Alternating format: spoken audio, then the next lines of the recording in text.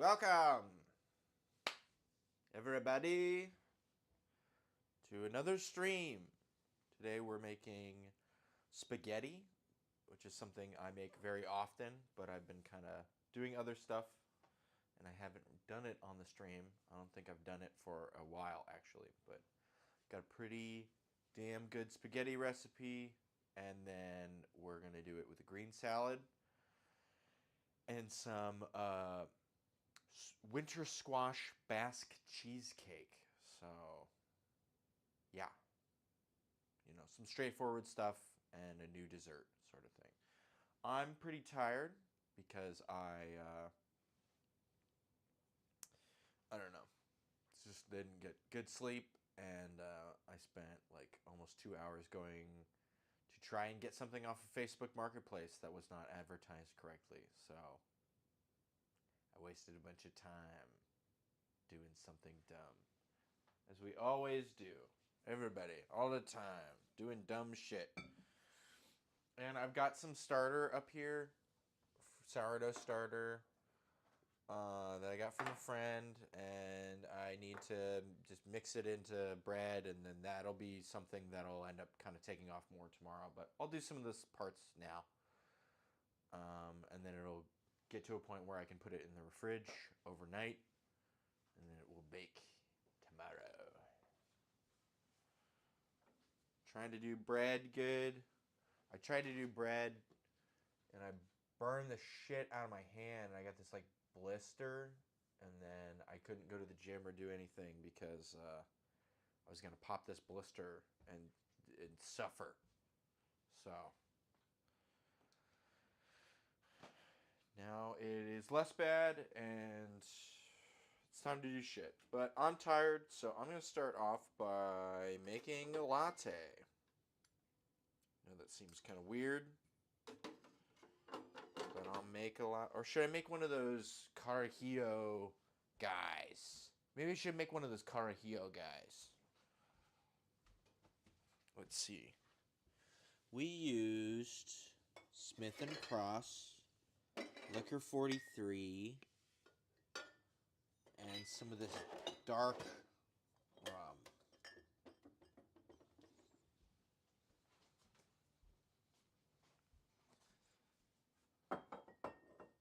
So you do have ice.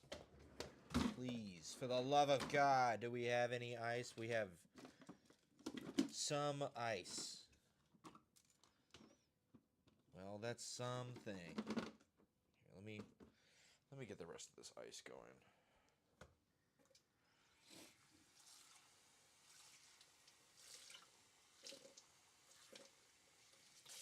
And someone in the future will get to enjoy this ice. For now, I think we have enough for tonight.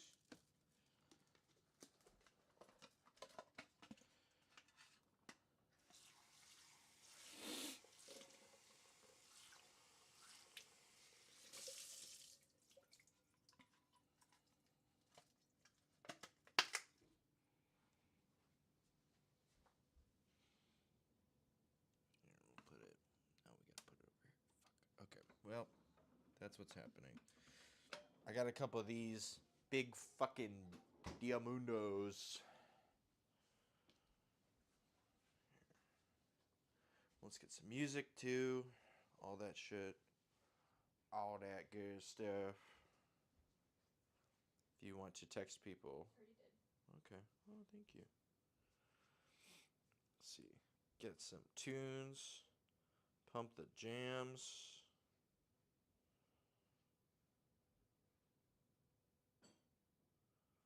Something quiet.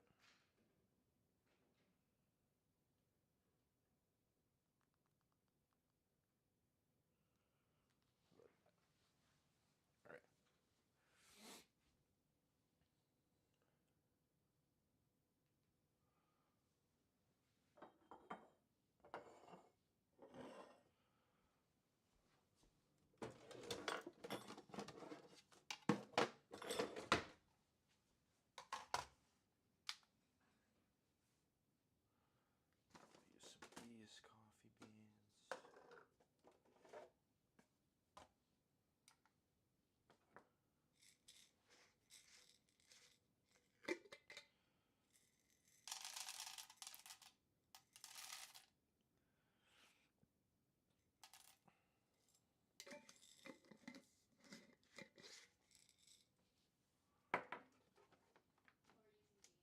Yeah, it's fine.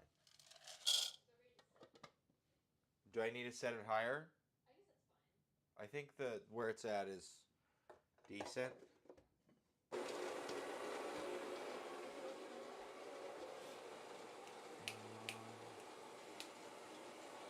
Oh, yeah.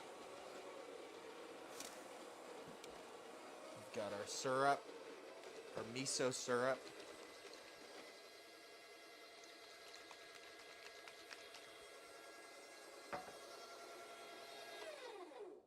Next time I'd add more peanut butter. But it's good.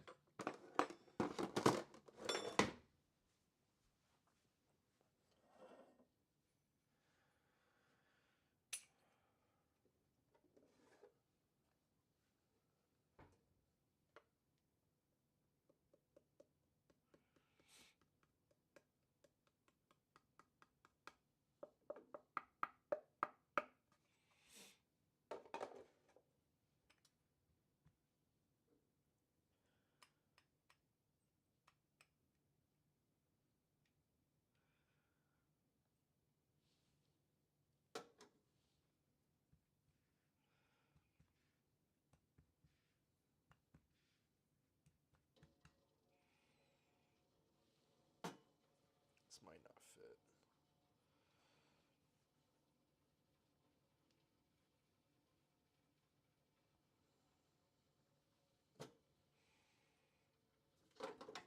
All right, let's see if it fits. It's one of those things where you keep switching back between coffees and they have very different like grind settings that they need. Yeah. Let's just scrape a little bit off the top. Probably went a little too coarse with this.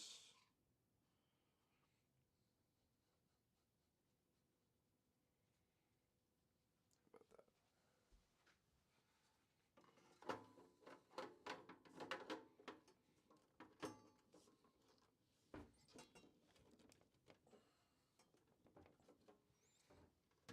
Gotta fucking arm wrestle this thing. Alright. Coffee. Espresso.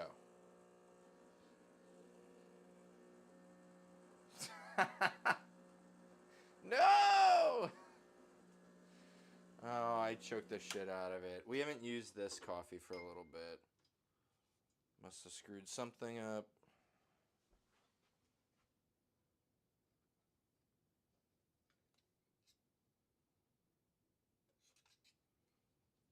This is very embarrassing.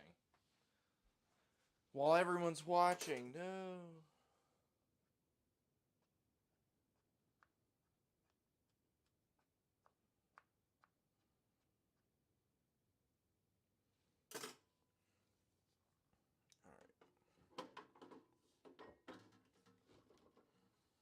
Let's try again. It's probably just gonna now. No? Still no. Okay, should have gone coarser probably.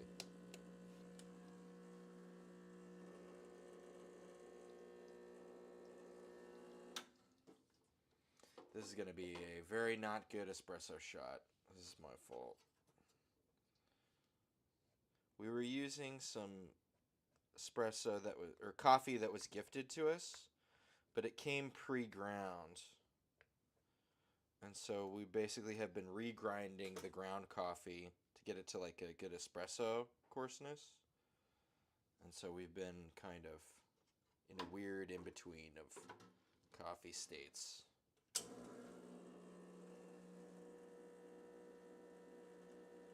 Likes that one side. It's coming through pretty... Okay.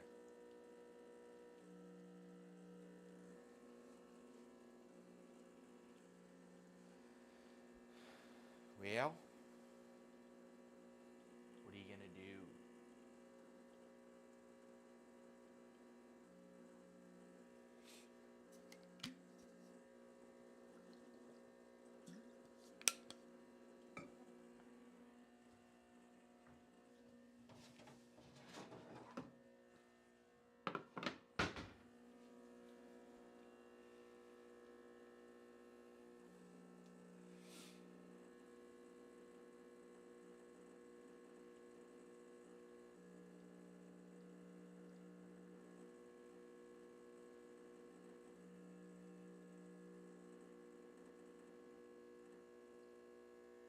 Well, it's definitely over extracted, but it's one of those cases where over extracting it might not be the worst thing if we are running up against hotter flavors, more bold things, right? Trying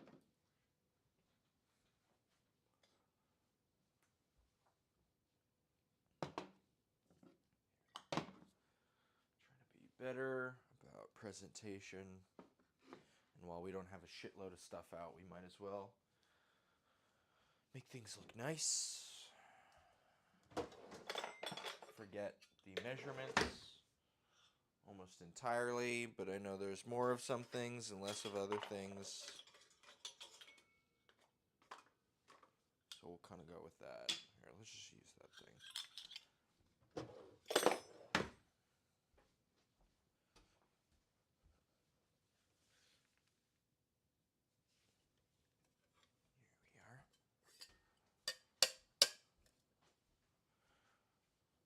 And we need our dumb strainers. Yeah. We got one strainer. Here, we can use the fancier, finer strainer. And we got the... Alright. So let's start. Some ice in the tin. Start with our small guy.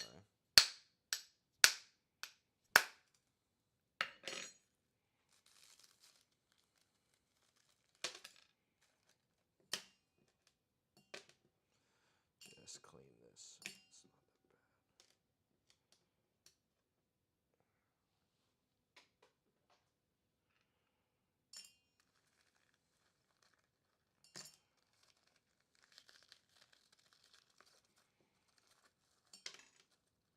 bad. Big cube and a bunch of this stuff.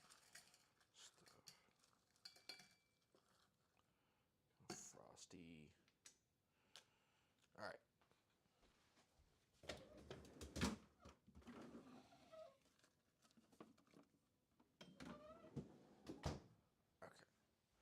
We'll add our shot of espresso.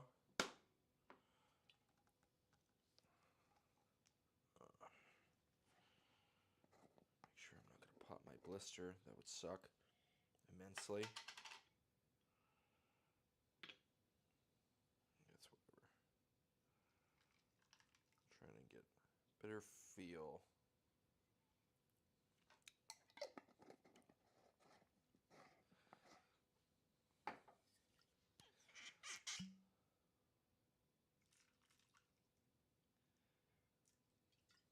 Pull this out, just not to measure it. Just for window dressing, I guess.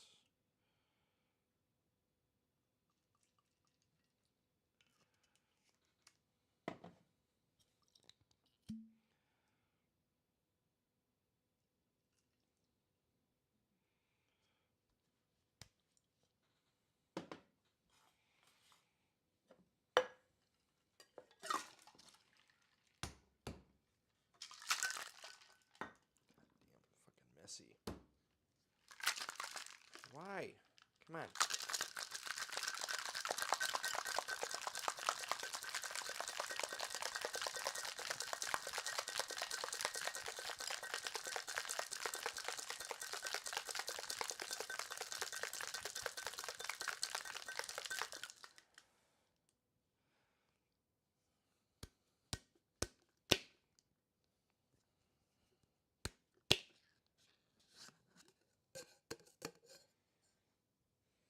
Well, it smells wonderful. There's that.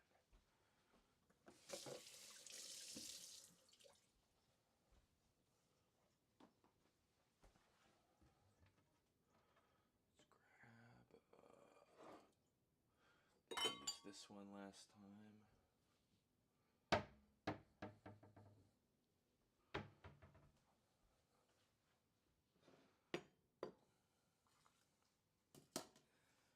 Put this over the top. Double strain.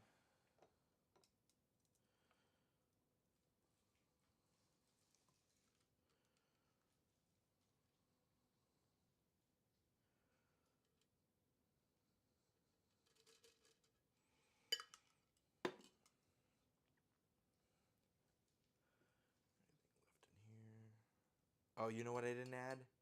Any salt. Shit. That's not good.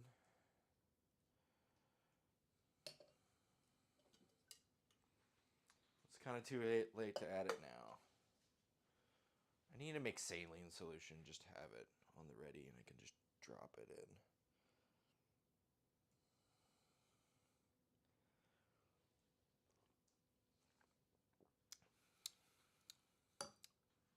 What can I say? It tastes wonderful. Woo!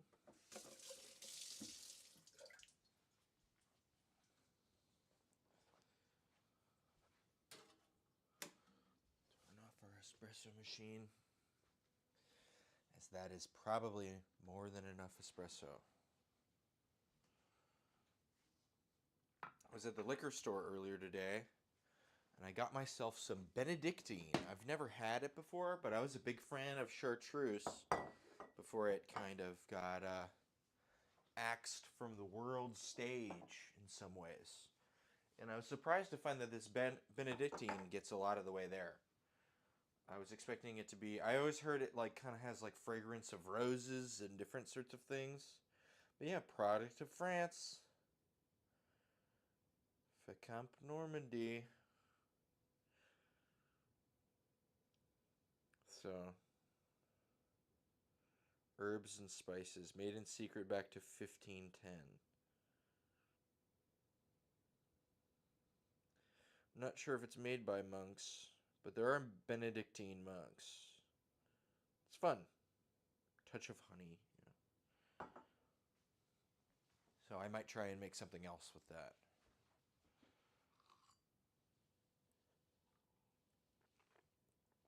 All right. Time to get some cooking underway. Calm down. All right. First things first, Italian sausage. We mix spaghetti with Italian sausage. This isn't like a marinara where it's just tomato sauce and then you add meatballs and stuff. This is more of like a ragu. It really sucks that company basically, at least in the United States anyway, there's a company, ragu, that basically has tarnished the whole idea of a ragu. It's like some dumb jar sauce. Fuck that shit. I think it's dumb to make your meatballs and your sauce separately and then mix them at the end. So we mix them at the beginning. And it comes out a lot better. And you use Italian sausage instead of ground beef. And it comes out a lot better. So I'm just going to basically doubling up our recipe here. So we're using a ton of Italian sausage.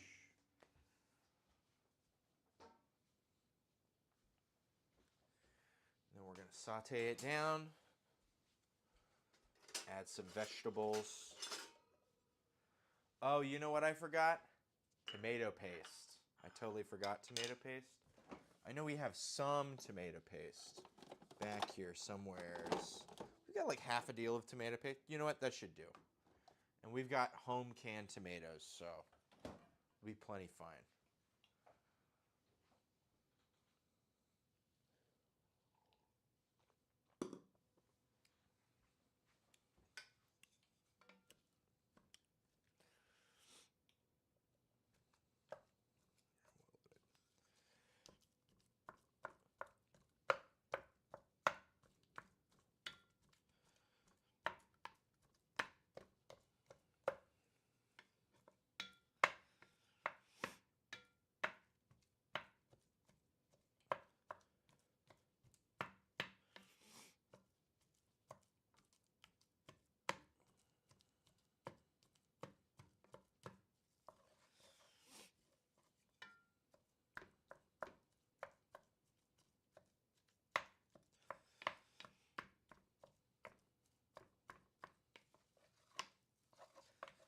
All right, get this kind of all mashed up.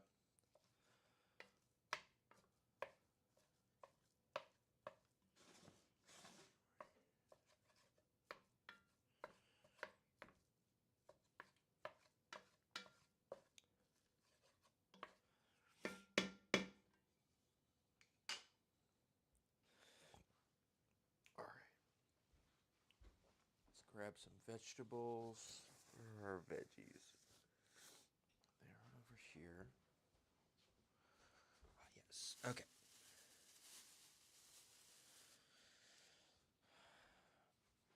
Onion is a must. We got half a red onion. Let's add half a red onion too. I like to grate some carrot into mine for some natural sweetness. I think it adds a lot in a way where like it doesn't come across as carrot, but you're glad it's in there.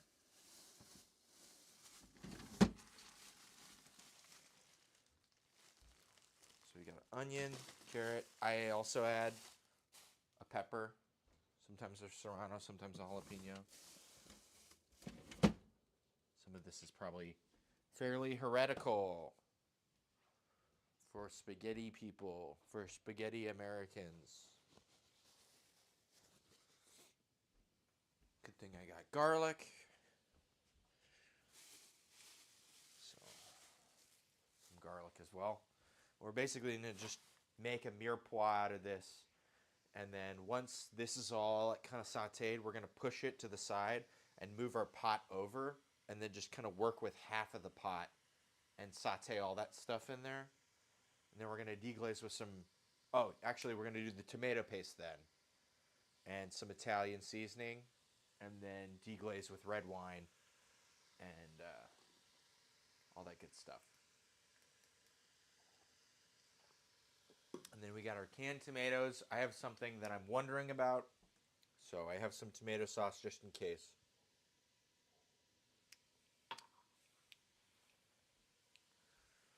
But yeah, we'll find out. Toss this over here.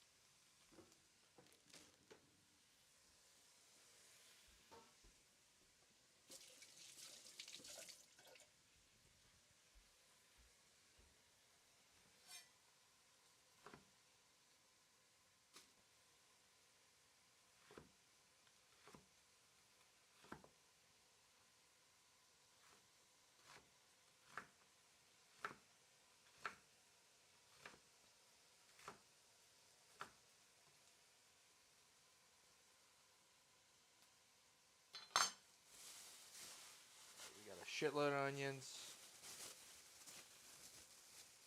Just a big honkin' pepper.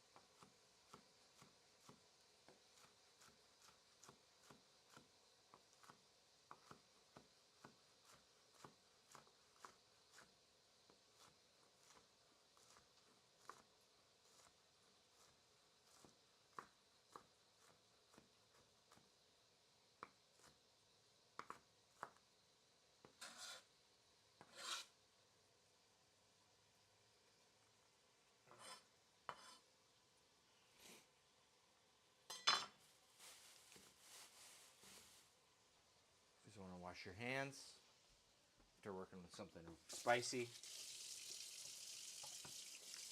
It's got oil, right? That's what. It's very fat soluble, so you want to use soap. If you're working with a lot of spicy stuff, consider dousing your hands in oil and then dousing them in soap. And if it's really, really a lot of spicy stuff, consider doing that back and forth a couple times.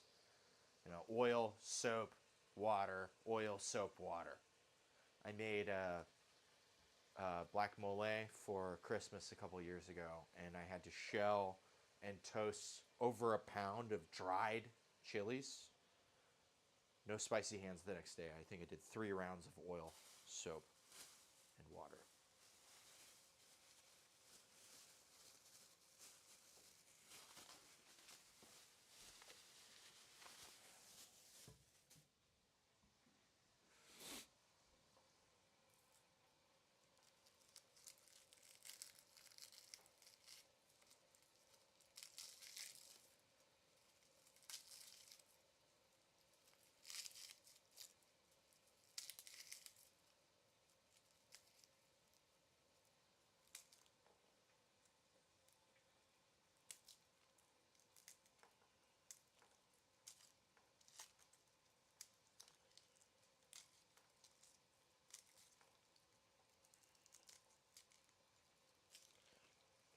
Or 6, no, that's good.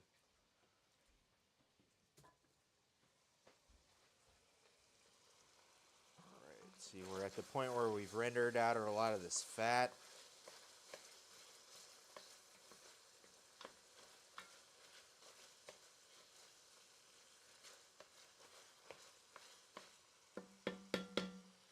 See if I can, I'll peel this later. If I can peel a couple of these guys right now. Get them in.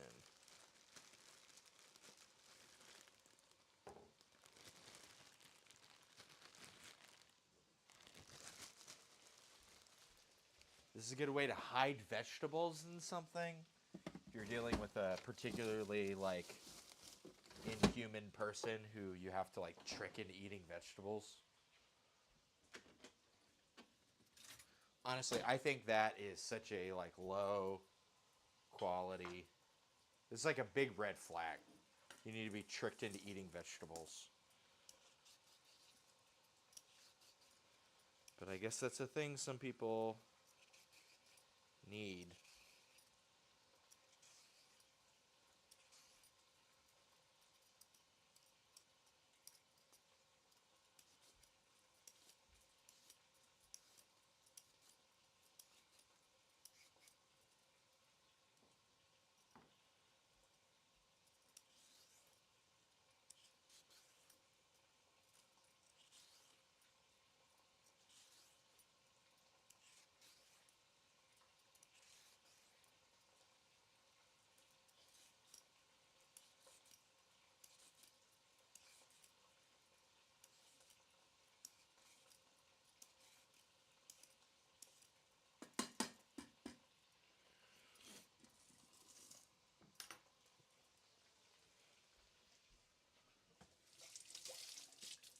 Let's grate these, and then we'll toss all this in and then do our garlic.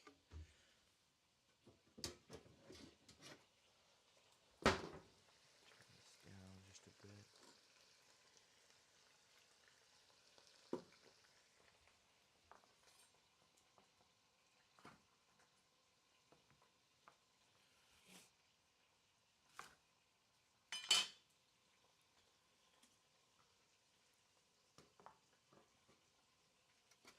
It really doesn't matter what side you use. You can use the finer side or the coarser side.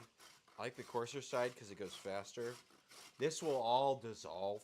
You will never detect a piece of carrot in your sauce. And it will add some natural sweetness.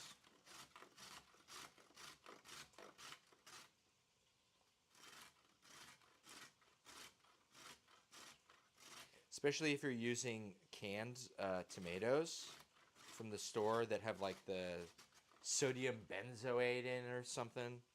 There's something they do, and then sometimes they'll add citric acid to keep it like fresh tasting, and it ends up making it taste very much like it's from a can in a way that can be disappointing. So.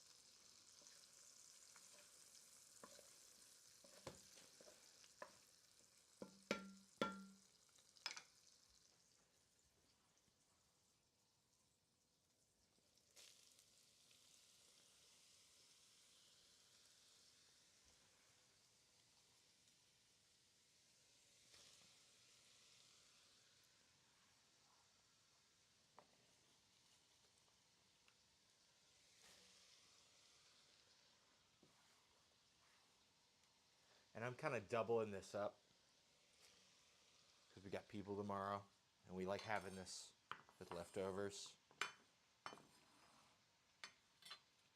That's why it's like a good weeknight kind of recipe.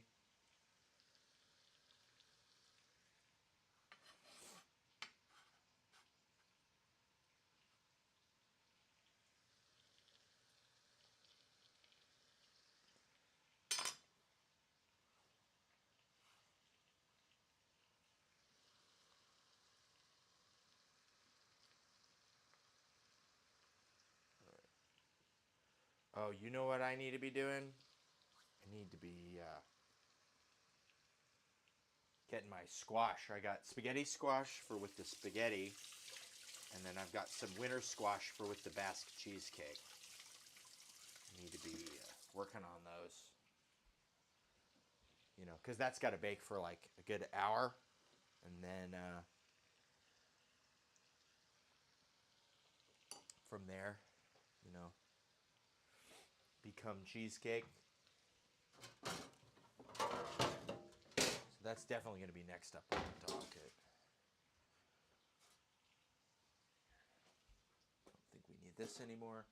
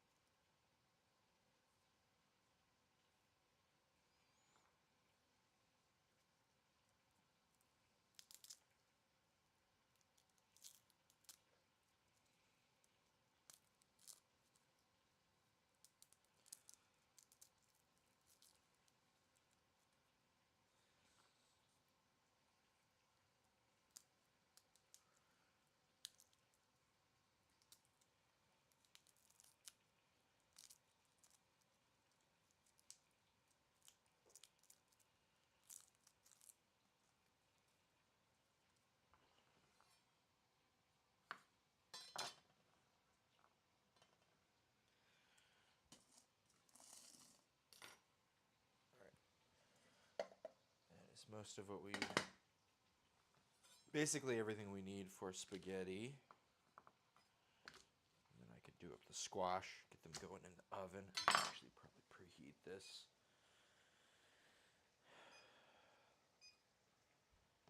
Because those are going to need to bake for at least an hour.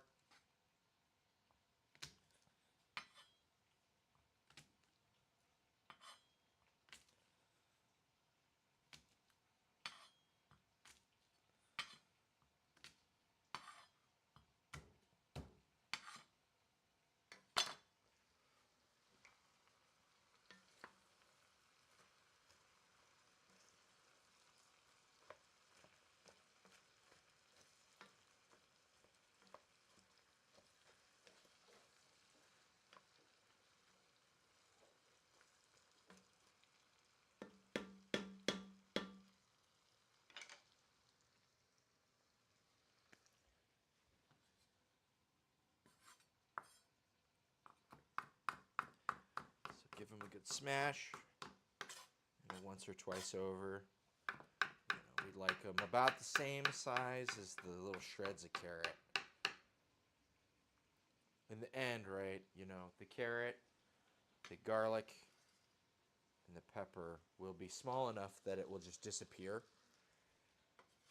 And the onion will be the only thing that kind of stays around, in the finished product. But all of this builds.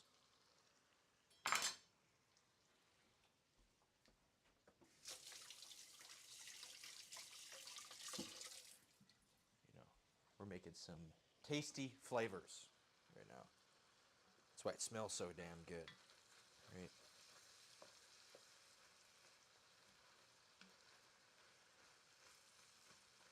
All right, we just need this to brown up. Get real nice. Then we'll add this. I've got Italian seasoning in one of these things or something. Somewhere. This one says Italian. Does this one also say Italian? It does, and it looks older. Let's just use this one. All right. We'll bloom our spices and our tomato paste, and then we'll add a can of our tomatoes from October 3rd. And then the thing I was wondering about is I canned some passata, but I left like extra headroom because I wanted to divide it into it was either 2 equal parts that were full, and then like one that was like half full, and I was like, oh, I don't want to do that, so I made a bunch of them 3/4 full, and then I realized headspace is like a problem. This is in September, so I was gonna open one of these, see if it's good. If it's good, then it's good. If it's not good, then I have tomato sauce. Ready. I've got some of this this stuff, right? Puree. And I've only got like 3 or 4 of those, so it doesn't even matter if those are good, because this will be good for another year. So 2 years. So I can just stay up here for the next time we actually need it and we don't have it. It's all good.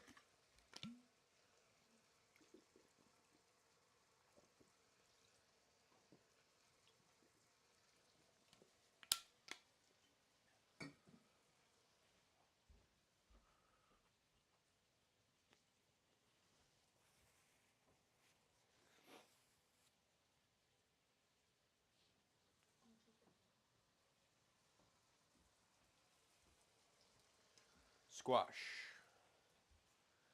We've got the rest of our spaghetti squash.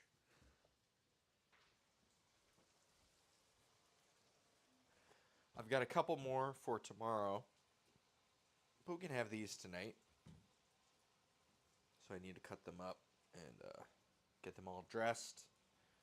And then I've got, for the cheesecake, I know we've been doing a lot of squash content, but I should have kept these in the garage, but I didn't. So I've got one of these from the guy that was out front, and it's got this like soft spot on it, so it needs to go. It needs to be used. So we're going to do a full pan of spaghetti and winter squash and then that'll go, and then that'll be done, and we can get our spaghetti, noodles, and then have stuff for basque cheesecake. So that's kind of where we're at with that. Let me grab this extra cutting board. I think I just cut some bread on this earlier today. But these squash are kind of dirty. You know, they got like dirt on them and stuff. So I don't know. Doesn't hurt to add another layer. So I'm just gonna wash it, right? Because that big one is really hard to wash. That's the one that you wash at the end. You wash it after everything else. It barely even fits in this sink, and the sink is really big. So, and then I believe with spaghetti squash, the grain goes this way, not this way.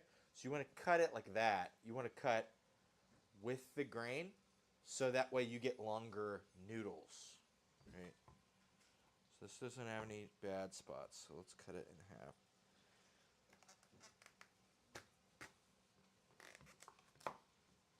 See, you can see that the spirals go around.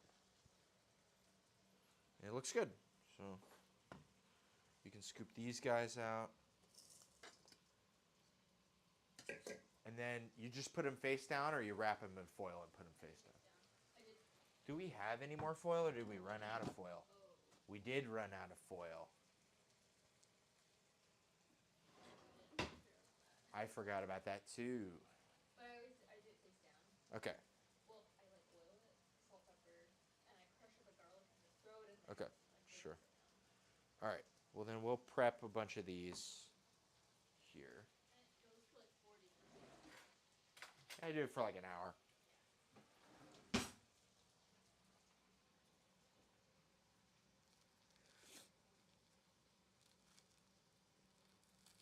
Producer, just consulting with the producer about the do's and don'ts of spaghetti squash.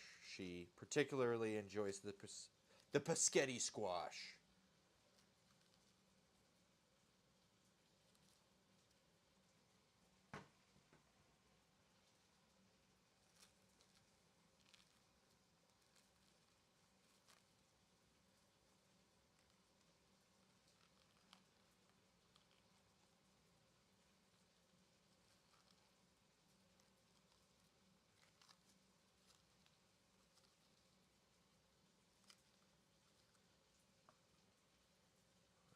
Just gonna scoop those insides out. This one looks like it's got a couple gnarly spots, so we'll cut it in half and see where to go from there. Insides don't look too bad. This one's just got a nick up there, but that looks fine. Yeah, all those look fine. This one looks soft. We're going to shave that off. Oh, that's a big old bad spot. Okay. Good thing we cut into that.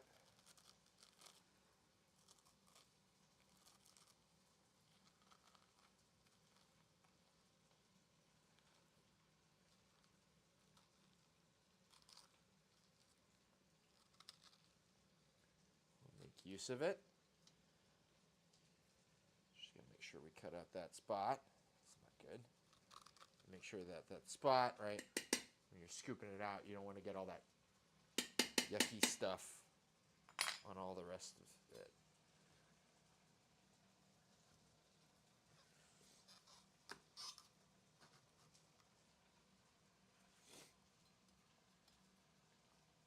Gotta be careful when cutting towards yourself. Best to try to avoid it, if at all possible.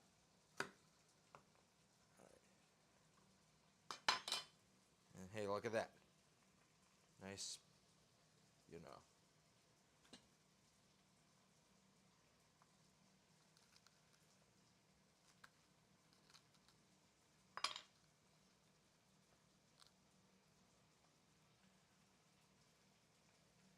Just making sure none of those kind of yucky granules are there in there. Okay, cool.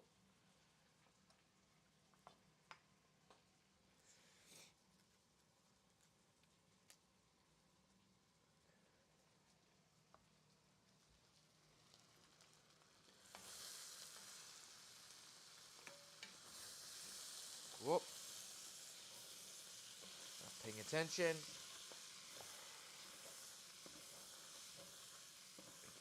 A little bit of fond buildup on the bottom here. Let's add a little bit of water. Too many things.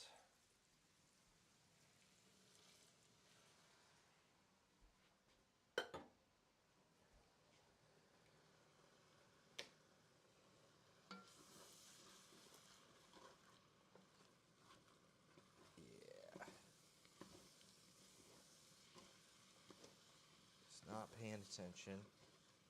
Let's let this sit with that off the heat here for a little bit. Last thing we want to do is burn something. So we can always take things slower, right? Add a little bit of liquid and we'll soak up that stuff on the bottom and get her nice and happy.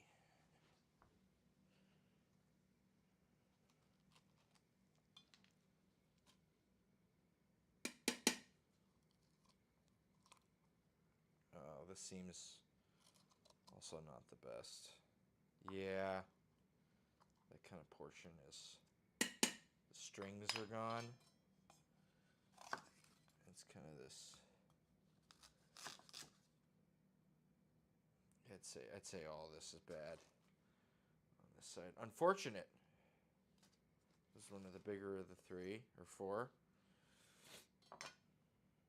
Well, what are you gonna do? That's why we bought some more. Honestly, it's not a thing where like they're super expensive. Just like, you know, try to grow it, see if you can grow it. You know, commune with the earth. Try to be a little better connected with where your things come from. So it's not the end of the world if it doesn't work. You know, I can buy each of these were like less than $3. So it's not the end of the world, right?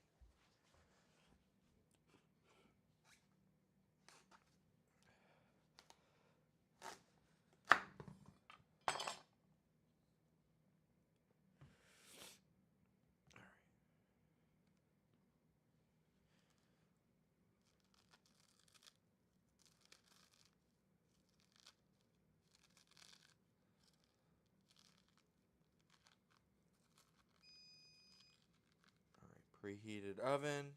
It's up to temp.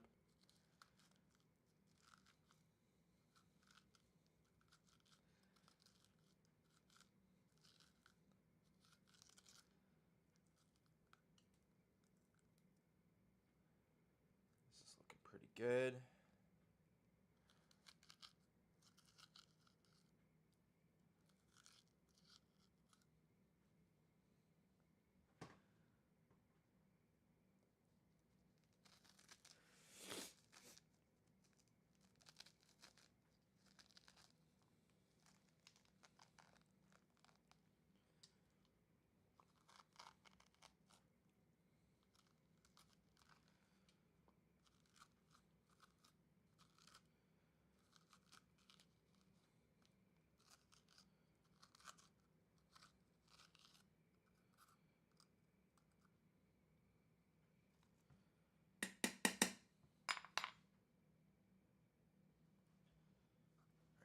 Good. Let's check out our.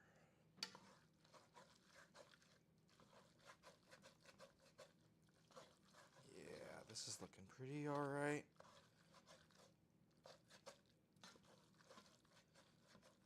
Not too far gone.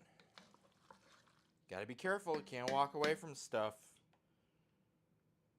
The heat on. It'll get you. Alright, let's add our tomato paste.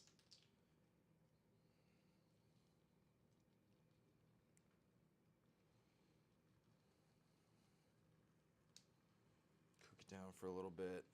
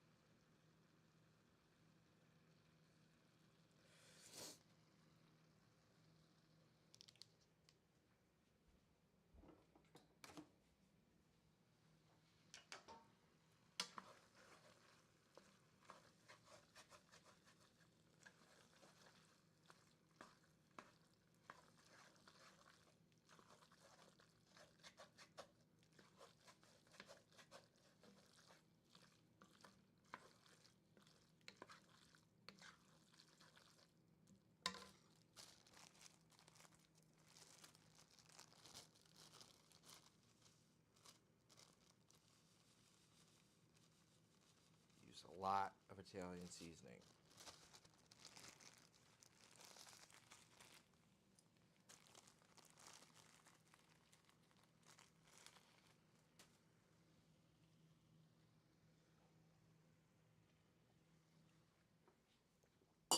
Oop. Try to scooch it in under that Hawthorne strainer.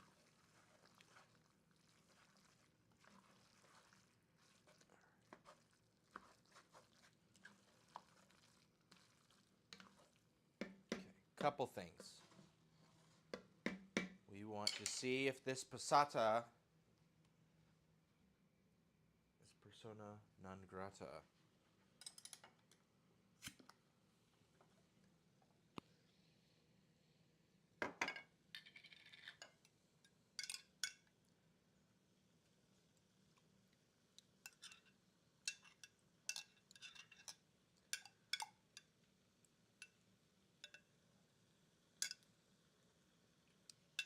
Doesn't taste bad to me.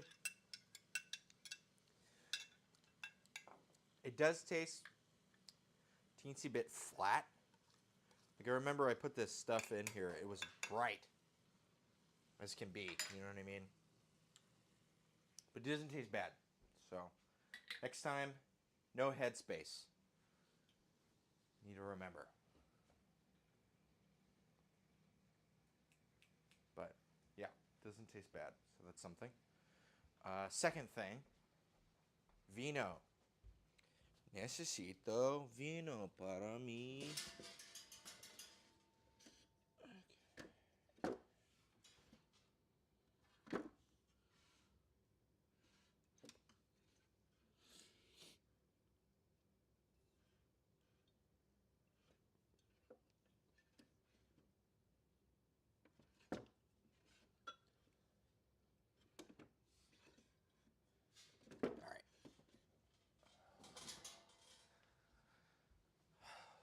Got a little selection of bottles.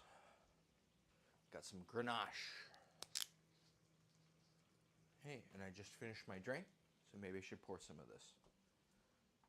And you want it to leave it open, but I'm not going to drink it right away. And we're kind of cooking while we drink, so.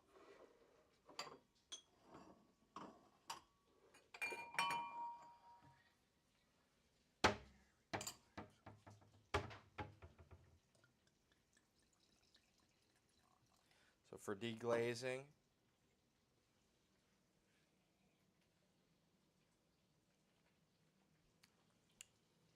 it tastes pretty good. Let's see.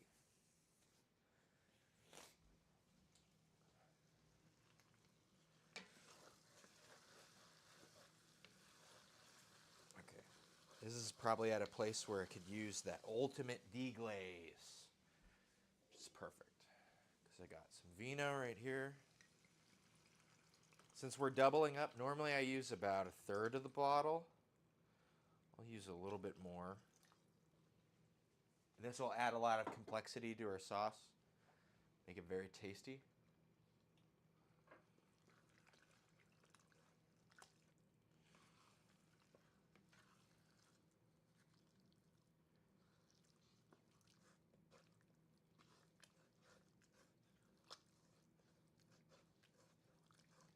Just make sure to grab every bit of our fond here.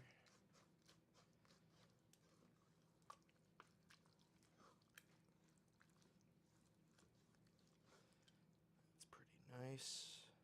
We'll lower it to basically the lowest setting or a little bit higher, right? We want to just bring it down to a simmer.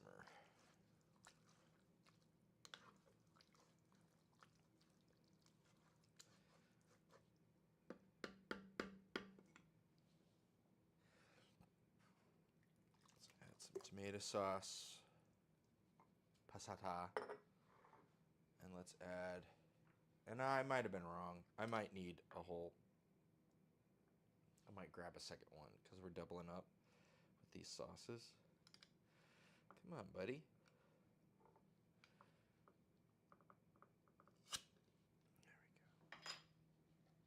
go.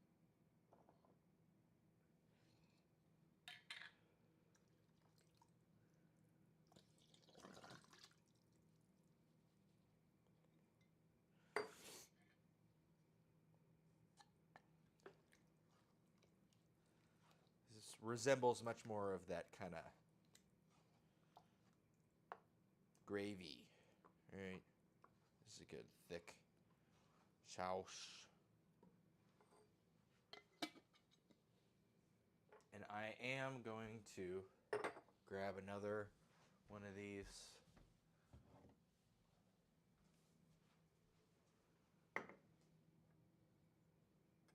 I will check it as well. There's no, ring around it. So it's not like there's going to be any, like, bad stuff. Just want to taste.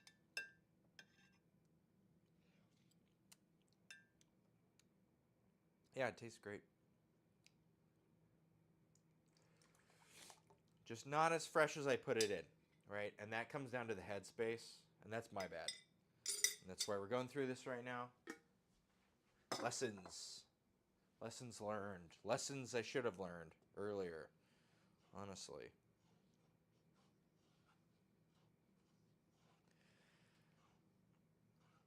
And we'll let this just cook down for a good, hour or two. Probably not 2 hours.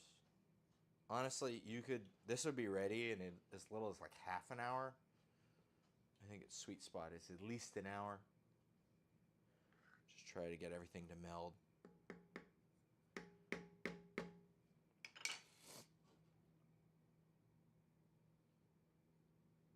People, friends, welcome.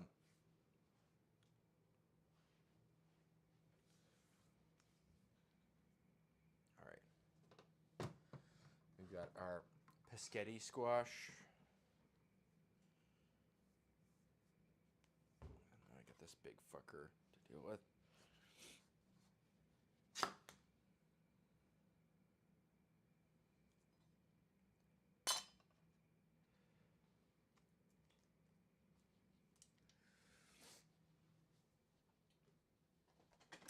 This is clean.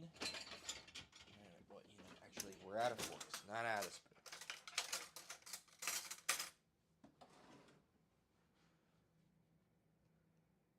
Oh, no, it's fine. It's just that top little bit that was kind of marred. You know what? Let's do a whole kind of half and half kind of guy.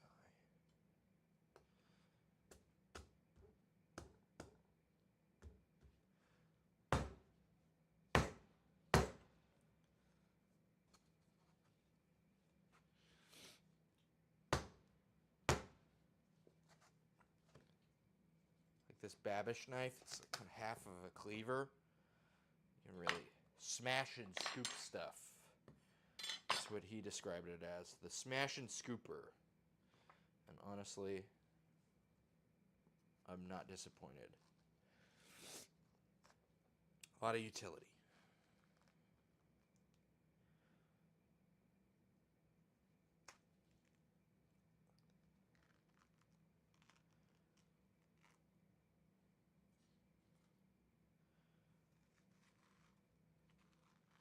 Oh.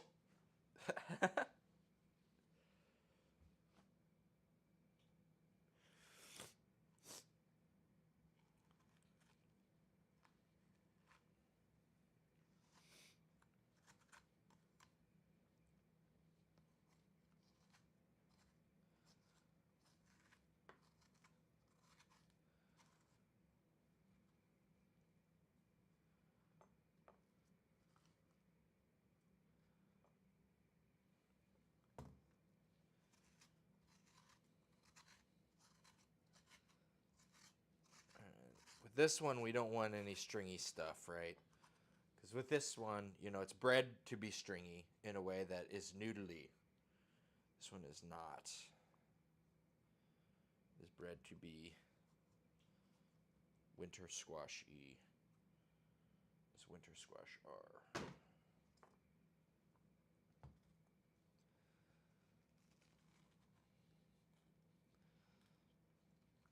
Kind of just grabbing the spoon and working it like a knife.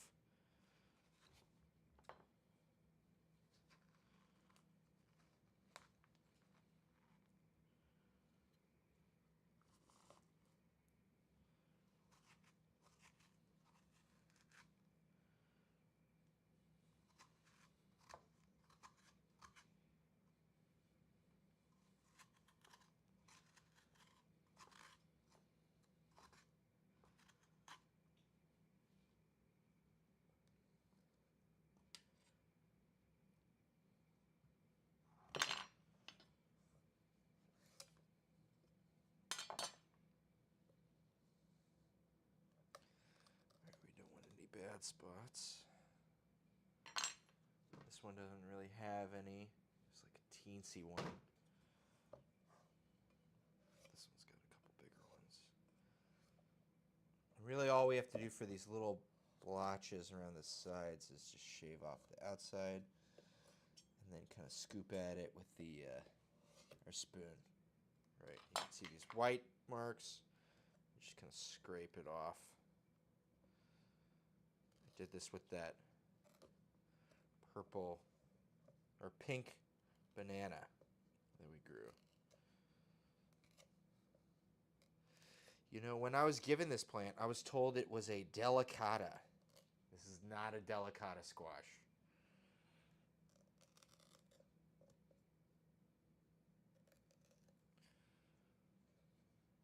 All right.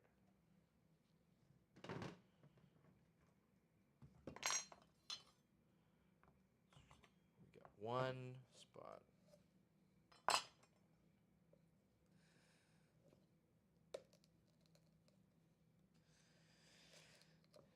And voila, you know, you started with a squash with a big bad spot on top and some pokey bits or, you know, soft spots around the sides. And now you got, you know, 85% of that squash, right?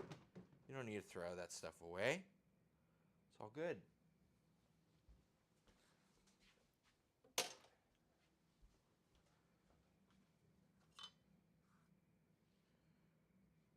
And we will deposit these guys over here.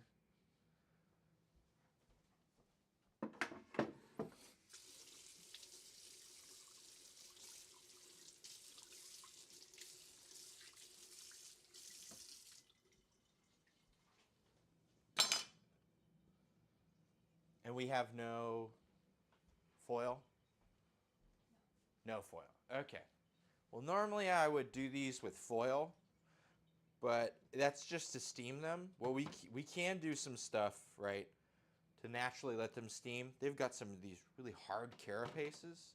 And for all the ones that are good, right, you can just turn them over and they'll steam themselves.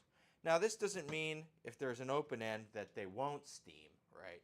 They'll steam to a lesser extent.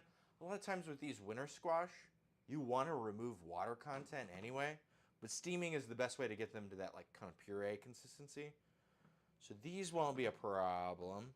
And we really only have this one on the side, so I don't think this should be a big deal. These guys will get a little bit of salt and pepper, and these ones will be regular. Maybe a little bit of butter. Do you think butter? I'm going to flip it upside down. See, that's the thing. If you had foil, you could keep them the way they are, and you could put stuff in the thing, and then it would just soak in. But because, you know, I got to flip it over, now I can't put stuff in it. But it's fine. It's all good. Part of the plan. Let's line these guys up. And I oil up the spaghetti squash. Yeah, that's what I'm about to do.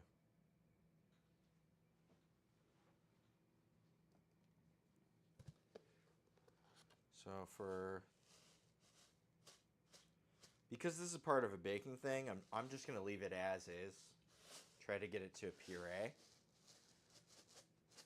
And because that is part of something that I understand that would normally be like salted pasta, we're going to salt,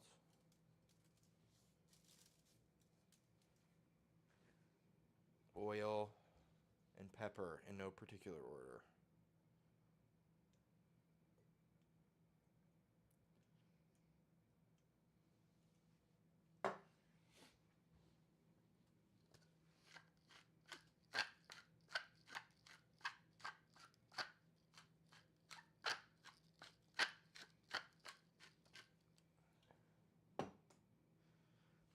Let's just flip all these guys over.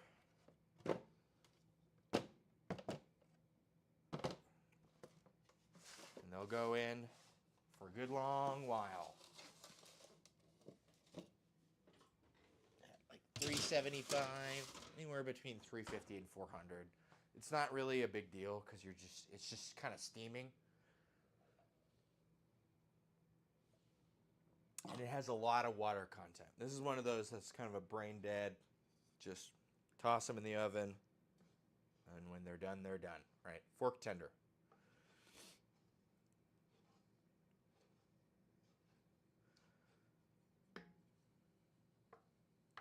As you can see, this pasta or the sauce rather.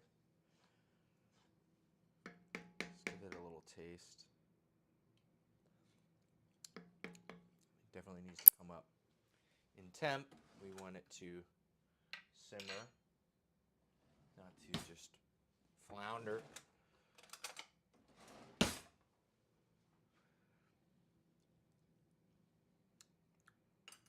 But it tastes wonderful. Deep tomato flavor. A little spicy, you know, spiced as well, which is not the same as spicy, right? Has good capsaicin content, but also good, herbal flavor.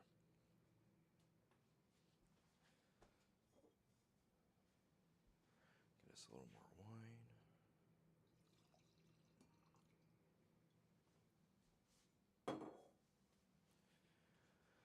All right, what else do I have? I got a salad and I got a cheesecake. So we can make a salad here.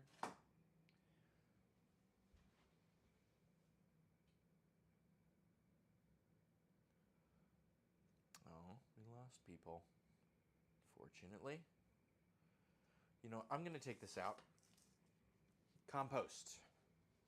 Away.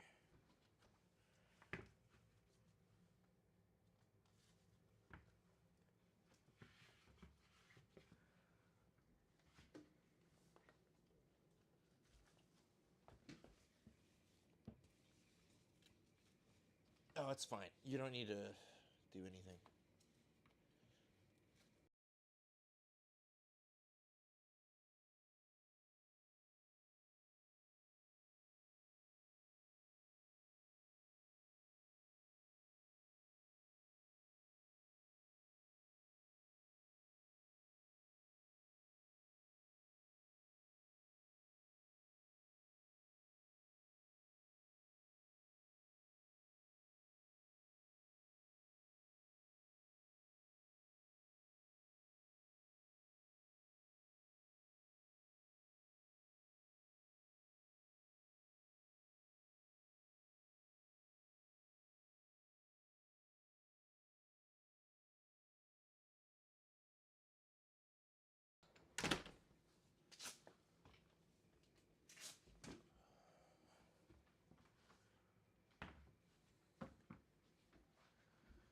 All right.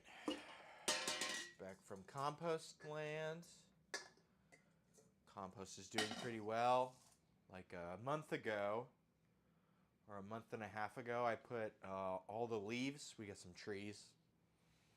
And I overflowed both of my big ass, this tall, compost bins. And then I had to fill up my yard debris. And I'm refusing to take out the yard debris and have the garbage people take it away. And now it's been about a month and a half, and all those leaves have become a third of the volume, and that's all good browns. And I always have too much greens and not enough browns, so I'm gonna end up supplementing all of those leaves from the bin into the compost, and nothing will get wasted. Woo! Not the cardboard Amazon boxes, nothing. We're making everything work. So.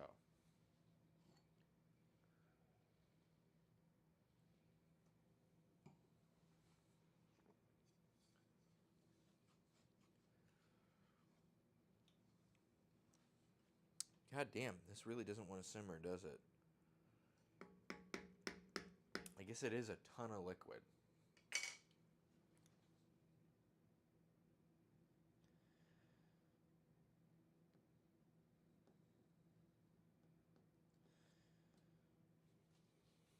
All right, Time to make a salad.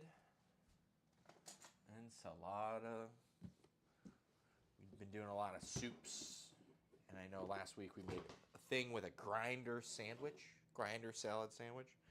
But it's time for something kind of fresh. Even though it's not the time of year for anything fresh.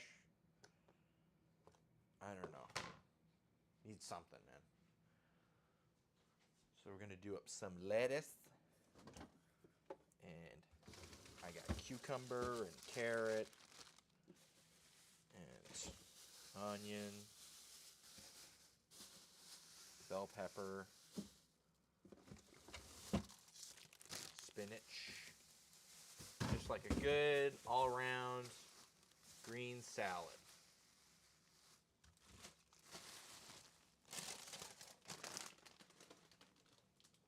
Also got some of that arugula from last week. We'll use the arugula as well. Here. It's one of those where we're running out of space already. Barely even started. Already out of space. God damn.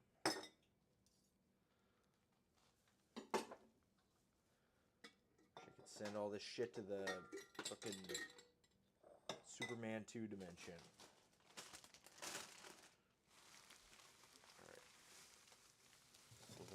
We'll start with our leafy greens. Starting with the main one, some romaine lettuce. I never buy the salad mixes. Oh, hey. Howdy. Do you have a garden? I do have a garden. It's hard to see because it's wintertime and it's back there. But yeah, we've got... I've got a bunch of 4x something beds because there was a 4x16 that was already back there. And I talked with the landlord.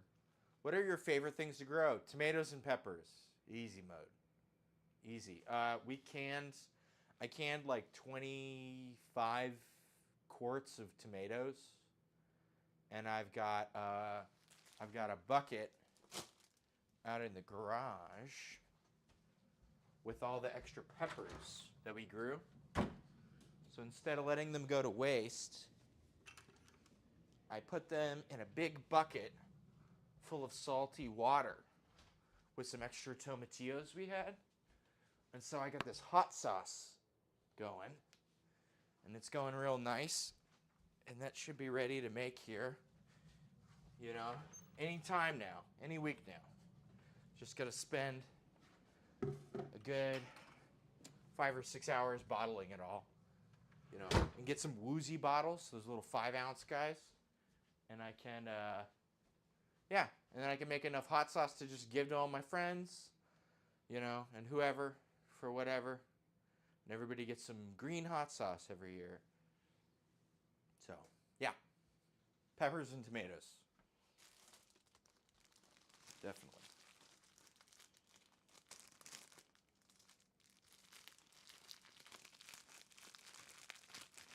But yeah, we've got, so there was a 4x16 that was already there, and I added another 4x16, another 4x24, and another 4x12 in the front yard. So we've got a lot of stuff, and I've got a couple beehives, although I don't know if they're alive. This is my first year doing bees, and I don't know. I feel like I wasn't as attentive as I should have been, and also...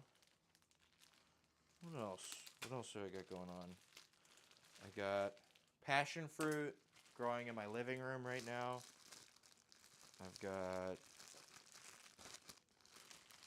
I grew beans. I try to grow beans on the fence line as well. Yeah, we have a garden.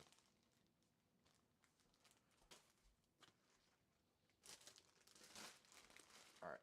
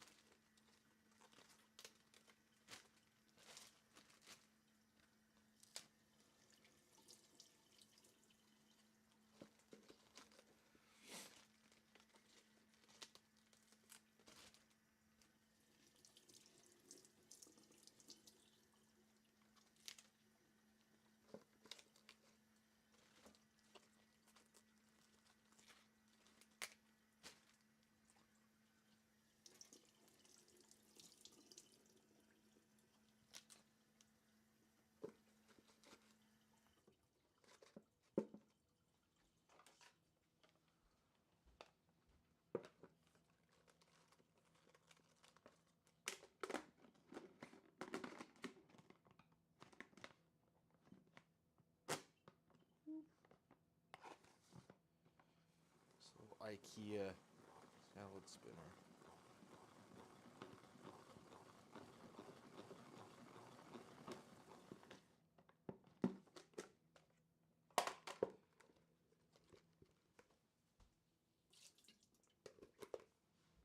Give it a couple spins. And this makes enough salad for like a week, for over a week.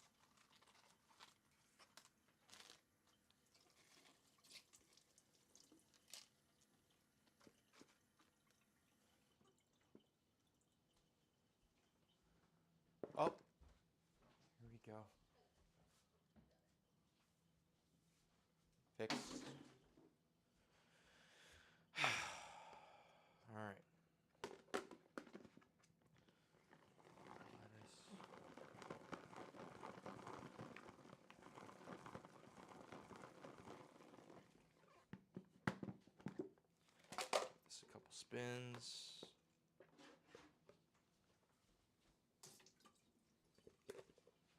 Almost done with the lettuce. And we've got some spinach and arugula. And then on to the vegetables. Chopped vegetables. What's up? Nothing. Okay. Sorry, I was getting some mixed signals from my producer.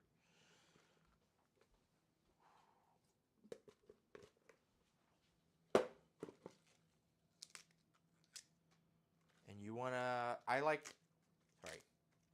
you can do whatever you want. You want to do whatever you want to do. But I typically tear these apart with my hands because when you slice with a knife, you cut through cells, which leads to faster deterioration.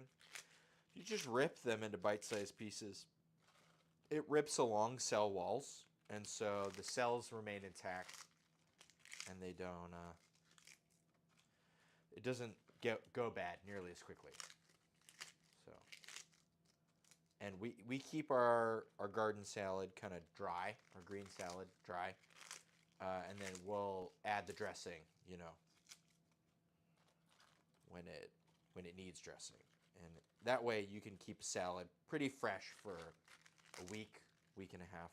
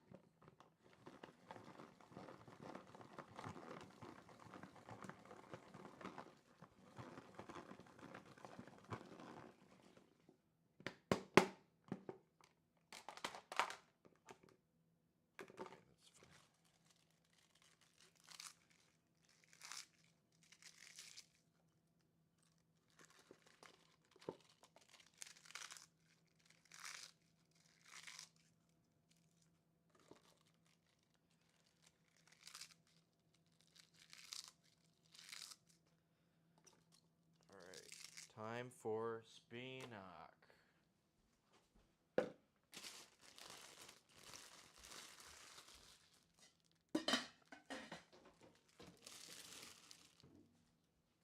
know what? This can come over here for a little bit. Not.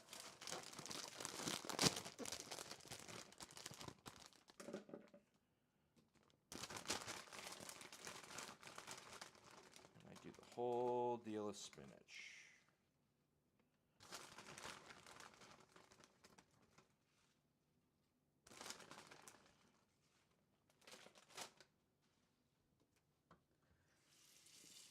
Spinach is good for you. It tastes good.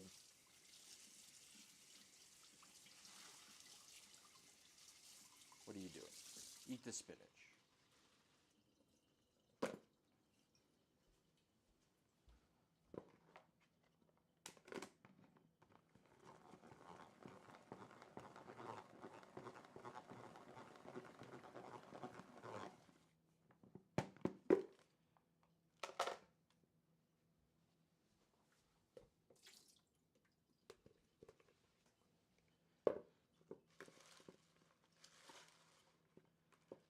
Reorient, because it's gonna try to cup water. They are leaves after all. A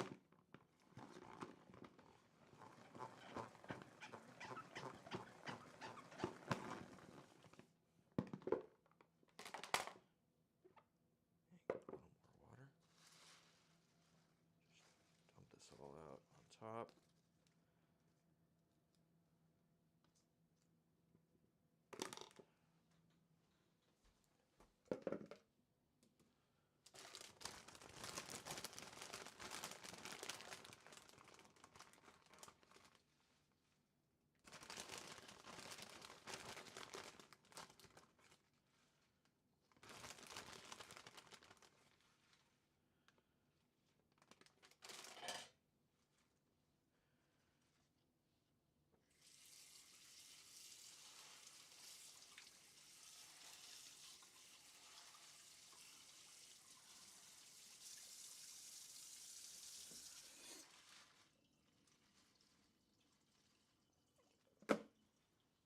I gotta say, this IKEA salad spinner isn't the best, but it is really nice, honestly, for how small it is.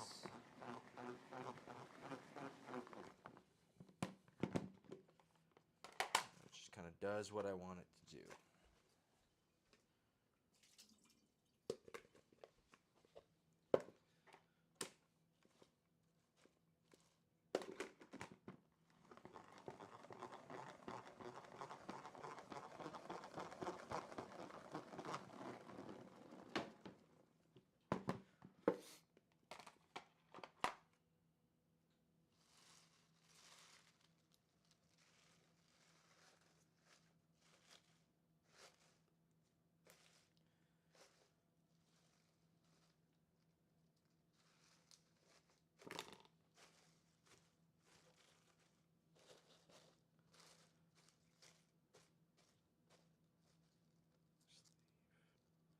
Doesn't look the happiest. Toss it in the compost here. Put this one on the ground. Hate it either.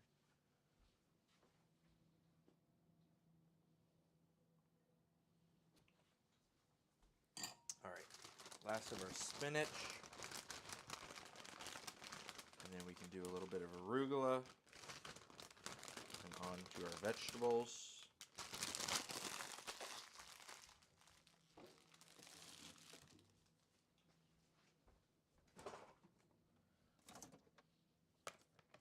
Arugula. The spicy lettuce.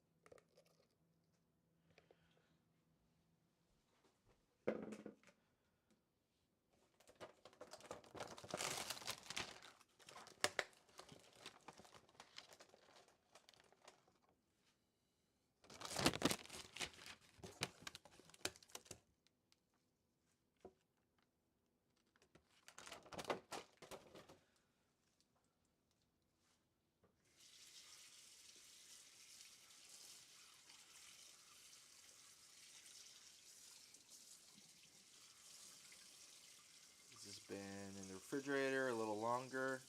Everything else was basically gotten today, so I'll be a little more picky choosy with this one.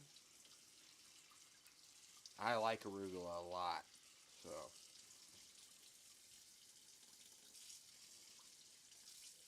it pains me to toss any of it out, but It must be done. If need be.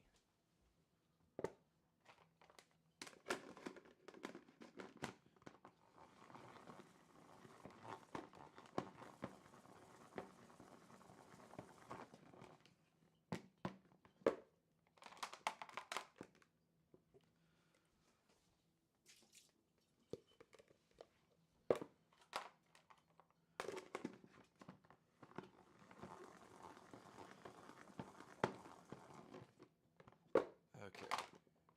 We are finally done with our salad spinner. This is a whole hell of a lot of stuff. We spot another bad one. Or not the best one, rather.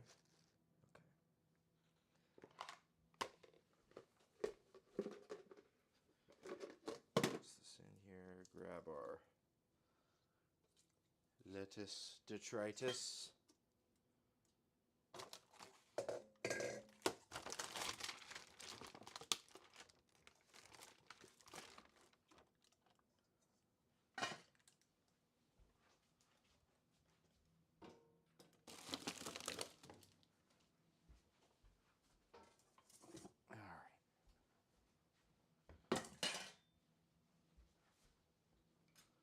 Let's check this out.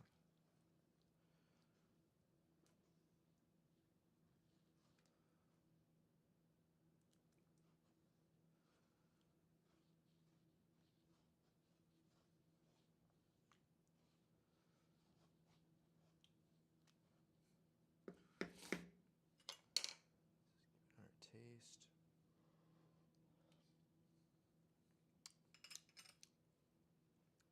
Money.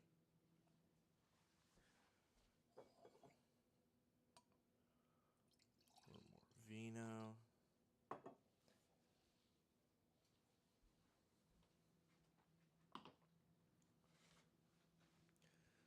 All right.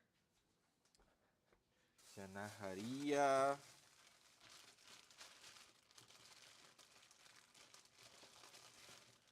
Let's grab a couple of these. Bell pepper. Cebolla. Roja.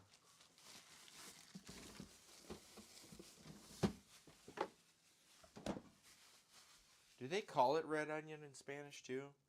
Because it's really more of a purple, right? I don't know.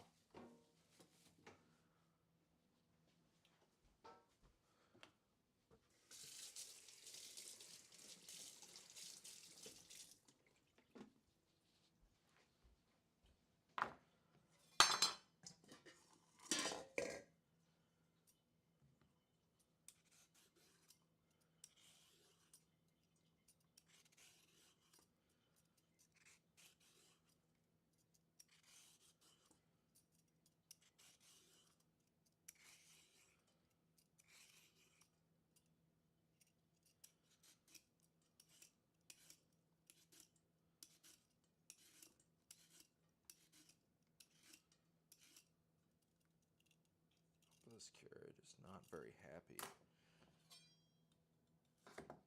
Gonna have to wash that off again.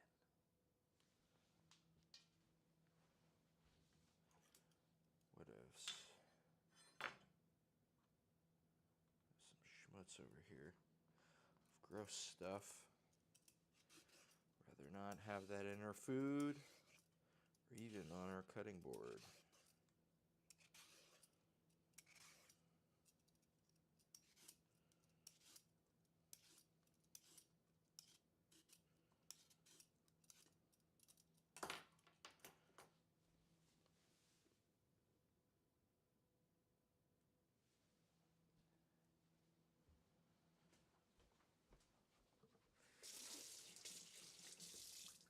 Producer, I have a question.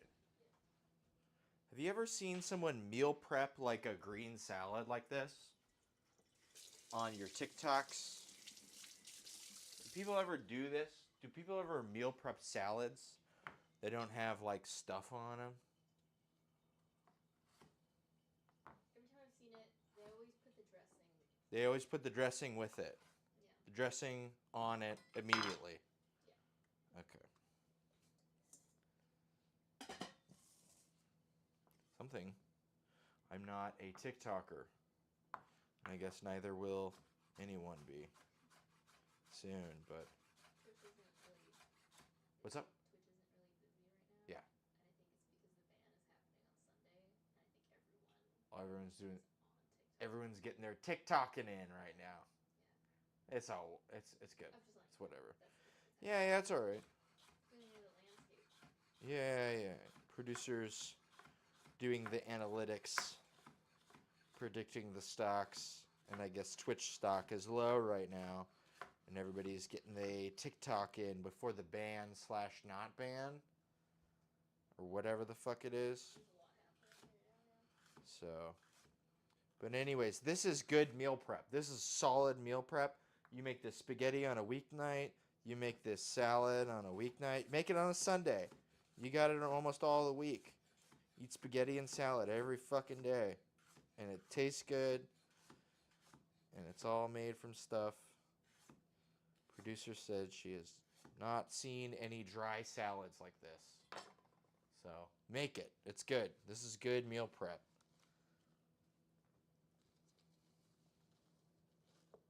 And it will keep all week. I do cucumber and most of the time, but I've found that, if you're not diligent about eating the salad every day, then you end up with we got a viewer for 3 minutes on YouTube. Fun. Huh? Oh, hey. Somebody That's from a while ago on YouTube said cheers. Salud. Anyways, we do cucumber, but I notice if I'm not diligent about eating the salad every day, the cucumber is always the first thing to go bad. And so what we've been doing lately is like either omitting the cucumber or taking not even the whole cucumber, because I'd normally put a whole cucumber in this. Take half the cucumber, peel it, cut it up, put it in a little container. And then when you do your salad, toss some cucumber on it. And then when it's not in there, it can just go bad on its own, right? Because the cucumber is not a lot of effort to cut, but if it makes the whole salad go bad, then it's like, oh, that's sad, that's whatever. But this is definitely my favorite, like, combo of stuff. You got your assortment of lettuces, cucumber, carrot, bell pepper, and onion. It's just a good, solid,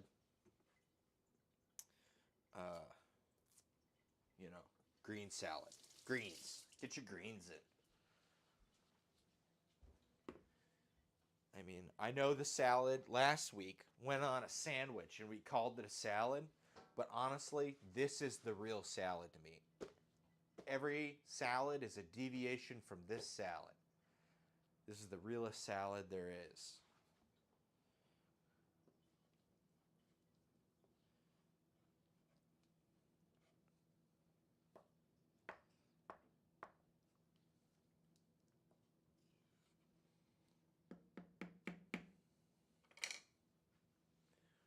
All right, cebolla roja.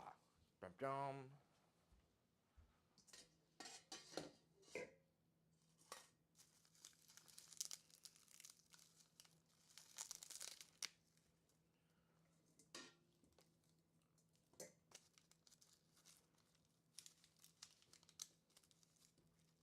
Did you update the camera recently?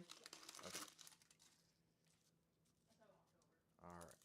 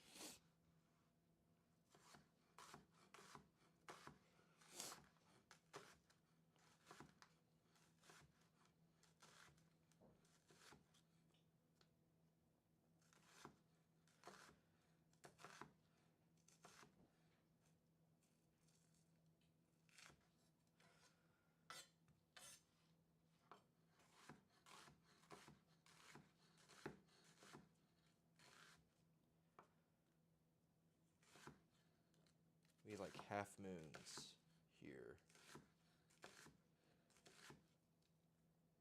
Half moons or quarter moons.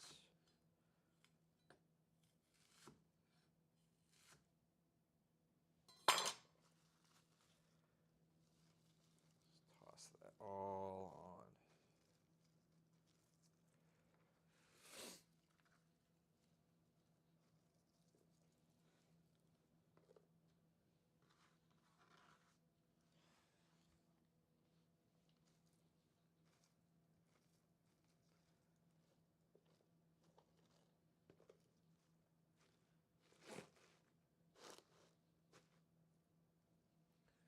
I heard there's a trick you can do where you like punch the top of it down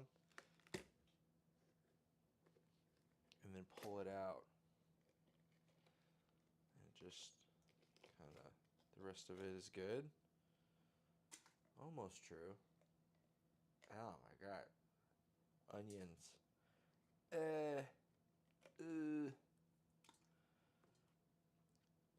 Well, that basically worked.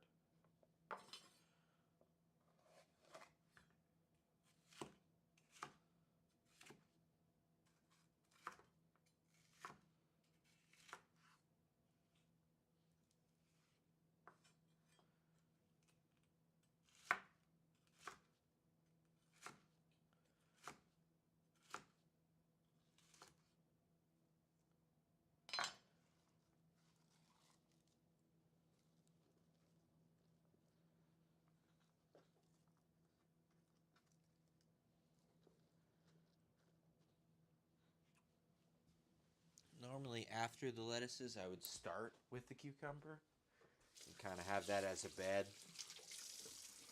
Partially color-wise, right? Because the color scheme, you get the kind of orange and then the red, like the purple and the red on top of the green. It looks really nice and bright.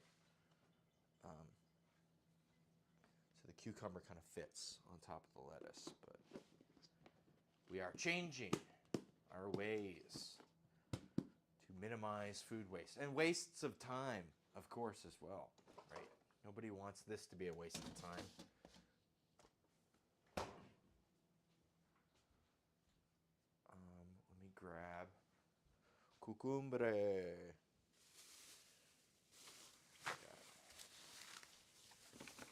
Regular onion, other spaghetti squashes. Sorry, I got some groceries over here I never put away from the store.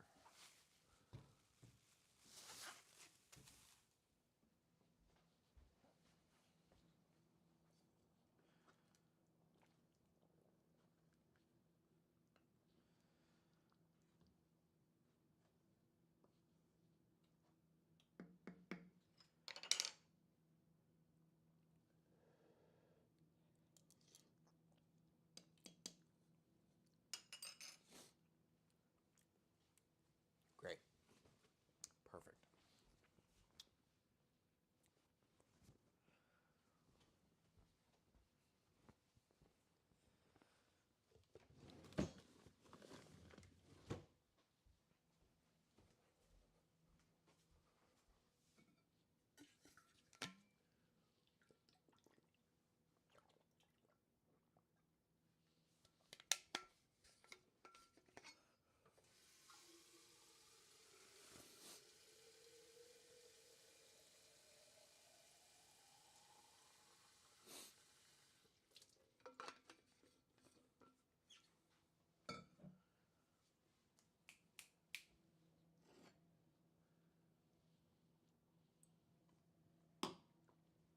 Let's get out here. You can probably put the cap back on this. It's been open for about an hour, right? You want to aerate your red wine. It is best after, some time being open. Apparently. That's what they say, I guess.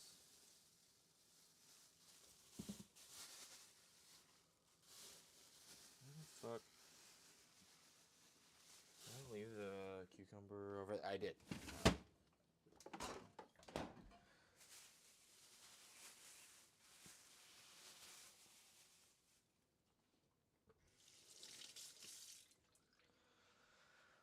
we'll save the bag with this one.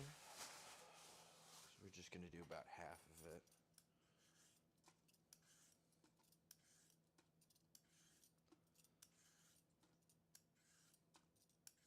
You know, normally when you grow cucumbers, they don't have this like waxy outside. I think that's that peel stuff. It's like a organic encasing or whatever. Some weird funky shit. So I know some places don't peel their cucumbers, and if it was a homegrown cucumber, I might not. But since I bought it from the store, probably got to peel it. And we're going to grab a little guy.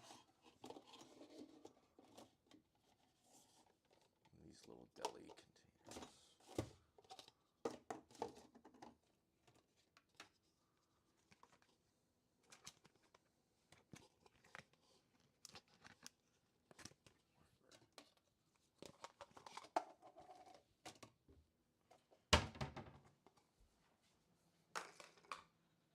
We'll just keep this with our salad.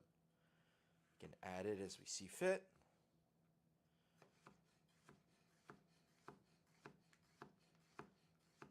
And that way our salad doesn't go bad if the cucumbers go bad.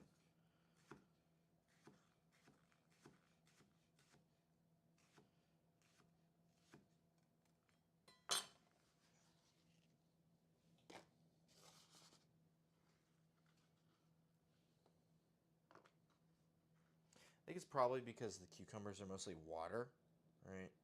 And so they have the highest water activity, which means they would go bad first.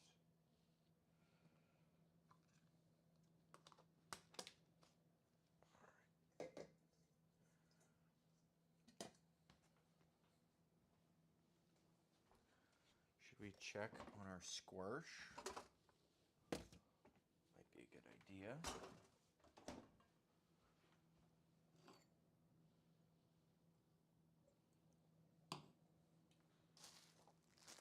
Move this aside.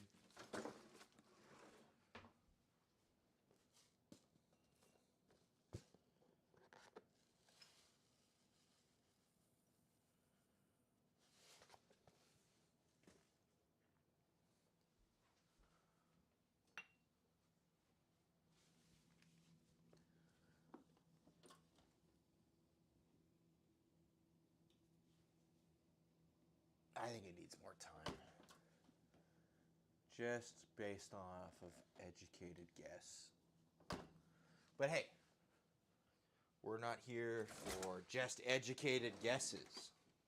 We're here to test and probe and try things out. So let's make sure we know that it is or is not ready.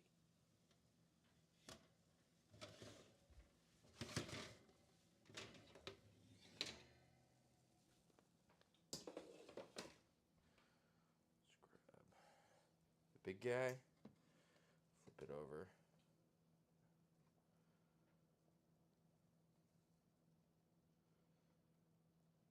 I'd let it go for a little bit more for that one. You know, it's almost as fork tender as I like it. And this one, yeah, I'd say let's put it 10 more minutes. Close though, very close.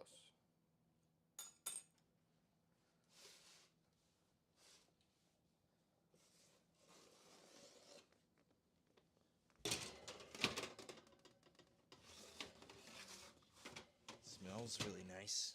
Nice and sweet. All right. So there's that. Guess we could try to prep some bread here. That might be a good use of our time. Let's see.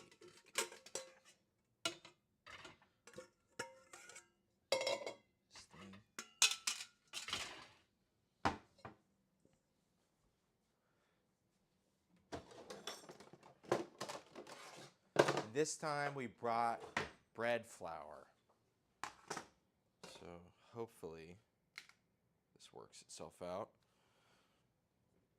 And I need to return one of these. So we're going to scrape out all of one and some of another. I know that's going to be more starter than we need, but I don't fucking care because, you know. Oh, hey, person. Howdy. It's Vanny. Nice to meet you.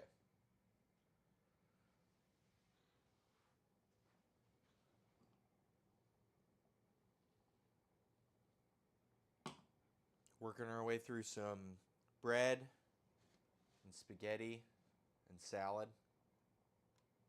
Hey, follow. Woo. Nice. Thank you. We appreciate it. On our road to being an affiliate, we met our follower goal, but I need to make another setup because I can only do this like cook thing once a week, and I need to do streams more than once a week. So we're in the process of getting my office/music room into streaming state. But hopefully next month we should be able to reach our affiliate obligations, which would be great. Okay, we've got bread flour. Yes.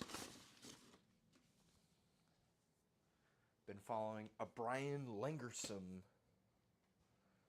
sort of thing for my bread recipe.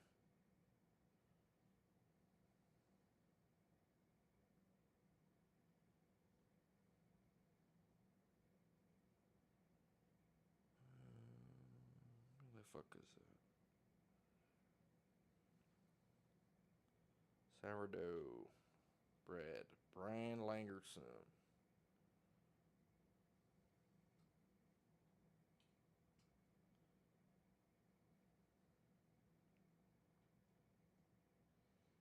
Let's see, we want water, sourdough. Okay, so we want, yeah, to feed. Okay, great. That's a 1:1:1. Mix the dough. Water, leaven, flour. Okay, I've got bread flour for all that. Okay, cool. All right, let's grab ourselves a spatula.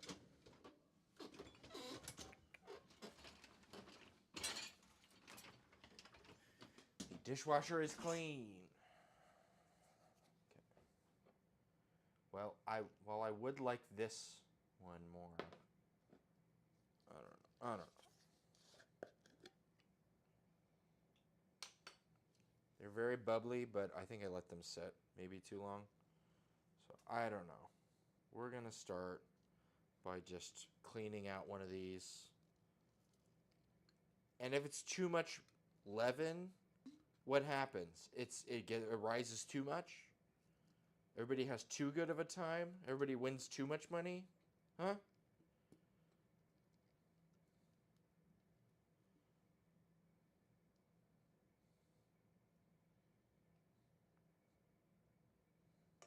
So.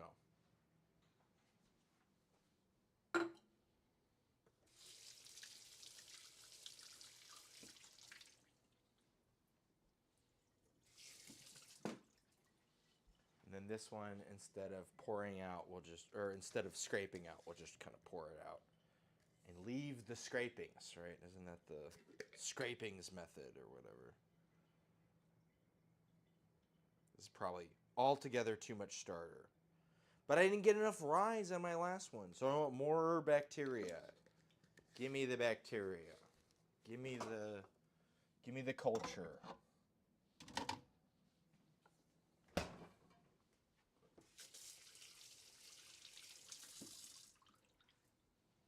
What's the difference between Detroit and yogurt? Yogurt has an active culture. Haha.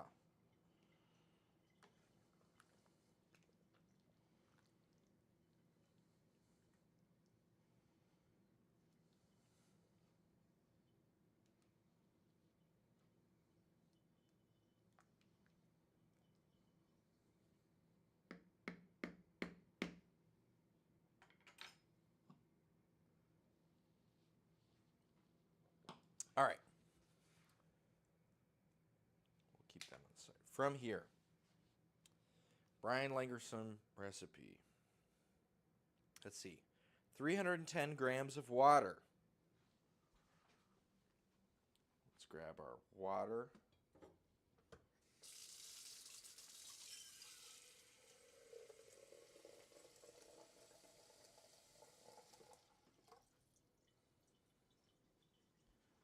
$310.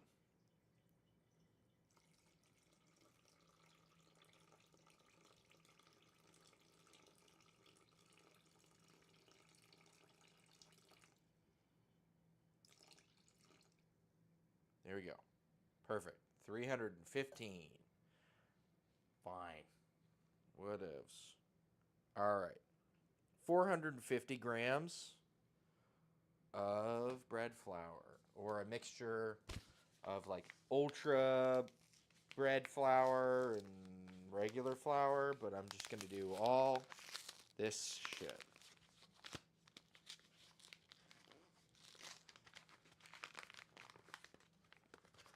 Get some King Arthur bread flour. It's got higher protein content, so we can, activate more gluten.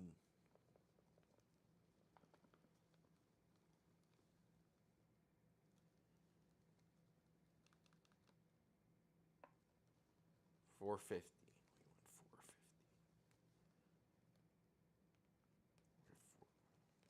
we go.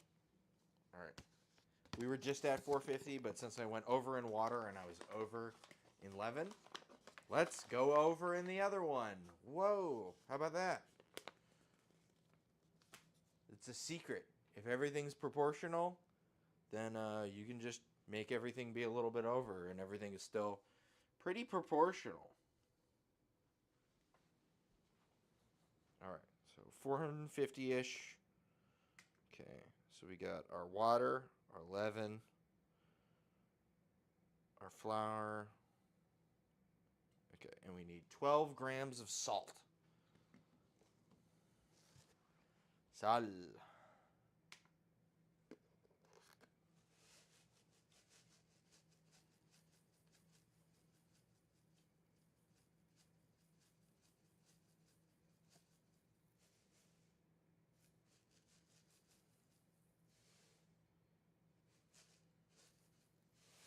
All right.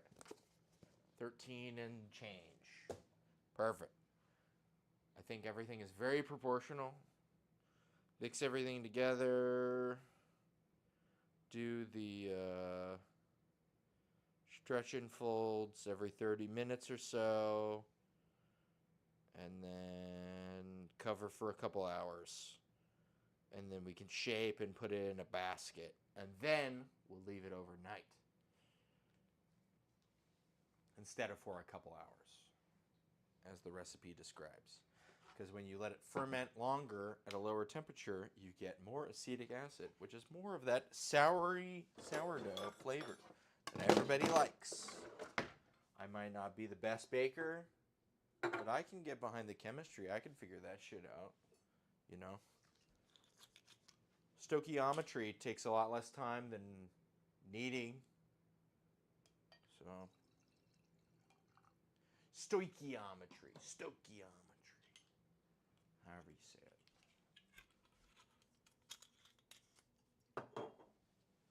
All right.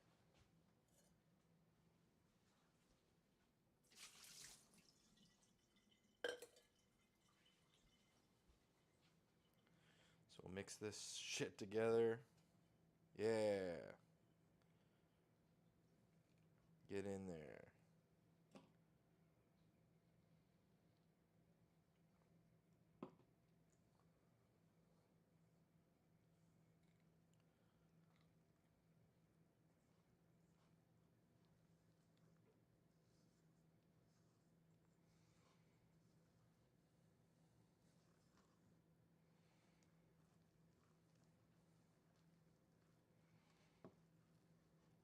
We just want it to be cohesive.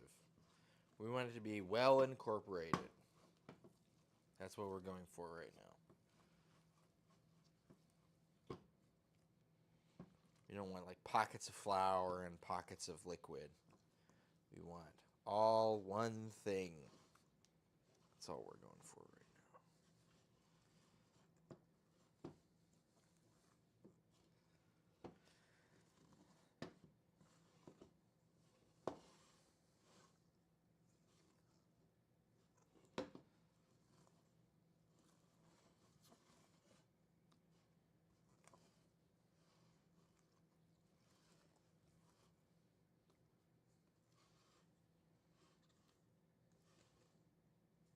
All right. Bread.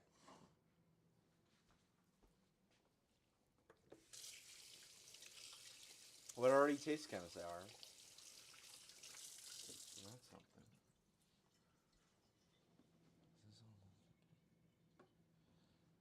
Maybe we'll just set it up over there. What the fuck did I use this for? Squash.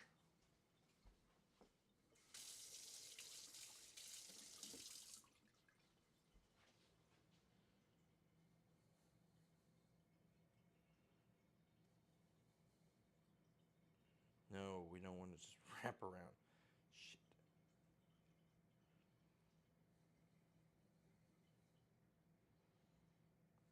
Who's gonna watch the watchers? Who's gonna scrape the scrapers? You know? Okay. That's fine. There's the teensiest bit of squash in it. I don't really give a shit though. Alright. This guy. Just gonna become friends with this guy. Best friends forever. And this is gonna go off somewhere. You know, I really think it would go best right here, but I feel like it just makes everything look like shit on this fucking screen. God damn it. Well, that's the thing. Form or function. That looks like trash. Maybe we can move the sauce a little bit back. That's bread. Everybody, please believe me. Okay. It's 9 o'clock, so around 9:30 we'll do some stretch and folds. All right. It's definitely been 10 minutes, so let us... I don't think we need this anymore. No. We most likely do not. So we'll put that away. And we will grab our squash. Let's scoot out this guy a little bit. Oh, yeah, this is done for sure.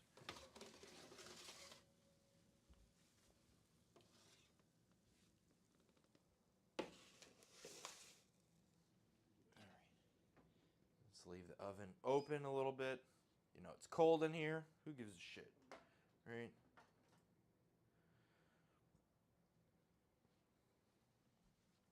Because after this, after the stretch and folds, this is going to go in here to proof. So we'd rather have the temp down. We've got our spaghetti and our cheesecake stuffs. And in here I have last week when I made bread, which had to happen after the stream because I screwed up all the timing because I thought my starter had died, but it hadn't died, but it took an extra day to start up, and I should have left it in here on the proofing setting. I confit some garlic, and I have garlic, rosemary, you know, sourdough. I did some last week. One of them turned out 3/4 good, and the other turned out bad. So we saved the bad one, and we ate all the semi-decent one. The bad one, I'm going to cut up, and I'm going to use it on top of, like, French onion soup stuff. Waste not, want not, especially since it took so fucking long to make a mess. And this is where I got that blister. So, yeah, we're trying the bread thing again. Because, you know, I know baking and cooking aren't the same thing, but who the hell is a cook if they can't make their own fucking bread? You know what I mean? So many things are so much better with just like a nice crusty loaf of bread next to it, right? It doesn't need to be the best bread, but just some real bread. That's all we want, right? So that's all I'm trying to get to. Is just some level of competency. You know what I mean? At this point, it feels like the bread comes out good or it comes out bad. It's all kind of just a mistake on some level. So, damn. Every time I talk, people leave. Maybe I should just say nothing. Whatever. I don't know. Just silently drink alcohol and cook food for others on another day. I don't know. Benedictine. You know, let's look up some Benedictine stuff. What is a good Benedictine cocktail?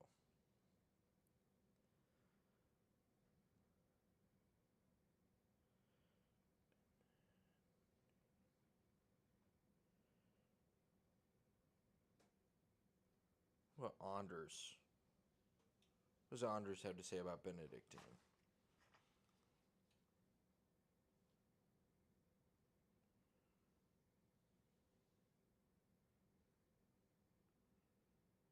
A cocktail for Burns night.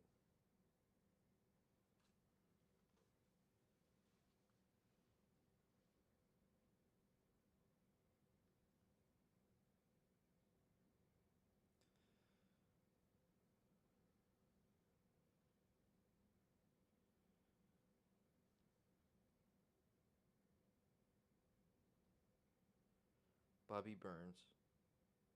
Vermouth, whiskey, and Benedictine. Okay, nope, we can't do that. We don't have vermouth. What about... This says 2 ways to enjoy a whiskey classic. How about that?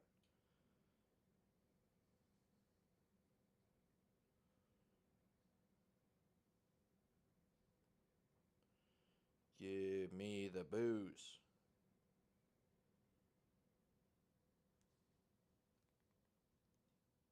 Whiskey.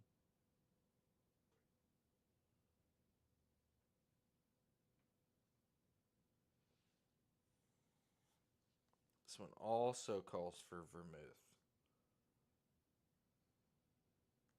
Fuck, okay.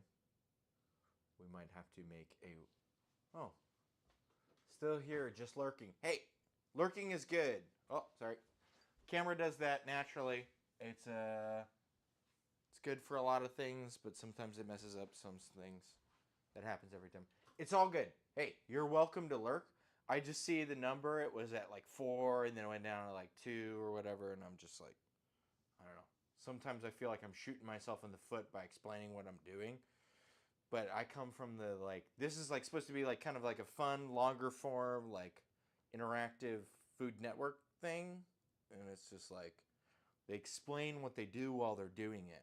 I don't know if like doing stuff and not explaining it would be, yeah, okay, cool. Awesome. Wonderful. Thank you very much. You are welcome to lurk, and I will comment on things.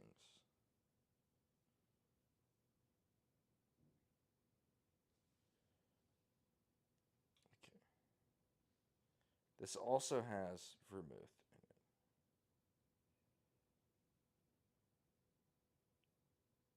it. And, okay, well, fuck it. Fuck it. We're going to figure it out. Sweet vermouth. It's kind of like a red spiced wine thing, herbal wine thing. How about this? How about we fudge it? Let's fudge a cocktail.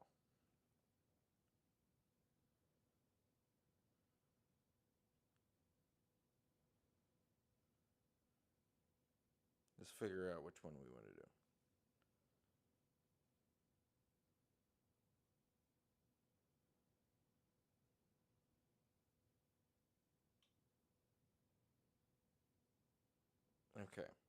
Well,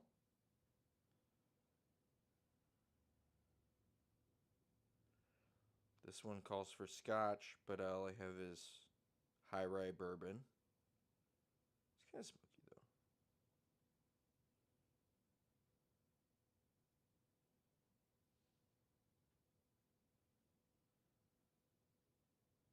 God damn. Just a couple ounces of whiskey.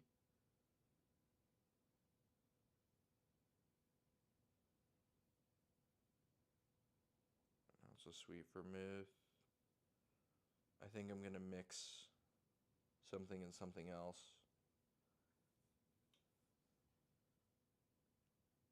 And a half ounce. Okay.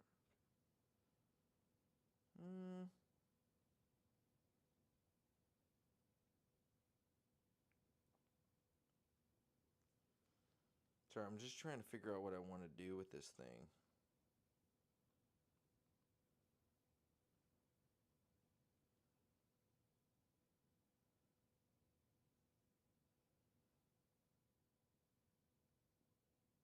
Okay, that's dumb. Whatever.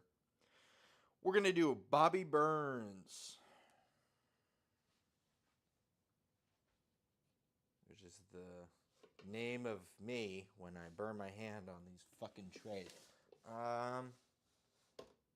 It's stone. It's made of stone. It's fine. It can hold heat. All right, this is a stirred drink. So we're going to stir. Is this a good vessel to stir in? I'm not even sure. You know what? In true industrial, like brutalist fashion, you know, because we're here to get shit done, I'm going to use this thing. It can get hot. It can get cold. Who gives a shit?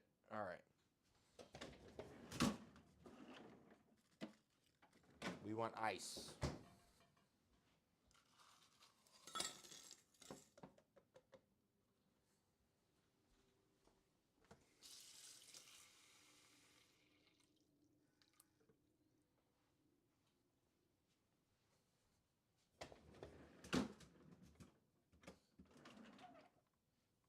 Oh, that's funny. It's right over here. By the way, of the two breads that didn't work out, here's one of the breads. It turned into like hardtack. This is the one that didn't work out. It fucking sucks. But I made all this confit garlic and like homegrown rosemary, and I put it in this fucking brick of nothing. Okay. There's that. Here, we're gonna pull out. Guys, we're making cocktail. Look. I've got some Wild Turkey 101. That's what we're using right now. A couple ounces of that. Come on. Okay.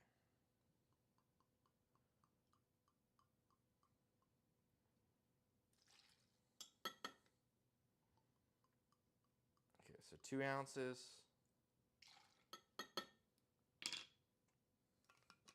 And it said an ounce of sweet vermouth. Sweet vermouth is a fortified wine that is sweetened.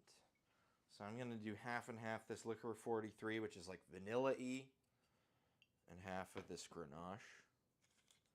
This is heresy. But you know, we got to make do. Because I bought this expensive bottle of Benedictine, and I want to see how it works out. So there's the wine.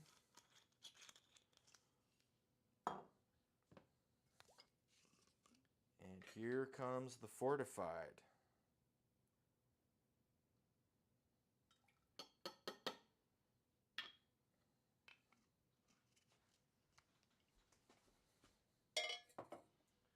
And then we got our Benedictine. This is like a very herby forward. It's almost like chartreuse-y. And I love chartreuse. Chartreuse is wonderful.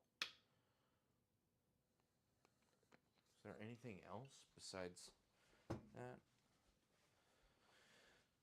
Just want to double check, make sure I'm doing the right thing according to Anders.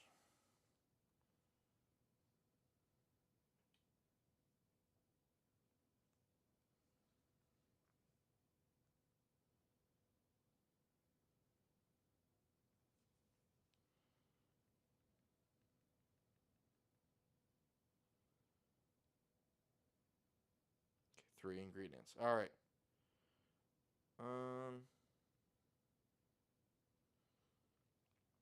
You know, I like my drinks on the sour end, and I know I'm gonna need to garnish with some lemon.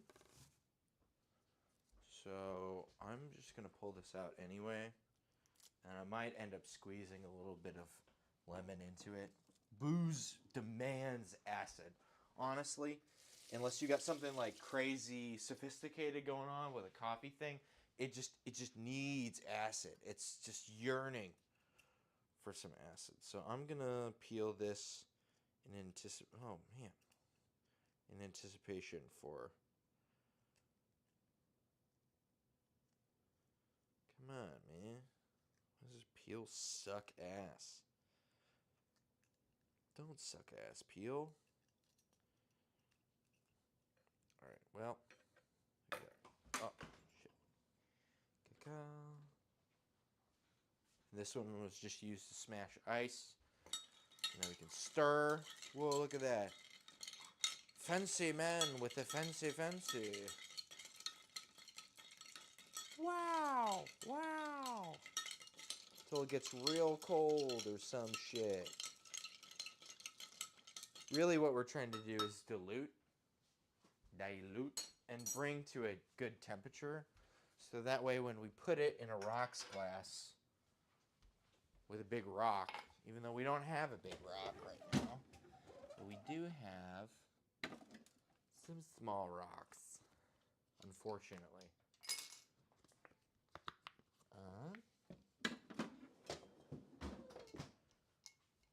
And we got to strain.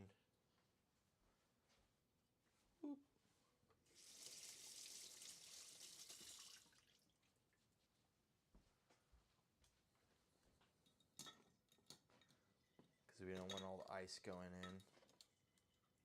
Because we got our ice there or whatever. There we go. Everybody, let's learn about Benedictine together.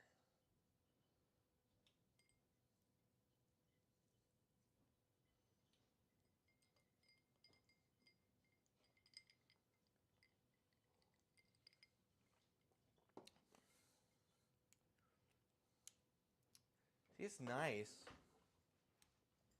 It's actually really good. I just think it needs acid. So many of these like old drinks that don't have any acid in them are just like yearning for acid so much. And for whatever reason, they like came about in like the mid 1800s. You know, this liqueur has been made since like 1501, and it's just like, oh, why do we need to add it? We never added any of that thing like that before. And I'm not saying like a ton, right? Like a sour or anything. But you just need to like even it out. I also didn't add any salt. I need to fucking make saline solution. I just need to dedicate something to that. Like, it's just so much better. Like, it doesn't even taste acidic. It balances things out. Acid is like a fundamental, element. And so many of these old cocktails just don't have it at all. You're like, what are you doing, man? All right.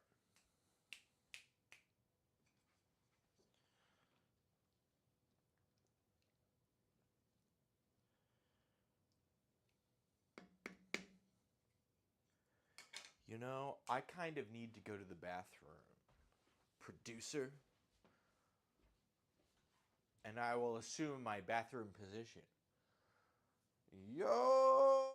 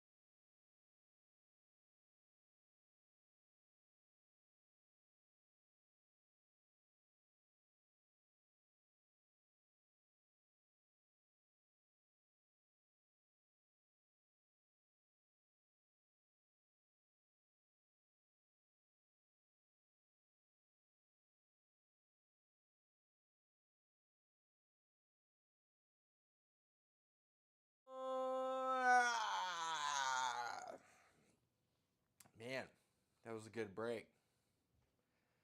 Anyways, let's get back to doing stuff. Am I right?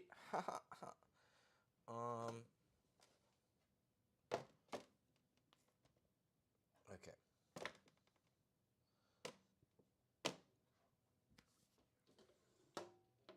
Our bread's doing bread stuff.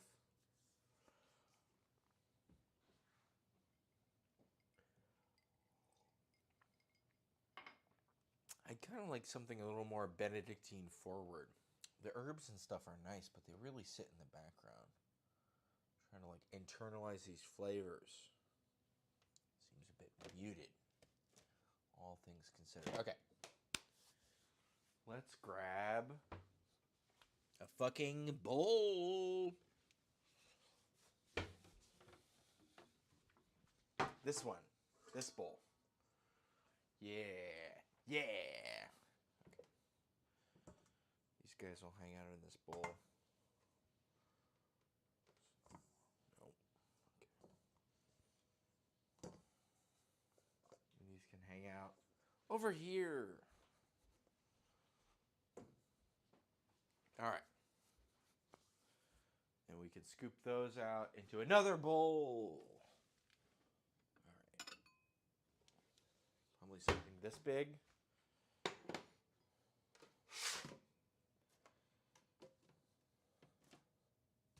For our cheesecake.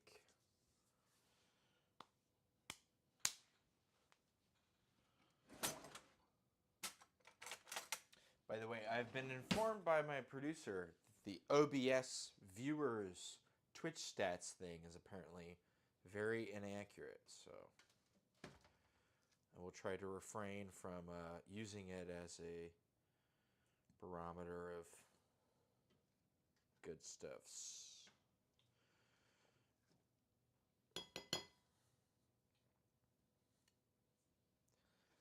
Does not seem to track how many people are actually viewing, which is unfortunate.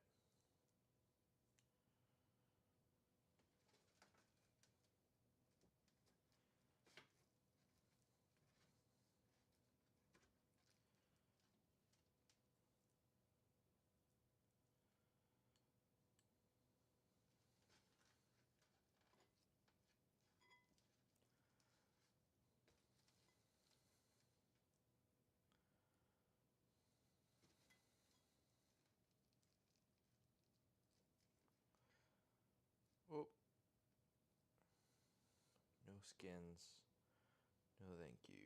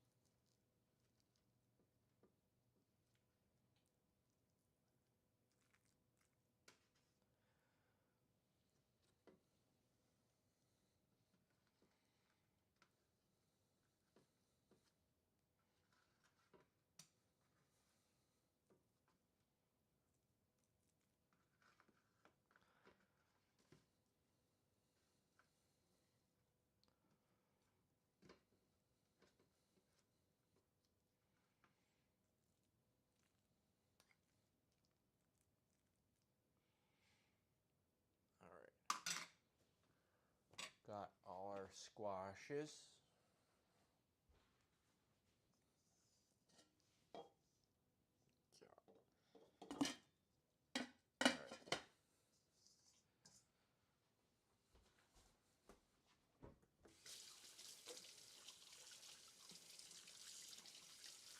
Shit, I need a hand mixer for this recipe.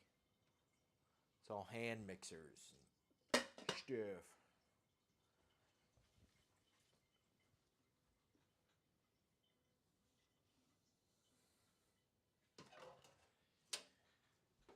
Let me toss this back here. The realm of no return. All right, it has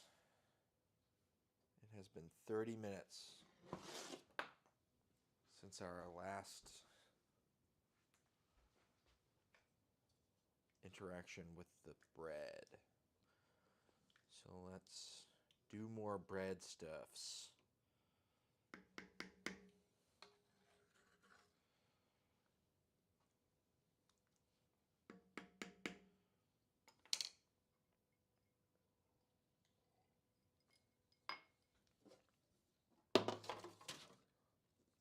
Yeah, it tastes so much better with acid in it. You gotta like grab it and pull it on itself and show it who's boss or something.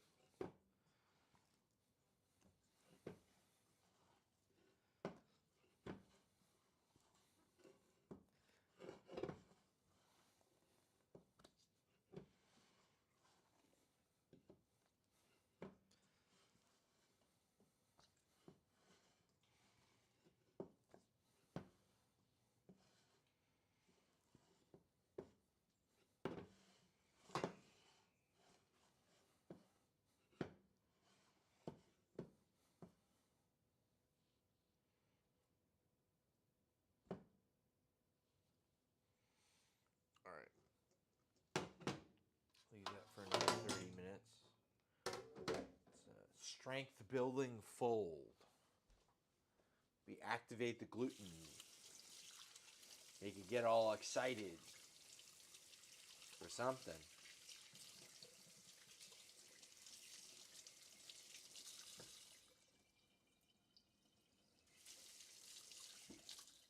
You know, if I do another one of these and I make up my own sweet vermouth, perhaps instead of using Liquor 43, I should use like some Aperol. That would probably be a better version.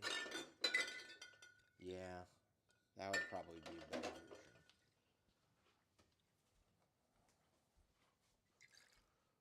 I'm gonna bring this out just in case.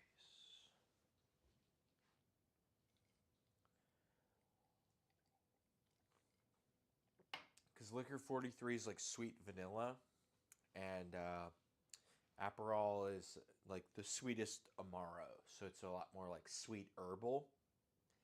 And I think that plays more into sweet vermouth in general, because dry and sweet vermouth, you know, they're different in terms of sweetness, but both of them are like a fortified kind of herbal sort of thing, as opposed to, you know, just nice, easy flavors.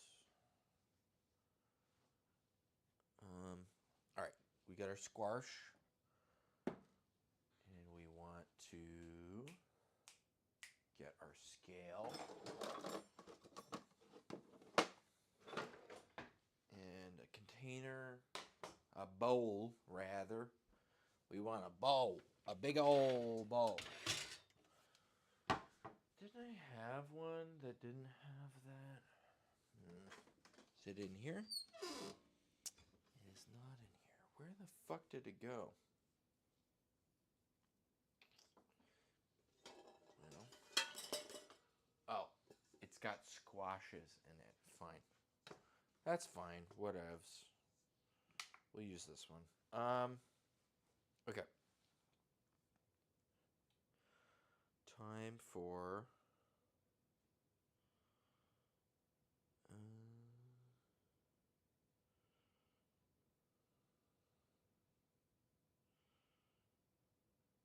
Pumpkin basque cheesecake.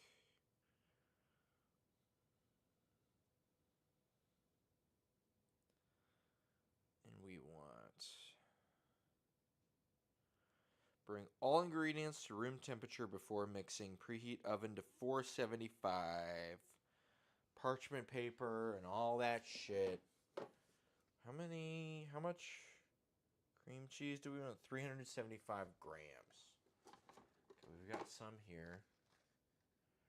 This is, okay. Yeah. We're definitely going to use almost all of both of these. Okay. Pumpkin puree. Pumpkin spice. Brown sugar, eggs, salt, cream, all-purpose flour. So, cream. This is 5 eggs. My refrigerator's going to start yelling at me. 5 eggs.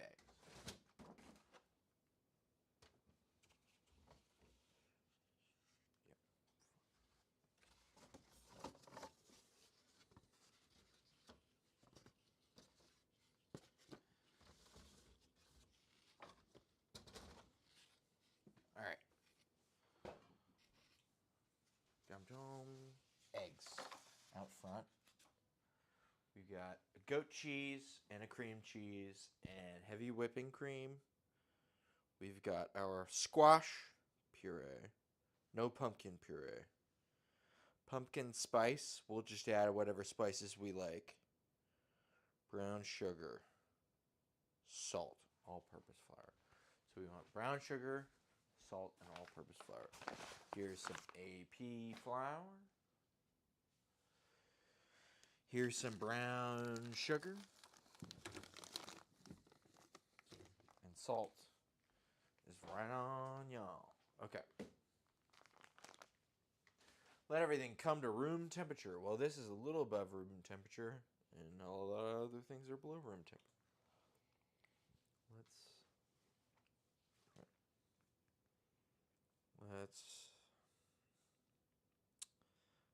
Let's just fucking mix everything together.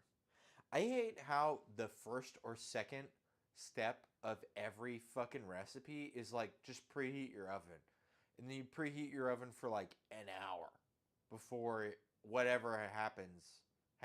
Like I need to figure out what's going on. Like, it says to preheat your oven before doing anything, and then it's like that's step 1, and then step 3 is in a stand mixer, mix all this shit, and it's just like, what the fuck, man? This is like this is not what we want. I don't know. What can you do? All right, we're going to combine all ingredients in this thing and then use combine cream cheese, goat cheese, and sugar. Mix on low speed until cheeses are combined, scraping down sides halfway through. Add pumpkin puree and mix until fully incorporated. Okay. So we gotta get our hand mixer, as we have no stand mixer. Where are the paddles for the hand mixer? Producer just got new hand mixer.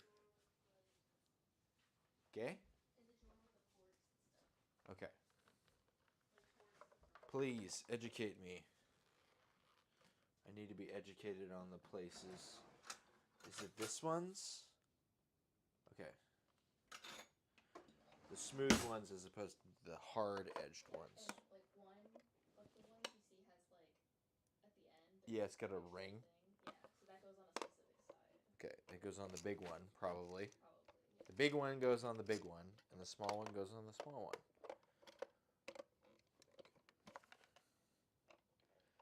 How go in? But how go in? This one has the, okay. I'm just not pressing hard enough. I'm definitely not pressing hard enough. Good.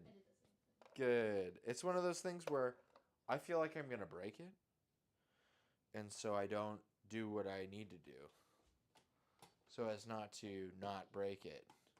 But then I end up just fucking it up by virtue of not expressing my intent. Ah. Okay, cool. Well, that works. Okay. Combine. Okay. Bring everything up to wherever you want it to be. Okay, great. Stand mixer. Add cream cheese, goat cheese, and sugar. So that's 375 grams of cream cheese. Let's start with the old cream cheese. It's not that old, honestly. But we're trying to be, first in, first out, or whatever. First in, last out, whatever it is. I'm too dumb to remember. But it says 375 grams. 375 grams. Put that motherfucker in there. Blap. 175. So we need 200 more grams. I need like a fucking paper towel or something. God damn it. Yeah. Wow. Okay. 200 more grams from another source of cream cheese.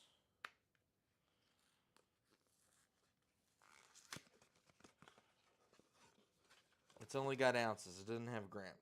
Fucking great. Well, this is 225, and we need 200 more. So I'm going to say it's almost all of it.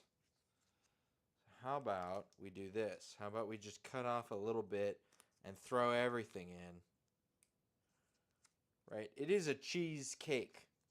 It's not a pumpkin cake. It's not a flour cake or a salt cake or an egg cake. It's none of those. It's a cheesecake. So what we're going to do is we're going to just take this whole fucking thing. I'm just going to cut off one little bit. And we're going to toss everything else in.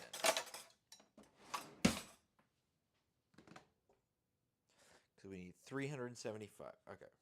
So let's do this like kind of little bit. And everything else goes in. Come on. Let's see. Can we eyeball it from space? Fucking get it in there.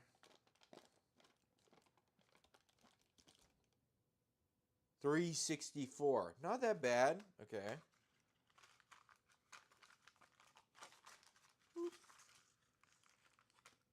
How about, is this 10 more grams? How about that? 376. All right, cool. Works for me. Okay, and then we need 225 of goat cheese, and this is 227. So I'm just gonna add the whole fucking thing because who gives a shit about 2 grams? If you do, you're a nerd. Fuck you, nerd.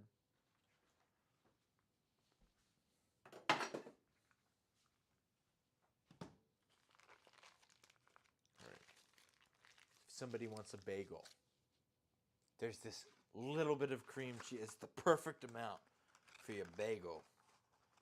If someone had wanted a bagel last week and they used this perfect amount, then we'd be even keeled. But get this little bit extra. That's fine. It's okay. Okay. We want... Oh, just keep the units the same.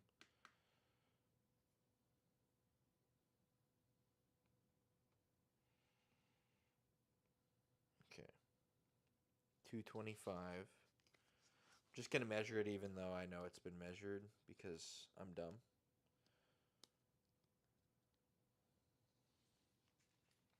As we all are.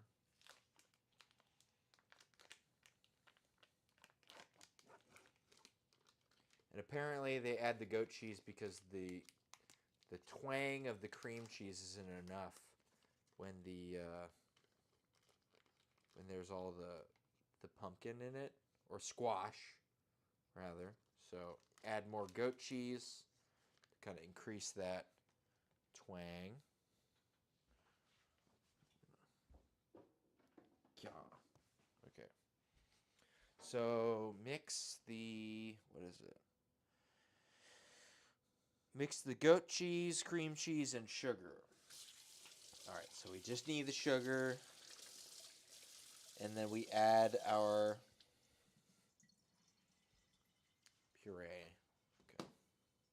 Sugar. How much sugar? Goat cheese, cream cheese, sugar. 350 grams of brown sugar. All right.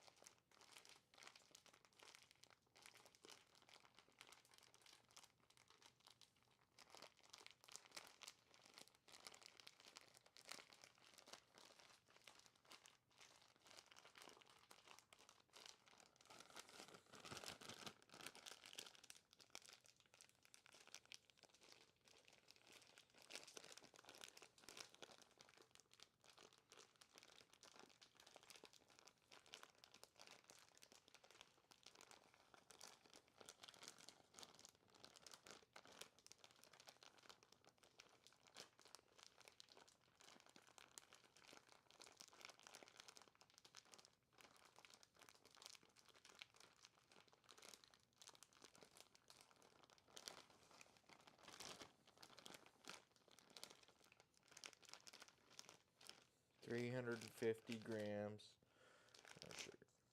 There we go. Perfect. 355. Perfect.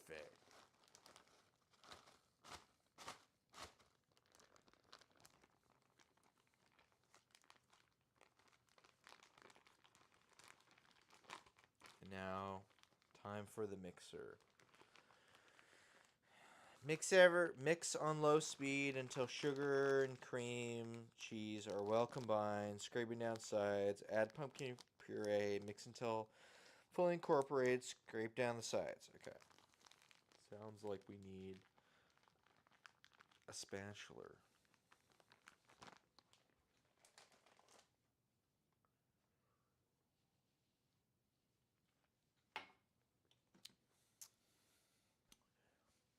Pretty tasty. Spatula. Here. What about this? This is a thing that can scrape. Huh?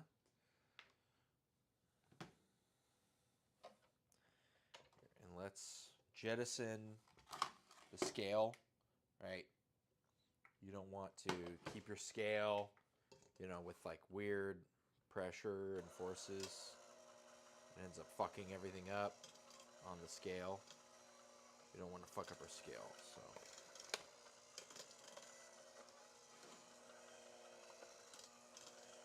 Okay, so it says to mix it on low till it's fully incorporated.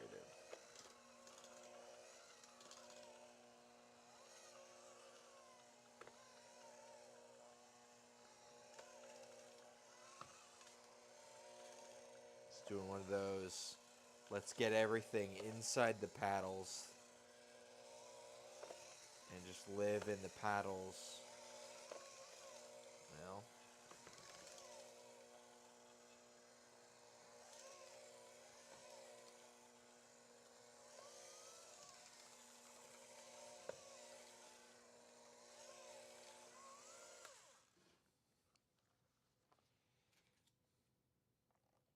is this helpful? I hope so.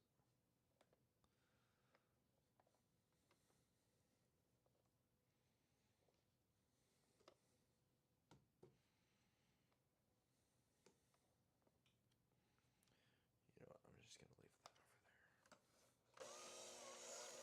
You don't want to get any, spicy vegetables on it.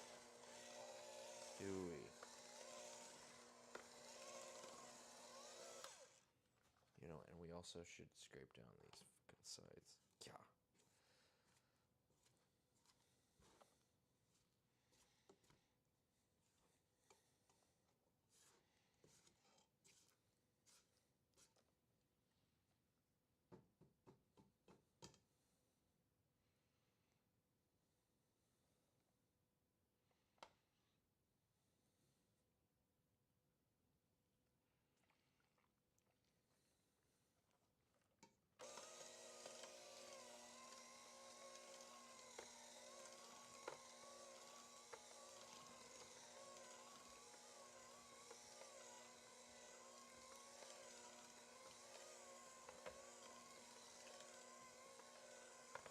Alright.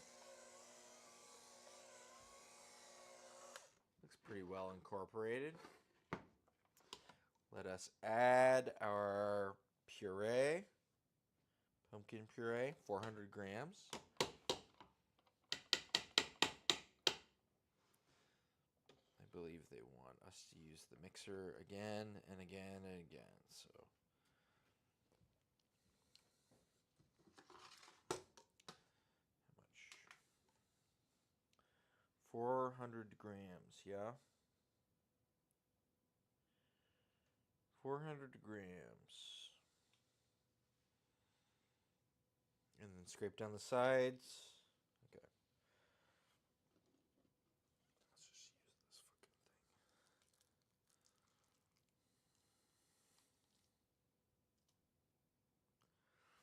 Alright, that's 200 grams. 363. 394. There you go. Perfect. 410.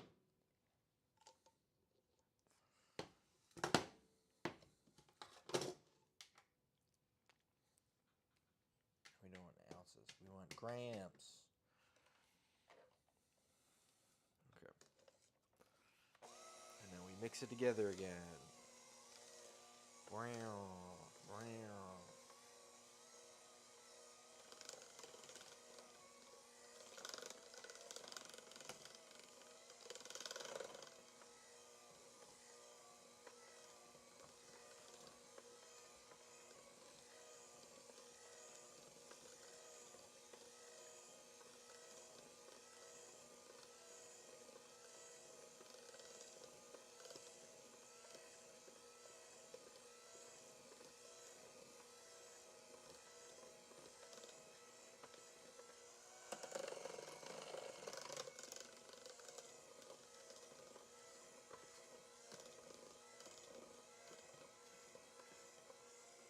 All right.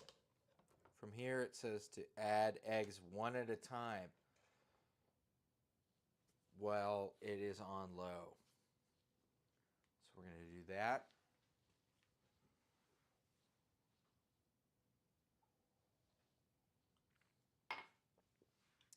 I think this is all the pumpkin we need for now. So I'm going to like remove this from the thing and leave it on this little corner here. Pumpkin will go, or squash rather.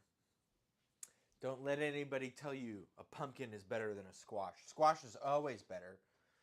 Anyone who's talking about pumpkin stuff, they just don't know, man. The squash is bred to be tastier, and the pumpkin is bred to be more visually appealing. You want something tasty? Use a squash. You want something that looks fun and festive? Use a pumpkin. Okay. So we are going to do these one at a time with the thing on low. So I'm just going to place this right here.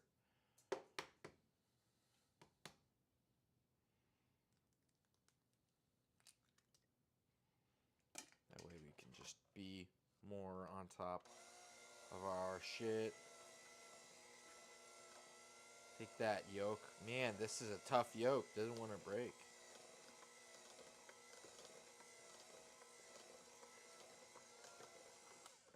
Alright, one egg.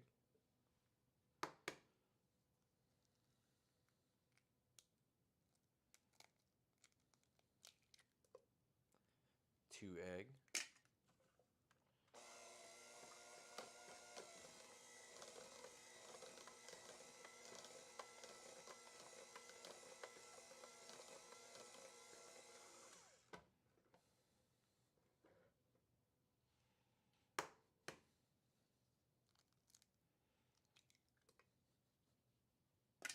Three egg.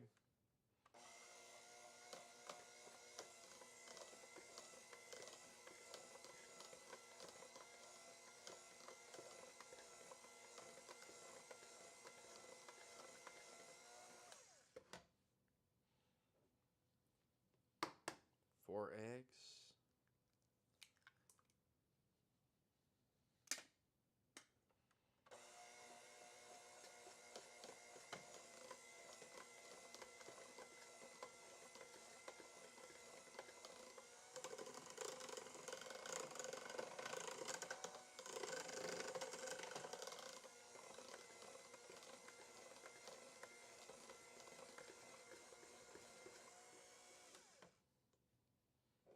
And 5 egg.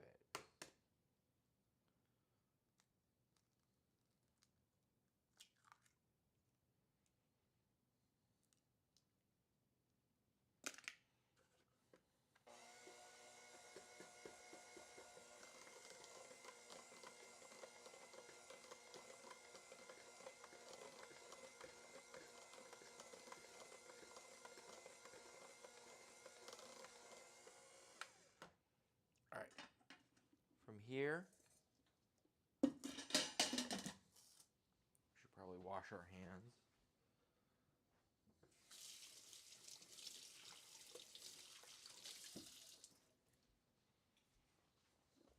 Check in on our sauce, which is done. This is done. Let's not pretend. This is done. It's been done. Just gonna finish up the stuff, the cheesecake stuff. Get it in the oven. And then we'll plate this up. A little side salad. Be nice. All right, from here we are doing incorporate all the eggs one at a time. Scrape it on the sides, then add salt. How much salt? 7 grams of salt.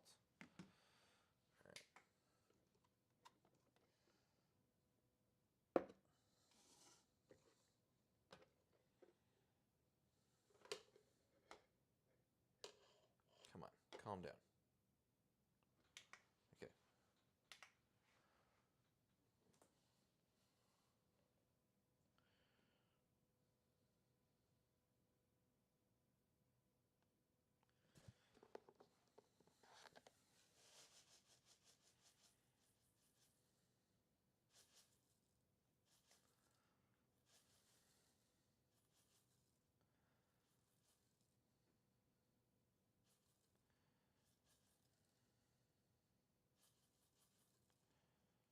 All right.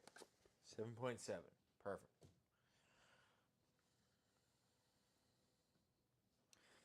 Scrape it on the sides, then add salt. Slowly stream in heavy cream with stand mixer on low speed.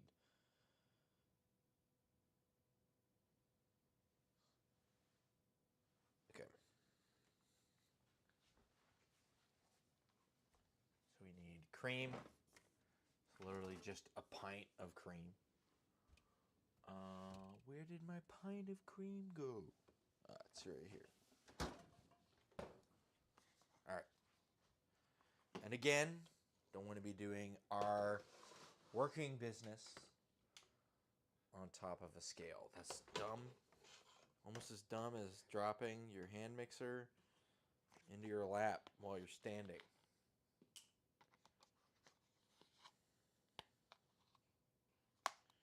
All right.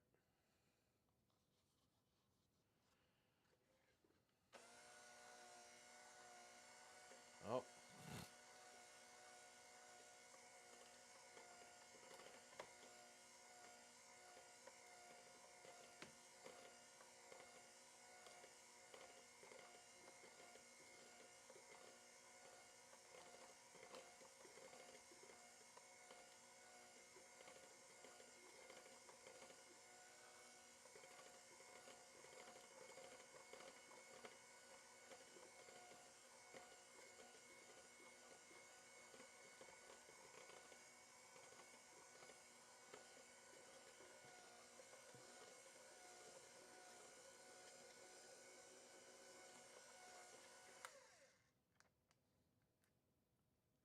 Whoops. It happens, right?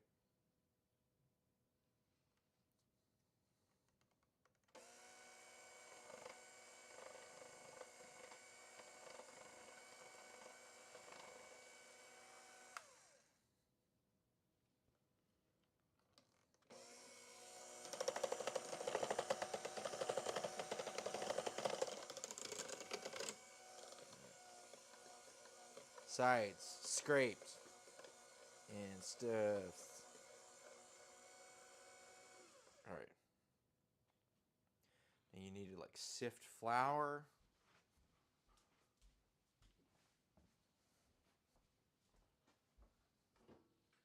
How much flour do we need to sift? Let's remember.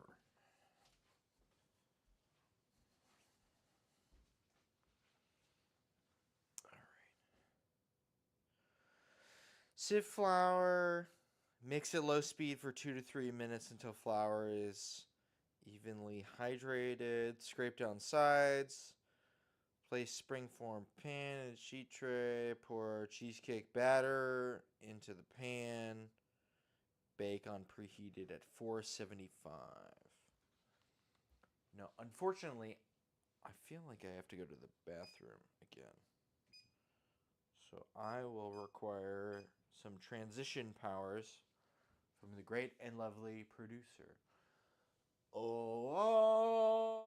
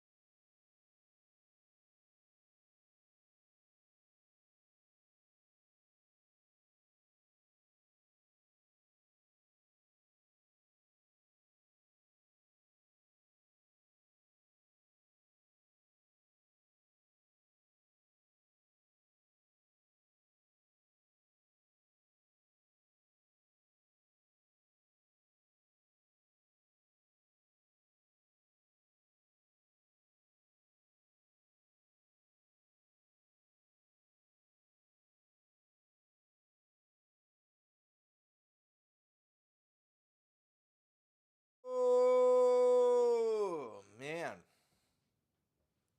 Sometimes it takes a lot out of you. Huh. All right. We need to sift flour.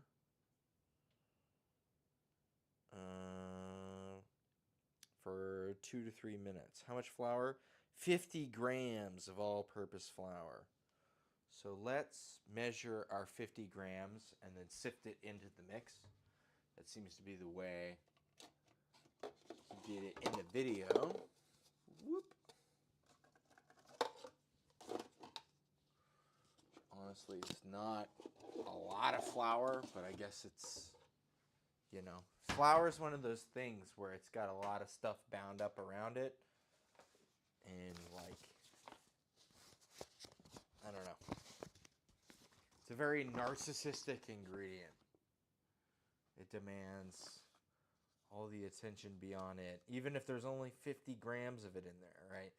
You don't strain the puree, you don't strain anything else, but, ooh, boy, this 50 grams of flour, you got to treat it with respect, right? I don't know why. It's that gluten, right? Just build structure.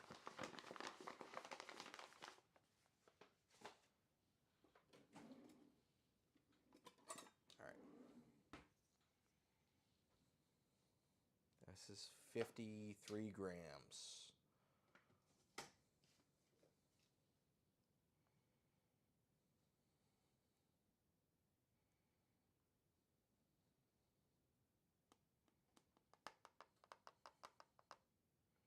Just to prevent clumps.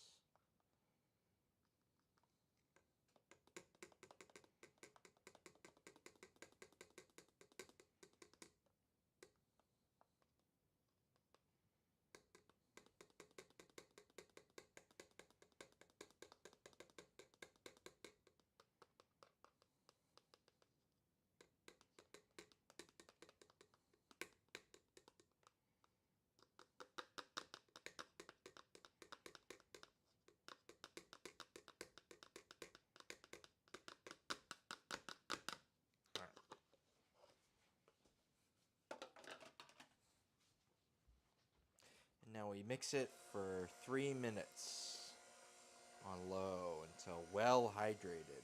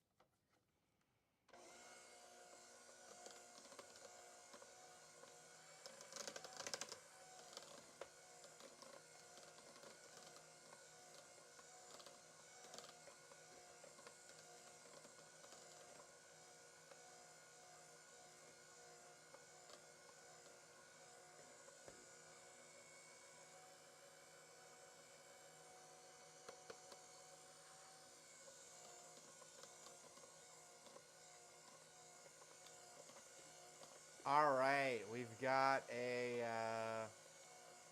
bot. First time chatter. Producer, would you like to axe the commenter? Bot person?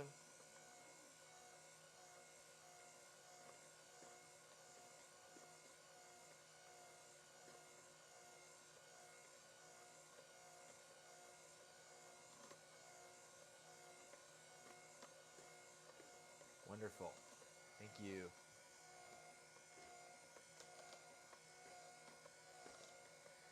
This has been a couple minutes, right? 3 minutes? All right.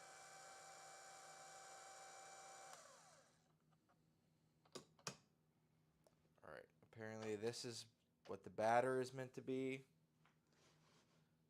It's been at least 30 minutes since the last strengthening folds on this guy. So we're going to add some more water to our hand and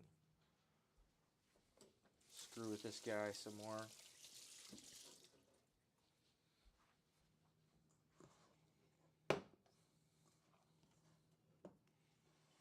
I will say, the last time I used all-purpose flour and now I'm using bread flour, and the difference is noticeable, very noticeable.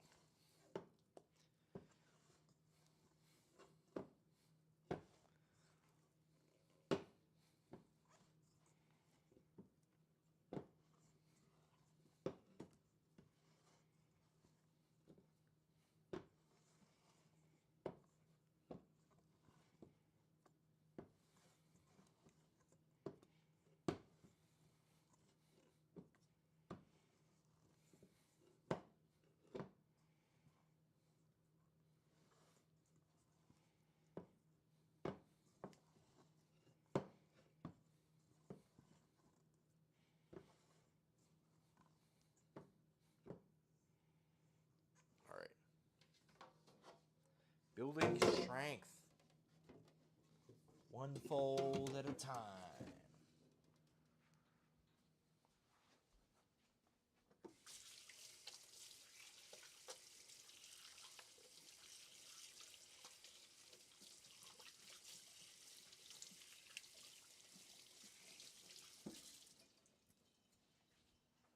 All right. So the oven is preheating to our 475. Now we need to prep our cake tin.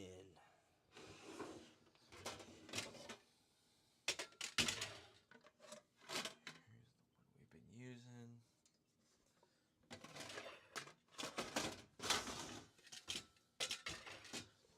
So we need to make parchment paper that will fit in this circle and around the sides so it can puff up. And then we need to butter the hell out of it. I'm not a Pam person, so I'm not going to use Pam. That's what was used in the recipe.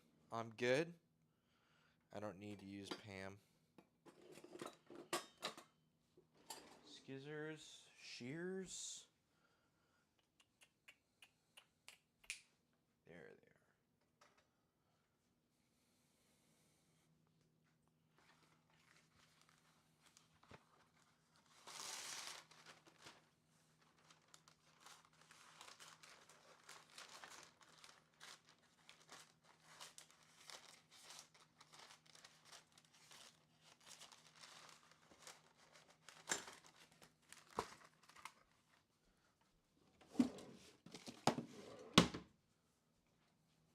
Or, you know what? We're going to need that again. Sorry. Never made this before. Doing this thing.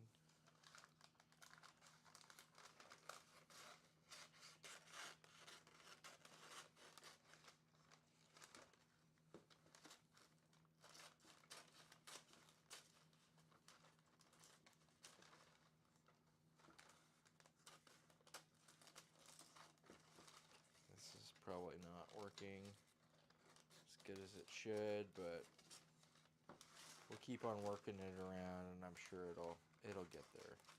You can always cut more away. Right.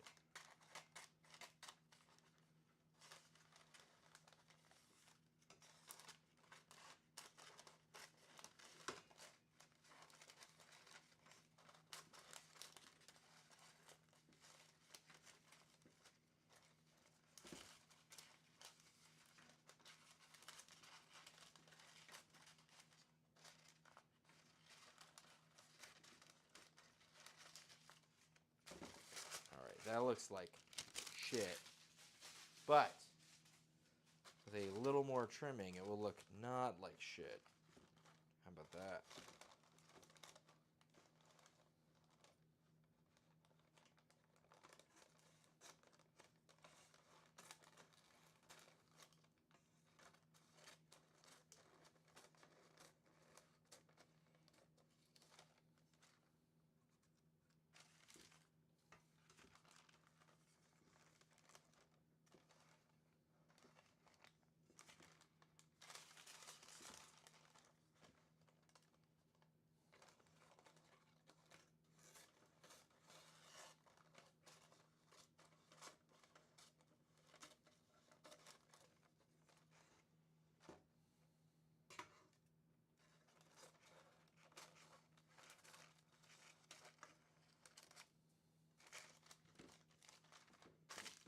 Look at that.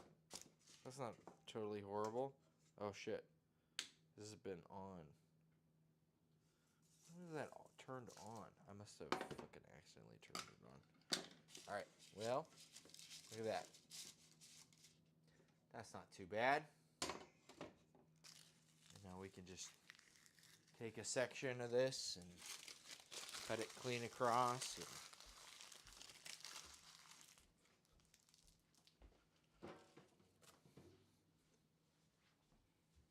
composite them together into what we want.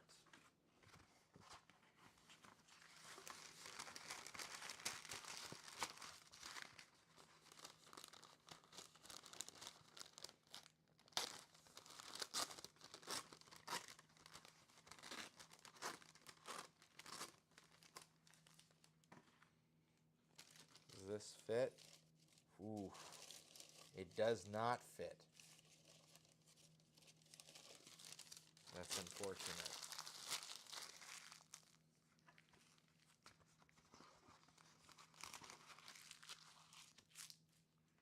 More wastes. Woo!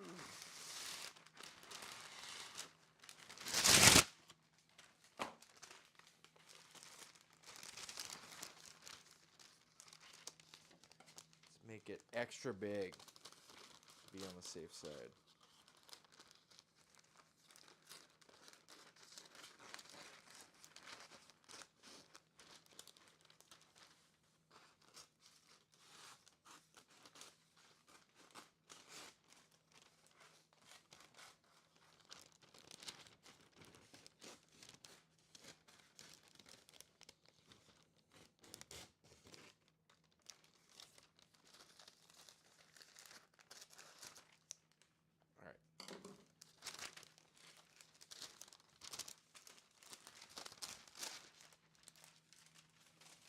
That will definitely fit.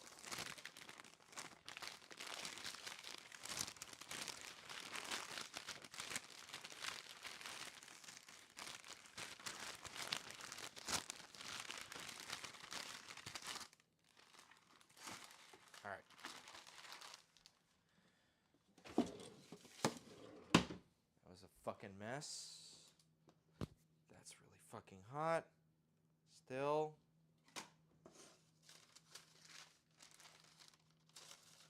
Did this get damaged by being on? No? Okay, must have been activated later.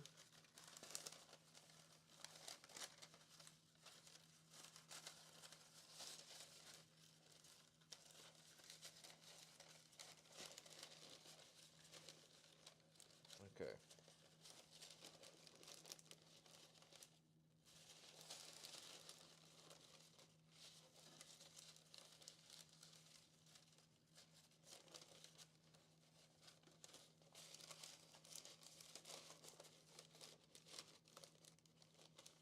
Okay.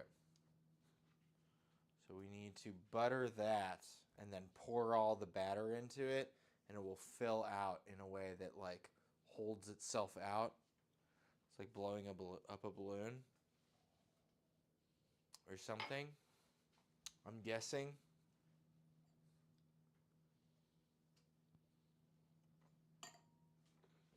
All right. Well, oh hey, we got a follow 5 minutes ago. Woo! Thank you.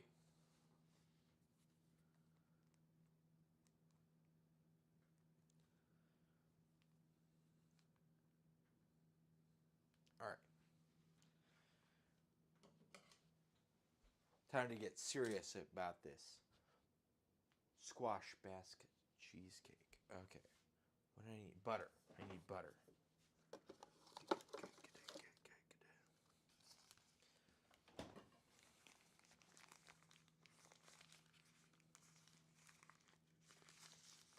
You know, it might be better to just leave this on the little heater guy.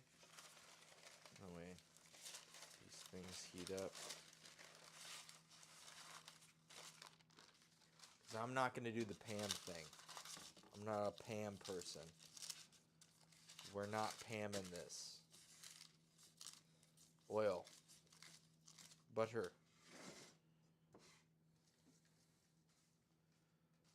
do I just leave this on the thing and like scroll it across because it's hot? This is like an industrial process or something.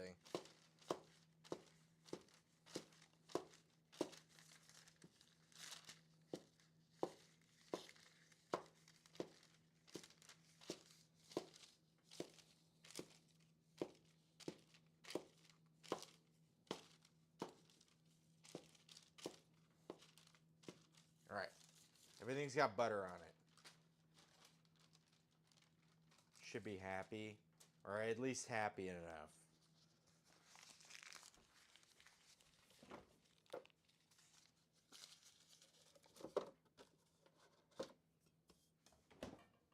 All right.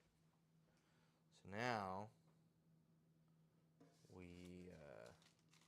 and you know what? After the couple 30-minute folds on this guy, this is supposed to go away for a while, so I'm just gonna take it with me over yonder somewhere. Because I need more real estate, always. So this guy's going to the shadow realm. Okay.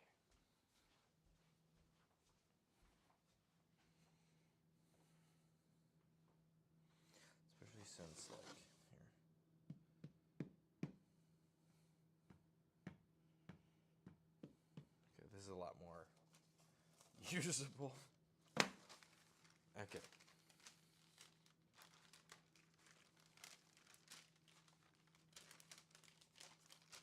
No, stop. Stop it.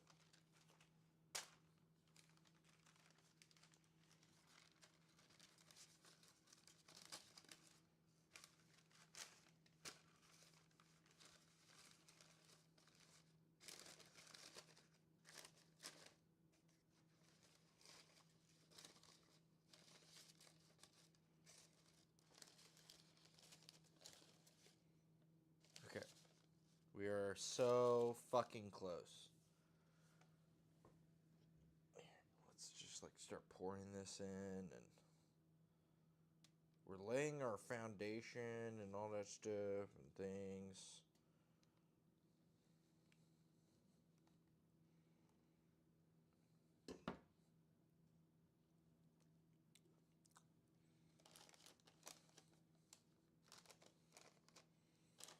Oh, I was fucking right. Yeah, it just pushes it out the edges. Fuck yes.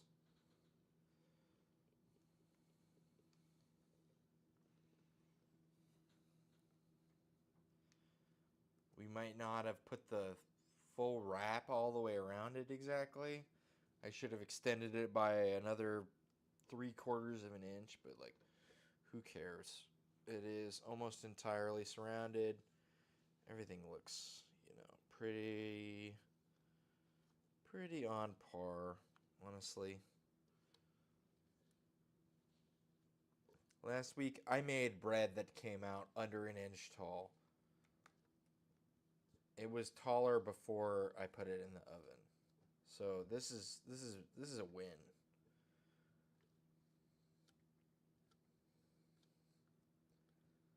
Sin lactosa. Woo. I believe that is producer.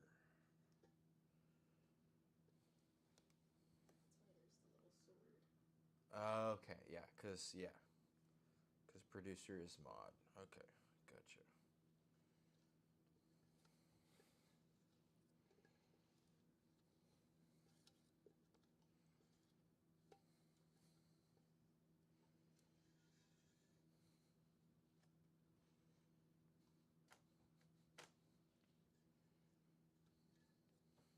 Will it rise?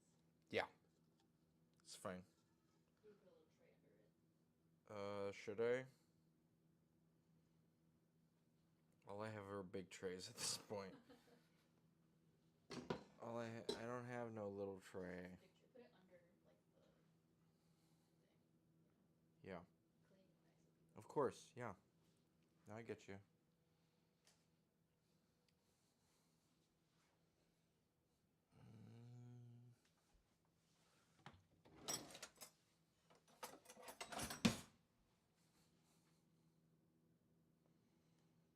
use every part of the buffalo or the squash or the bag of flour. You know, whatevs. Use it all or some shit. Okay, cool. That's like fucking everything. We did it. We done did it. Okay. This honestly looks so much as good as it could. Okay. It needs to go in the oven for 40 minutes. Rotate the pan 180 degrees halfway through baking. When done, cheesecake should have a nice rise and a dark caramel burnt exterior. Jiggle the pan. It should be jiggly but not wet. After allowing the cheesecake to cool for a couple hours, so we'll be able to take a picture of it, but not eat it tonight, unfortunately. Before removing the edges. Okay. I will grab these guys. And we will put it underneath and put this thing on top.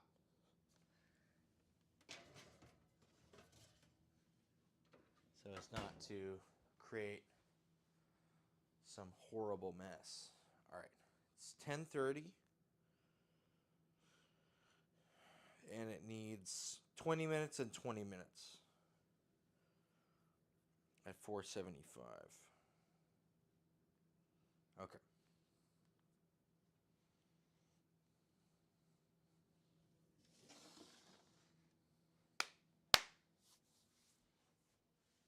All right, I think this is chillin'. Actually,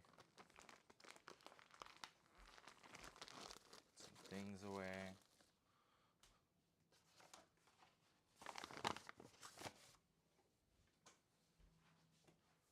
I want to try another one of these with the Benedictine, but instead of the, is everything still hot? That's hot, okay. But this isn't hot. All right. New drink platform. Over yonder.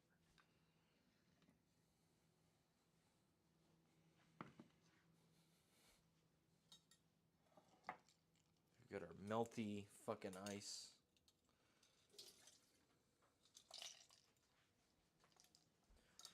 Let's try it working out with our other substitute for sweet vermouth. I honestly think this will work out a bit better. Big fat spoon.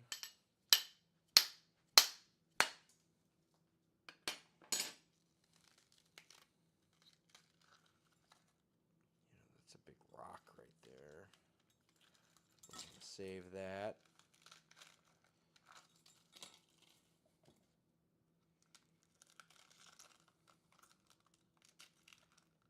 All right.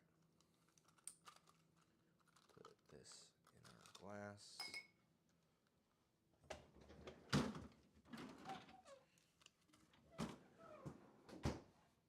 Okay. It was 2 ounces of whiskey.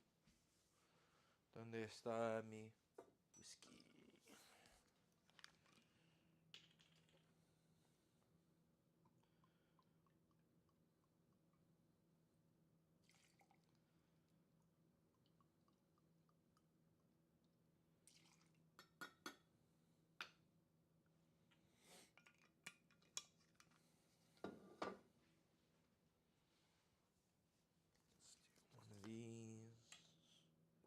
Let's do one of these.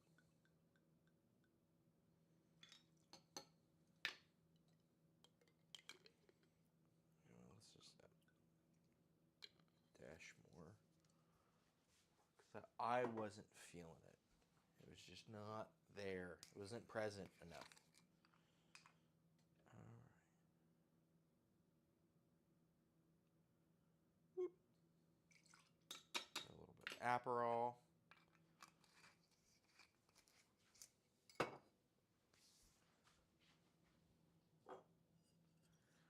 little bit of red wine.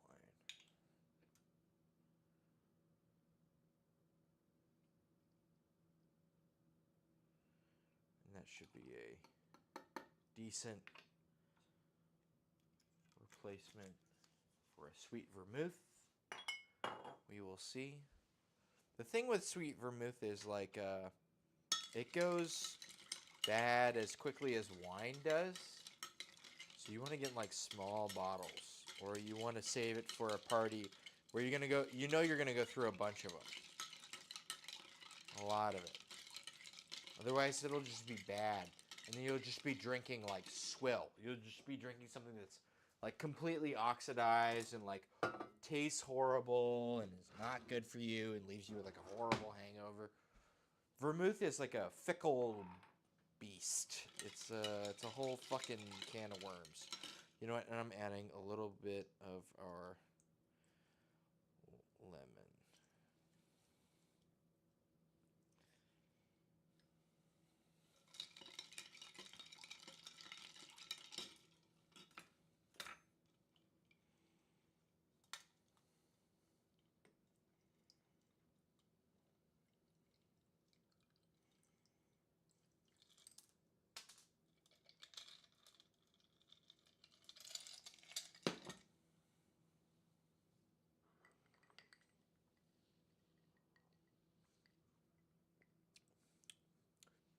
Hey, I think that's a better cocktail. I think that's probably more in line with what they were going for. So if you're trying to replace sweet vermouth, half and half red wine and Aperol is not a bad replacement.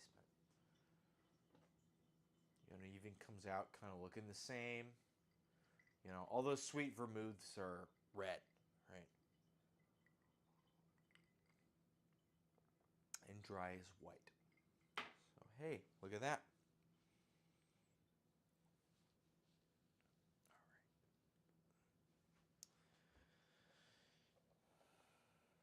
How do I even get this out? This Bouton? Probably the Bouton. Yeah, the Bouton. All right.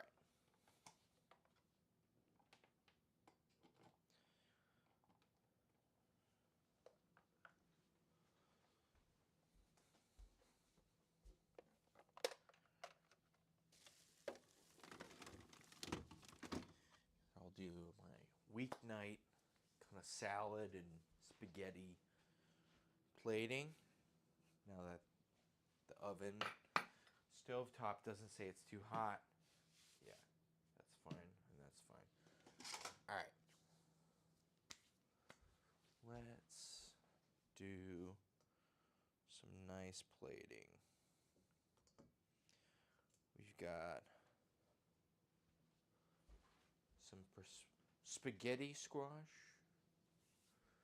Let's grab a little bowl for with a plate.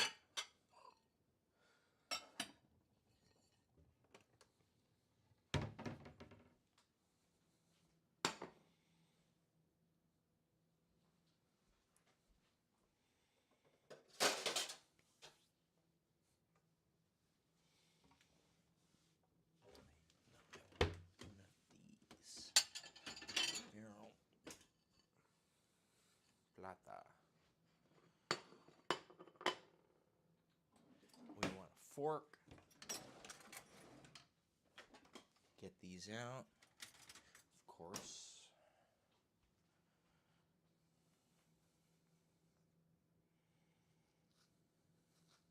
You just kind of scrape them out from the edges, from the outside in.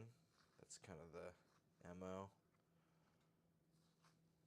Modus of operandi.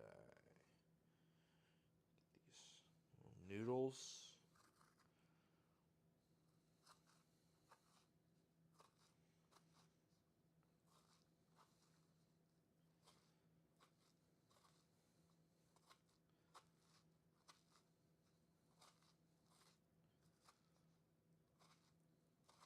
And I'd boil the pasta too, but like everybody knows how to boil pasta, so. right?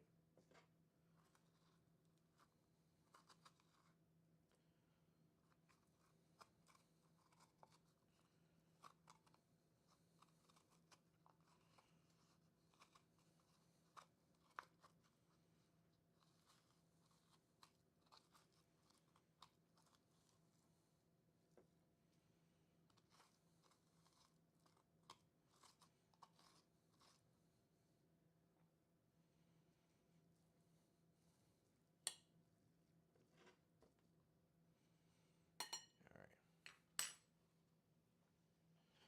Whoop. Keep pulling out my headphones. No, my tunes.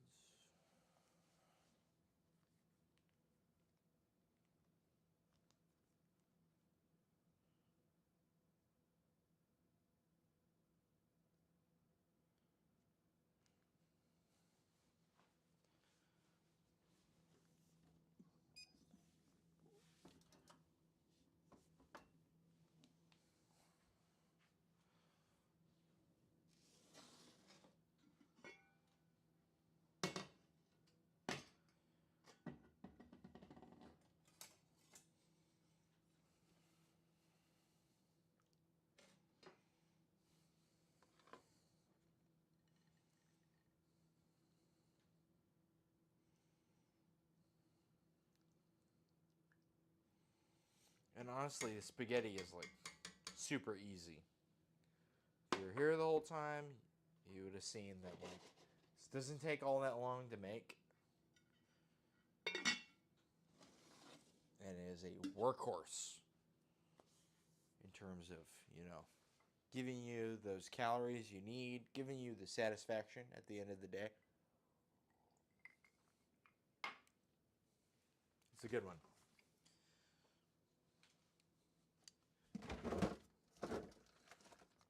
Parmesan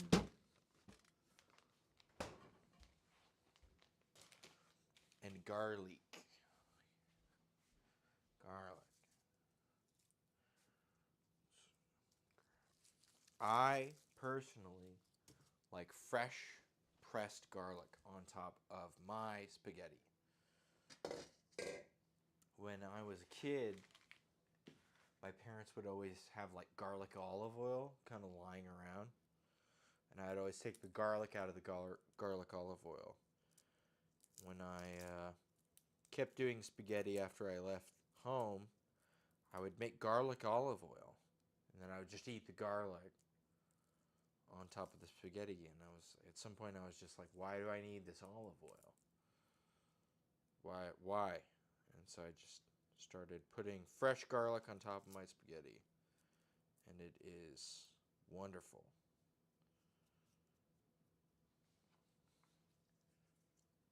For me, at least. Some people find it to be too much garlic, but,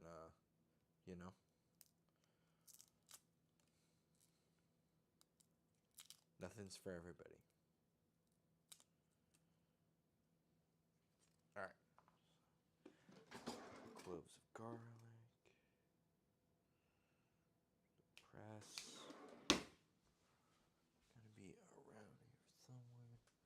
Okay, I see the cap. So the press has to be over here. Yeah.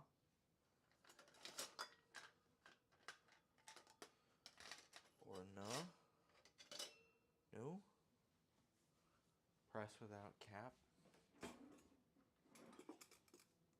the dishwasher. It might be in It's in the dishwasher? Why would it be in the... Oh, it is. It is in the dishwasher. Huh. Weird. Alright, well. It's clean, so who am I to complain?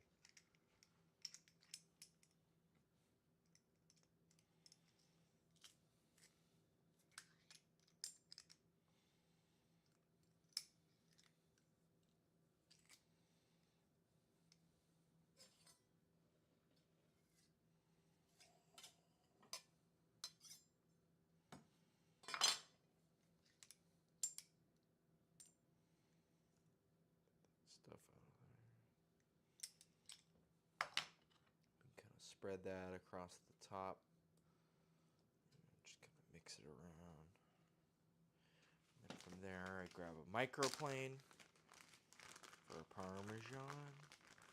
Here we go,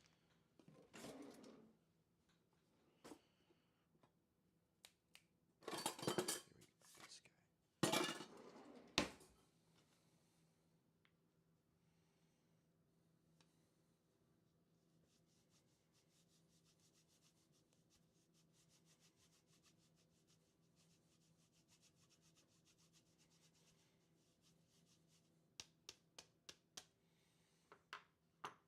No, and I know it's one of those dishes that seems pretty simple, but it's like this is what I want to make most of the time. And a lot of times I'm trying to make something new and interesting for a stream, and probably 20% of the time I just like to make this. Honestly, it's so good. It's everything you want. You know, it fits in with everything. You know, I just grew a bunch of stuff and canned it for just such an occasion. You know, I got over 20 deals of canned tomatoes, and most of them were intended to be used for spaghetti. Let's add some fresh salad. Just gonna grab in with my hands. Normally I do that.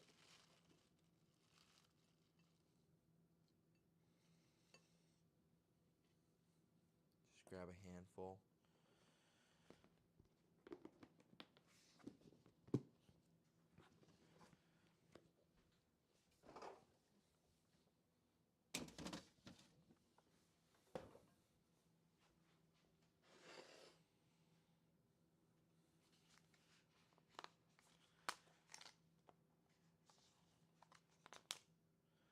Add some of our cucumbers.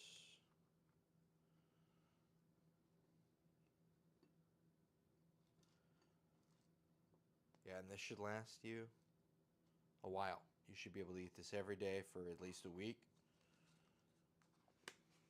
It's just one of those things where you put one thing in and get as much as you want out of it. And I used to put pickled ginger on top of my salads. I don't do that anymore. It's one of those things where, you know, you want acid. So I typically do.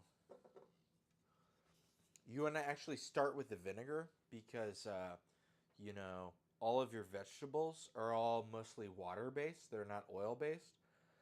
So you put the oil on first and then the vinegar, right? Then the vinegar will just pool down to the bottoms because the oil will create this like slick, right? Whereas if you add the vinegar first, then the oil will settle, you know, where it does, and as well as the vinegar.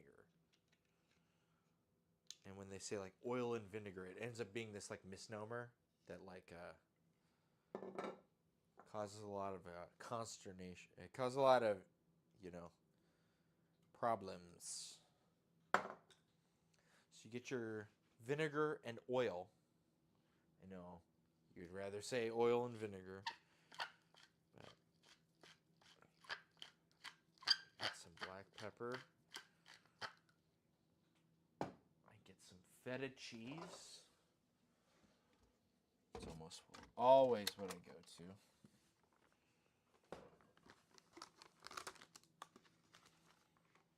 Let's grab another fork.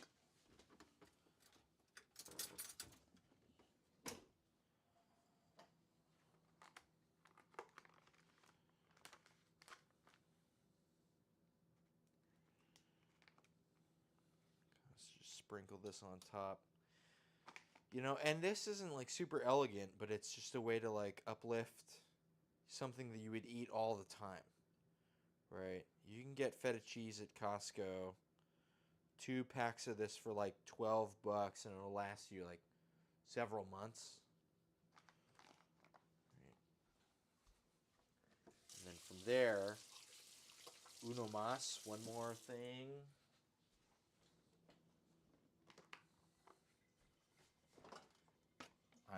I always obsess over toppings on stuffs. we want to get some nuts, some seeds, something. Doesn't need to be any specific kind of seed or nut. I tend to go for walnuts or pecans. But that's just a personal preference. But any sort of nut or seed works just fine.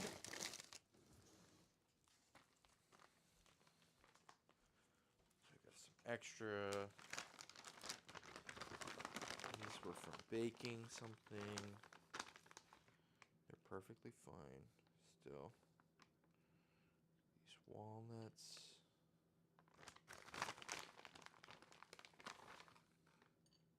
Put it over, right. And you got the acid, right, from the vinegar. You got the fat from the oil and the walnuts. You got the salt from the cheese. This is like perfect yin and yang. Everything feels like full and like real. I don't know. And we are just about ready to flip this 180 degrees. Here, I think we got a couple more minutes.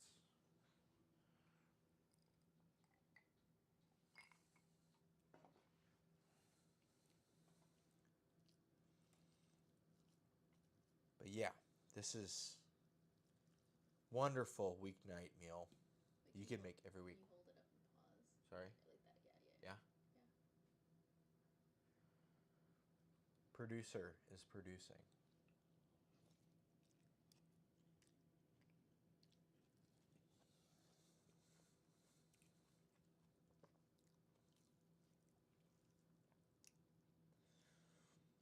But this is just something, you'll think about all day to come back and make.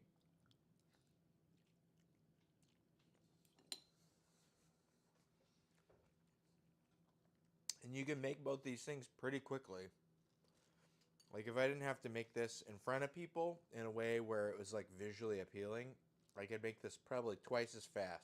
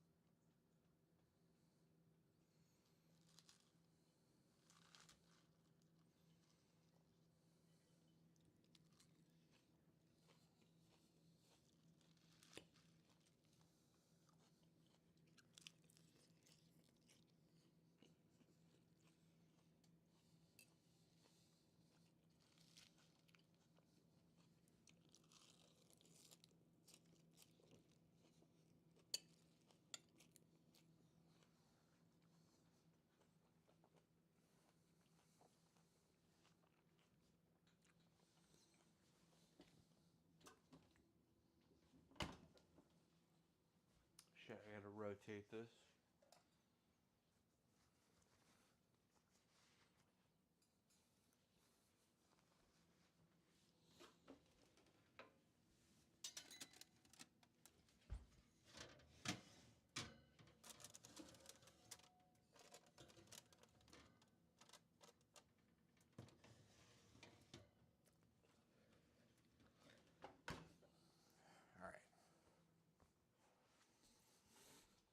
All right, 20 more minutes till we can pull it out.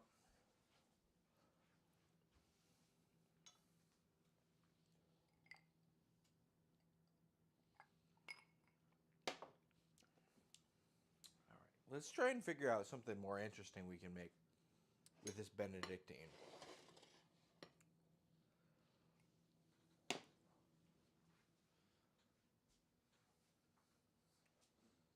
I kind of want to do some acid adjust, but all I have for acid adjust would be pineapple from some pineapple juice. Let's do that. And I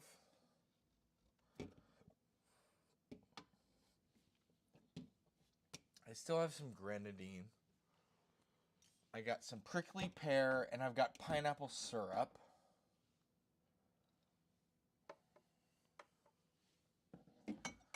Let's try the prickly pear with the pineapple acid adjust.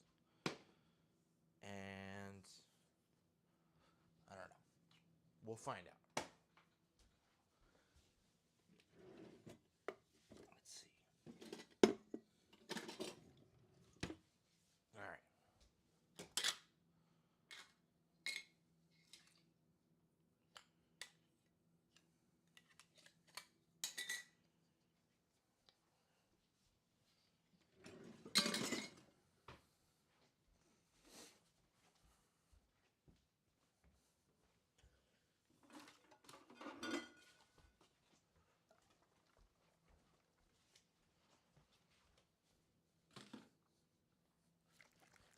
All right. We're going to acid adjust our pineapple. But I think instead of acid adjusting it to lime, we should acid adjust it to lemon. Benedictine is a French concoction, 185 grams. And as such, you know, they'd probably be more inclined towards limes or lemons instead of limes. So we should make it adjust to lemon.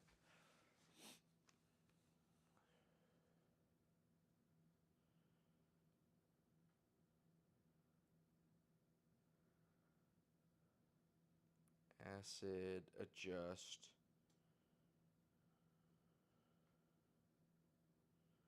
Bartender's Guide. Pineapple to lemon, 52 grams of citric acid per liter. Okay, we've got 185. So we want 0.185 times 52. Yeah. 52. Means 9.6 grams of citric acid. All right. Let's grab our citric acid. Where's that? Okay. It's right here.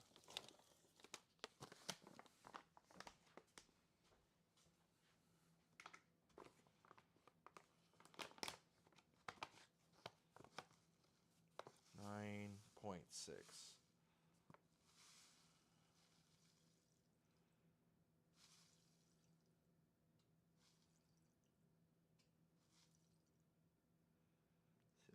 7.4,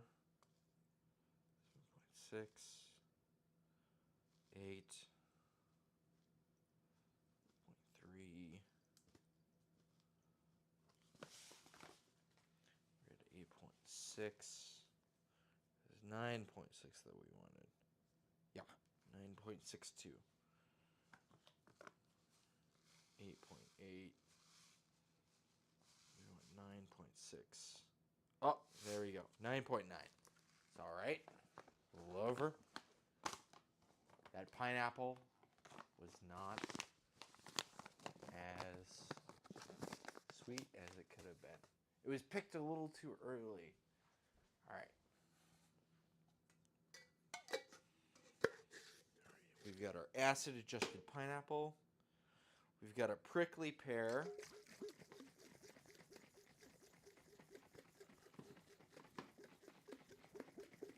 We can follow a last word sort of thing with sour and sweet and herbally spicy. Let's grab something that would fit with those. I've got some El Tesoro. Yeah, maybe we use that. I got some decent tequila we could mix, right? Since we're going pineapple, prickly pear, perhaps we use tequila.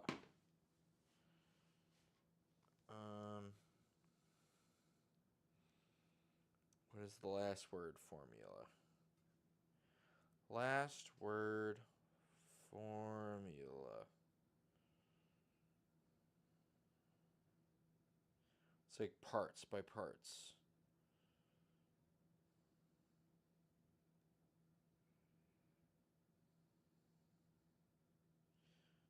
Last word, drink formula. God damn it. This is like some other thing.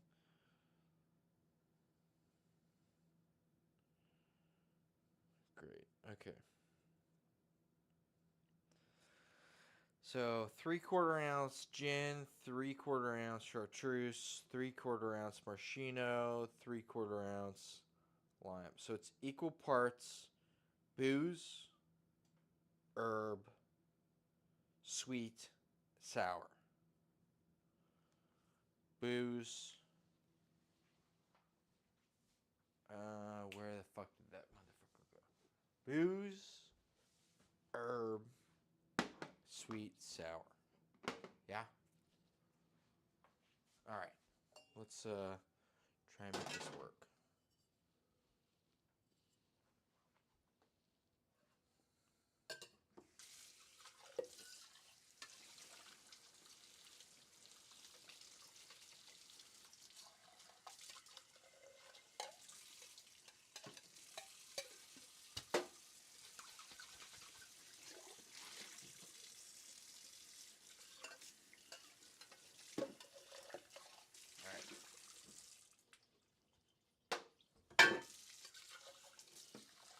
Might as well chill off these guys. You know, you want to wash them out, and hot water helps wash them out. But you'd rather have them cold if you're gonna mix a drink, you know, right? Okay, so it's equal parts everything, and it said 3/4 ounce. Let's do 1 ounce. Because I'm a big guy and I like a big drink. All right. All right. We want a rock. We'd like to have a rock. Iraq. A rock.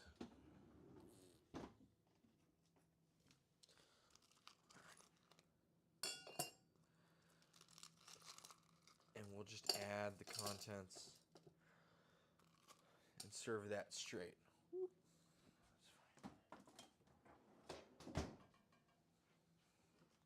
Booze. El Tesoro. This is a pretty good tequila.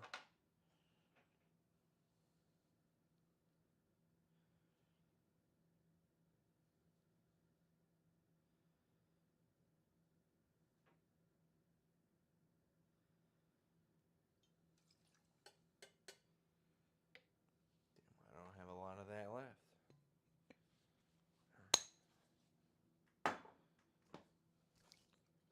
Some herb.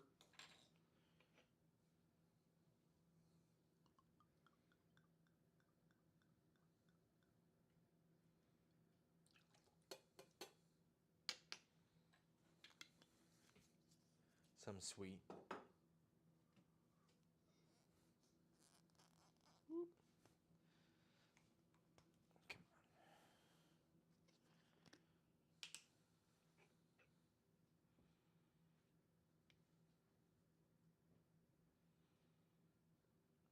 You know, we'll pull a little under.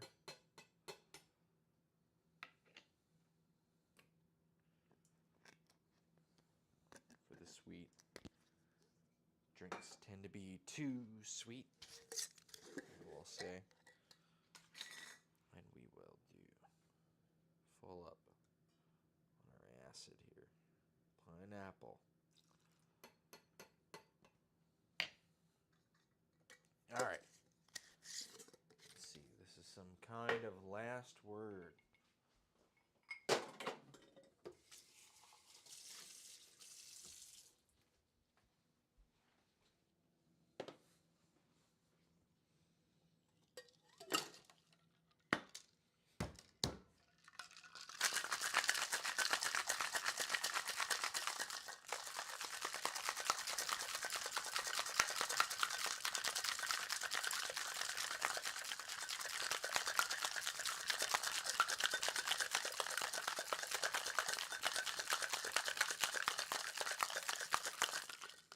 Alright. Pineapple acid adjust with prickly pear and Benedictine. Smells wonderful. Oh, you know what? I fucking forgot to put salt in this motherfucker again. Where the fuck is my salt? I'm tired of not putting salt in this stuff. Okay? It's a drink. You put salt in your drink.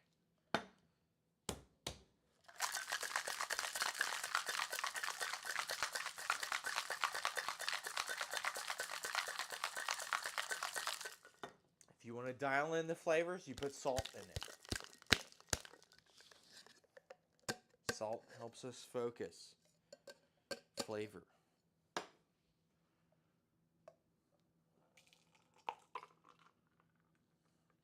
I will say, I love how the prickly pear makes everything very pink.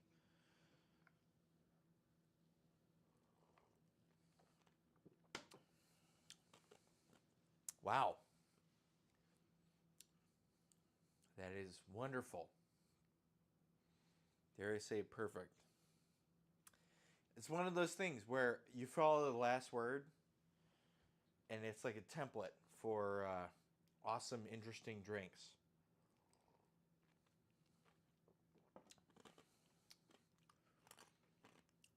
Yeah, that is amazing. Honestly.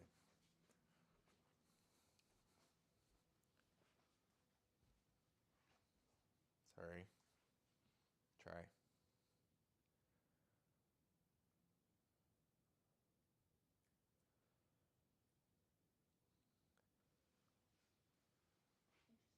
Yeah, it is very interesting. Yeah, that's the whole idea. Oh, shit. The whole idea is it's not bad.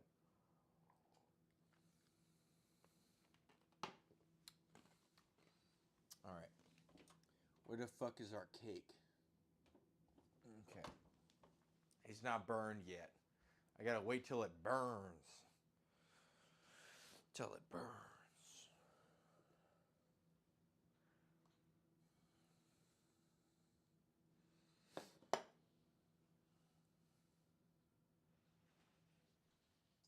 Who here regularly salts their drinks? You ever add tahini to a beer? Anything like that? I am a prodigious salter of drinks.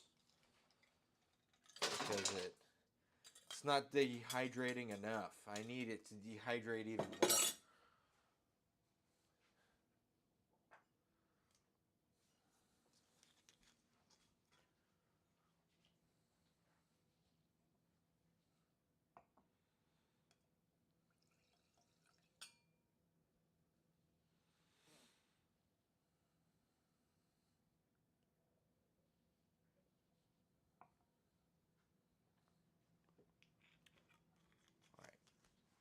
We got almost everything. Just waiting for our dessert to come out. But everything turned out pretty well. It's been a little bit. When was the last time I looked at this motherfucker? This guy. I think the bread needs a little while longer before I can shape it. Something though is I'm gonna add my confit garlic to it. Get some confit garlic in here. In olive oil. So we're gonna add that, make it really tasty, add some rosemary and shit during the shaping phase, and throw her in the I need that. I need a better towel. And when you do the shaping phase and you're trying to pretend to make the banneton or whatever it is, you need to make sure that the fabric you use, right? With the fabric, right? You put the flour in. You need to use non-glutinous flour, or it will end up looking like this fucking monstrosity. If you want to eat bread that looks like this, like you're on a fucking ship, then use regular flour. But if you don't want that, you should use non-glutinous flour, like masa or mochiko. corn or rice, right?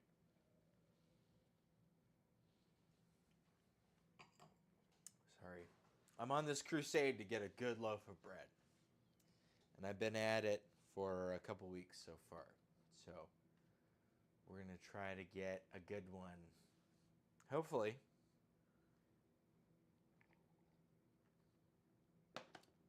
I like to semi-reliably be able to produce a loaf of decent sourdough bread.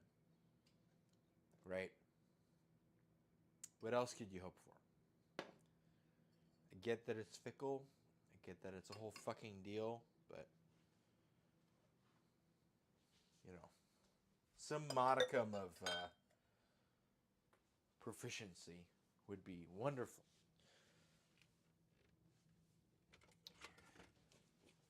Still got the squash over here. Let's toss her in the refrigerator. Waste not, want not.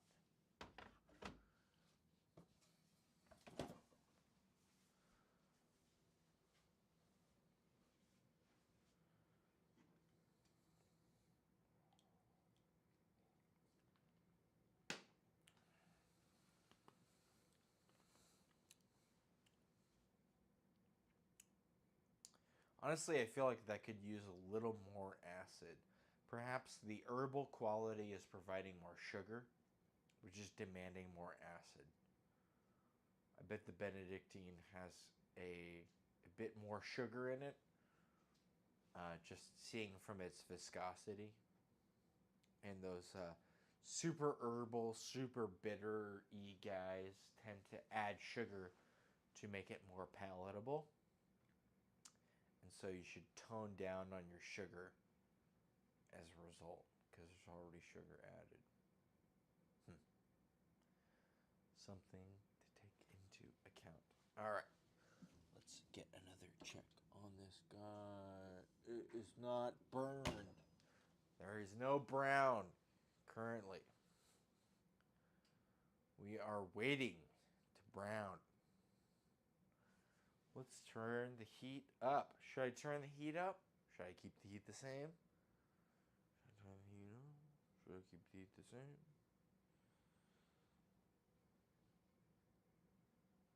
I'm not sure what to do. I don't know. Don't turn it up? Yeah, that's kind of what I was going to do.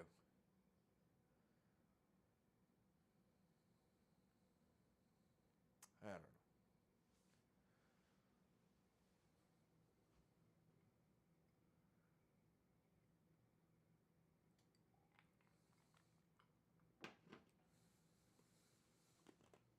This is so fucking good, though.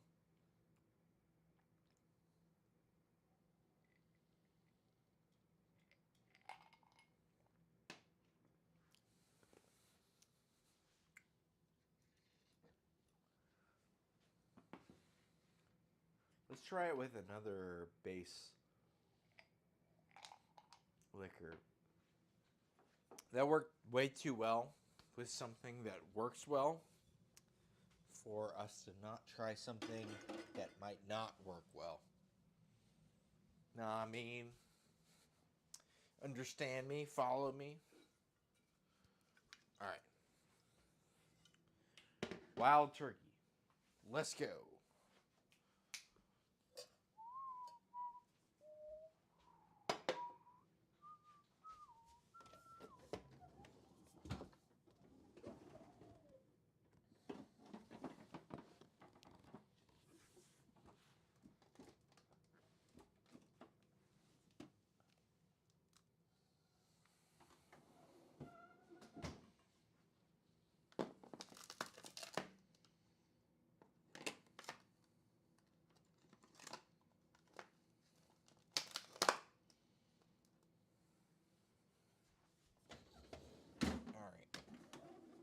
Time to chance the ice in the ice dispenser.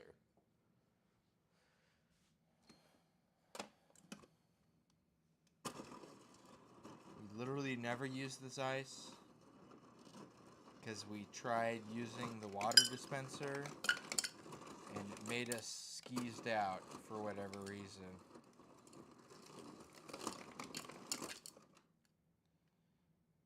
All right, let's try this. That's ice. That's ice. All right.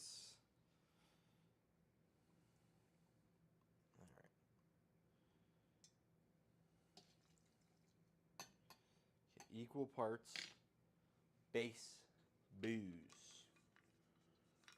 And honestly, it came out extra sweet, so we're gonna add teensy bit extra of everything but the sweet part and see how it turns out. How about that?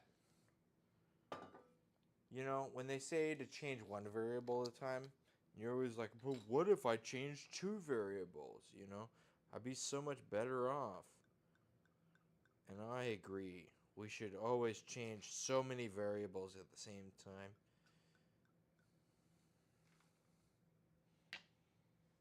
Because what if we didn't? Huh? What then? How would anything work if we didn't change two variables every time we try to change variables? The world would fall apart.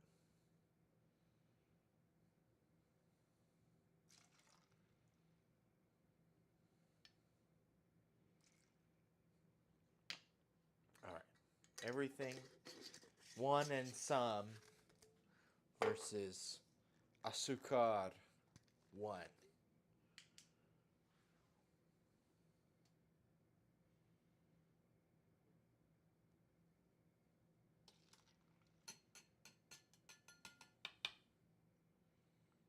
And then salt. Can't forget the salt. Put it in the most inconvenient spot. Put it here.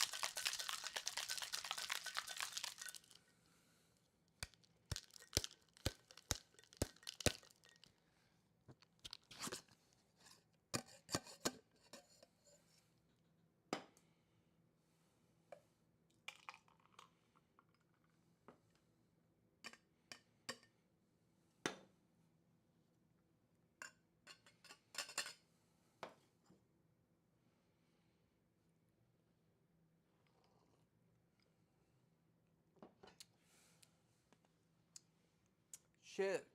I fucking like that even more. Goddamn. Woo-wee. That's good. Pineapple-y, whiskey-y.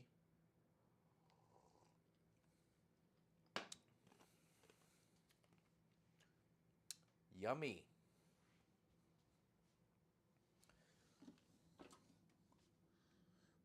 Shit. It's still rising. It's gonna fucking fall out the side of this cake pan soon enough. God damn.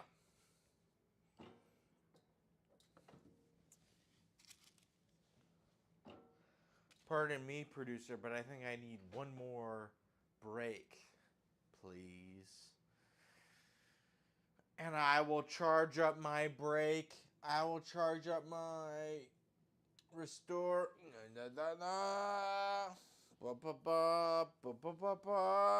Producer, where are you?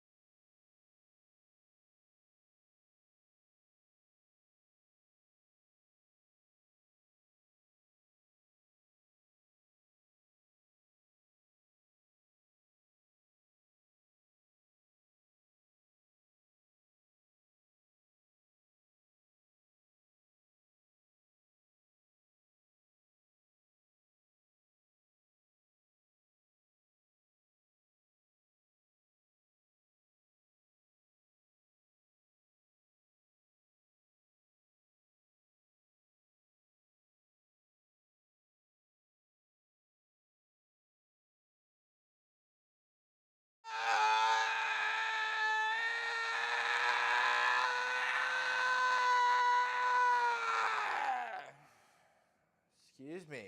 Just you screaming. Sorry. Sometimes you really gotta go. I don't know. Cheesecake is almost done. Entonces, you know, all that stuff. God, that is so fucking good, though. Honestly, last word riffs are the shit.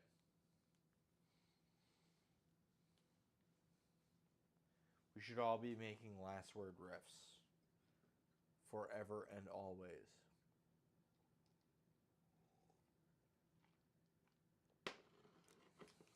Like, this tastes like fucking heaven. Like, I don't even mind fucking spilling it all over this counter and wiping it around like a fucking idiot. Because it tastes amazing, and it's important that people try this stuff. I don't know, sorry.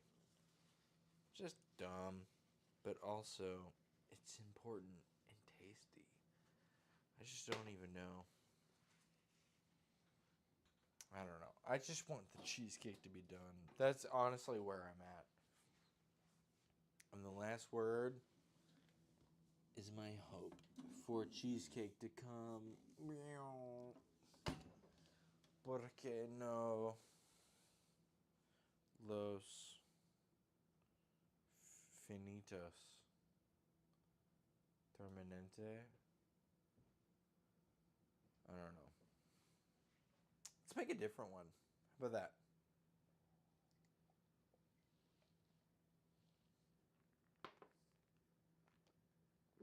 Something else. All right?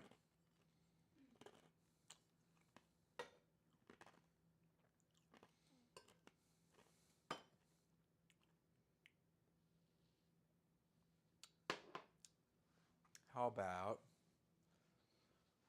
different base liquor? We've got gin brown. How about gin? And instead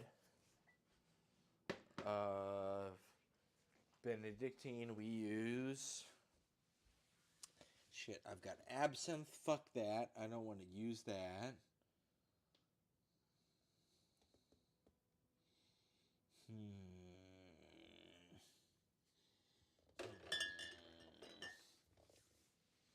Do I have anything spicy? Let's use Aperol. Okay. Pure. And let's use grenadine. Homemade grenadine. Yeah? Okay, so we've got our base, our spicy, our sweet, and we need sour. Let's use lemon. Honestly, this seems very basic bitchy of me. Gin and Aperol with grenadine. But I don't know. Let's try it out.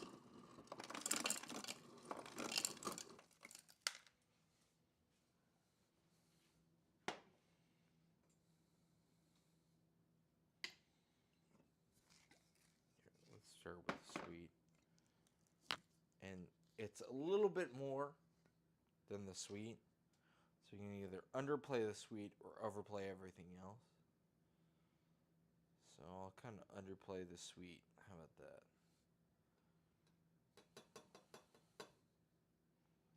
Grenadine.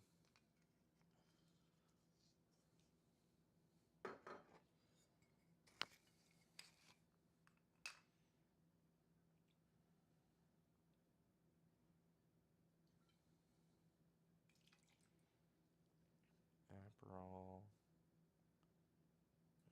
And a teeny bit more gin.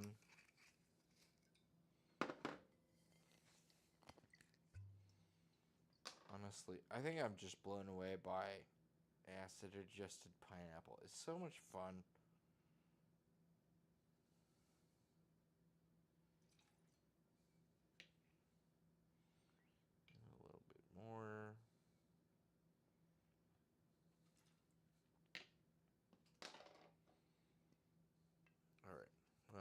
Let's try the rest of this lemon, because it's here. Where did my press go? It went somewhere. I had a juicer of sorts. Do we know where the juicer went? Producer? ¿Dónde está la juicer?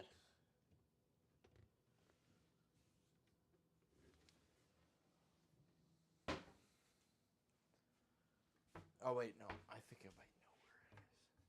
Bam, bam. Here it is. Juicer.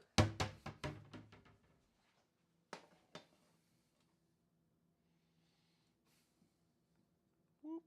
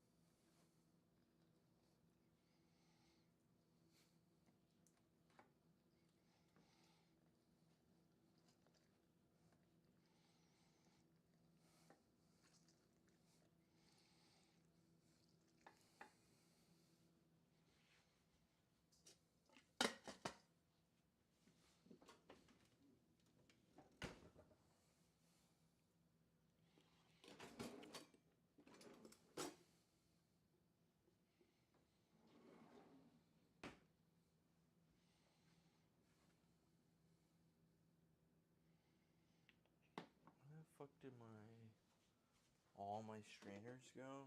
Here. This one. Give me this one back.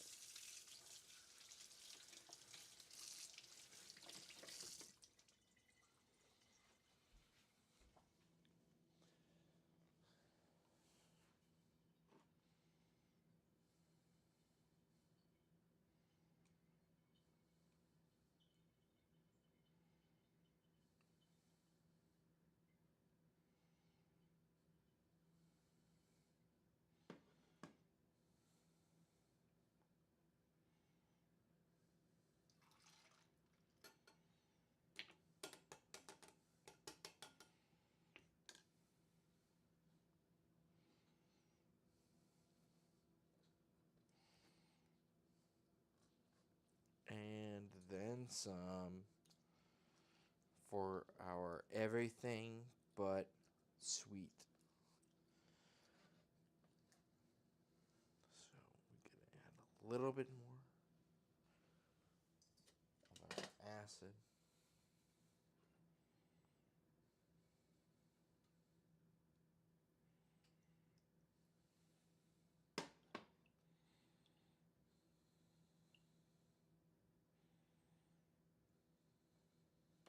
All right. That. Some salt. Fan favorite salt.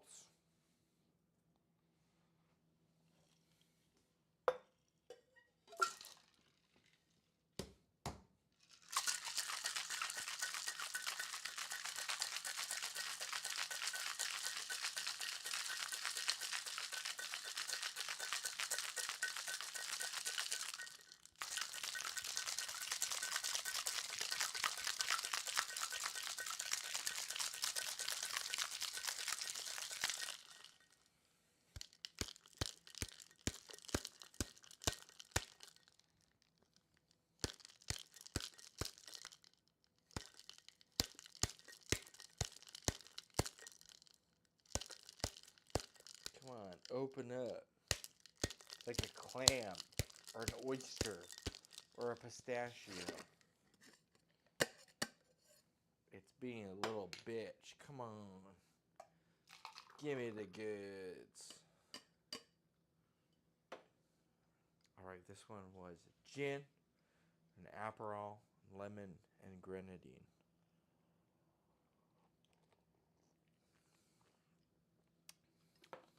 Honestly, it tastes amazing. It tastes perfect. Just underdo the sweet for the equal parts, and whatever you're doing will taste like, yeah, ambrosia. Like, this is perfect. This is a perfect recipe. Wow. Boy, howdy. What a wonderful drink. All right, what are we thinking? This thing is like, I don't even know, man. Here, let's grab it. Let's grab the guy. Let's grab it and let's fumble it and drop it on the ground and get really mad about it. Let's do that. Let's do that right now. How about let's do that? I'm sure that's what's gonna happen because we gotta use the word globule, guys. Okay. So you want it to be jiggly in the middle, but not wet. What do you think? That's the description. We don't want it to be wet, but we want it to be jiggly. It looks like it's still a little wet, right? It's definitely jiggly, but not. It's still. See that little like shimmery bit in the middle?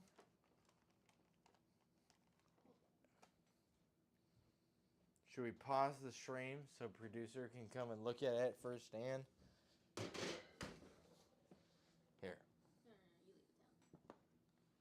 See that kind of bit in the middle where it's like, like there's shakiness all around, but the middle is like. I'd say 10 more. 10 more minutes. All right. I'm going to put it back in, and I'm also going to spin it around. Do-si-do. Where'd she go? Who gives a fuck? No one knows. All right, well.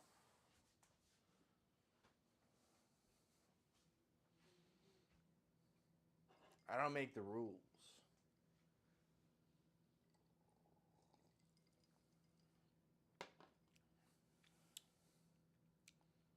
But I will say this last word is pretty fucking on point.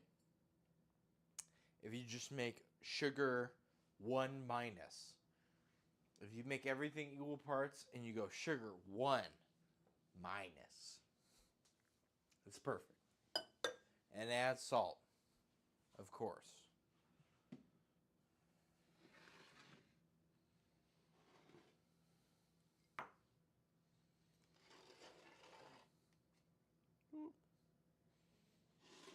I'm sorry. Things didn't end at the right time or at the same time. I kind of want to eat these. I don't know, man.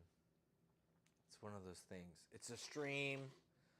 It needs to be like a presentation, but also like, what the fuck? Why didn't this end 15 minutes earlier? Why didn't it end 20 minutes earlier? I don't know.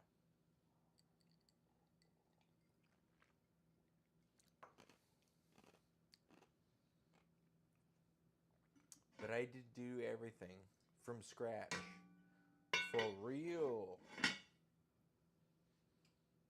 And honestly, this thing tastes amazing.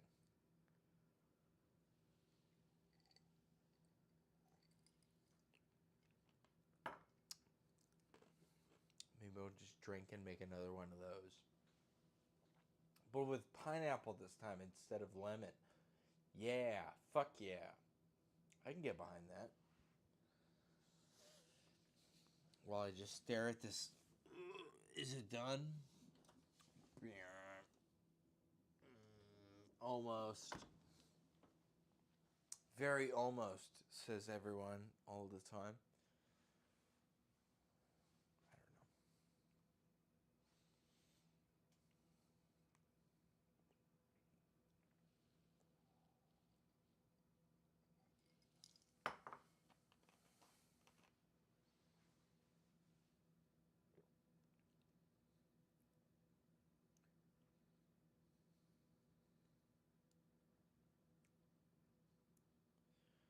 That's seriously really good.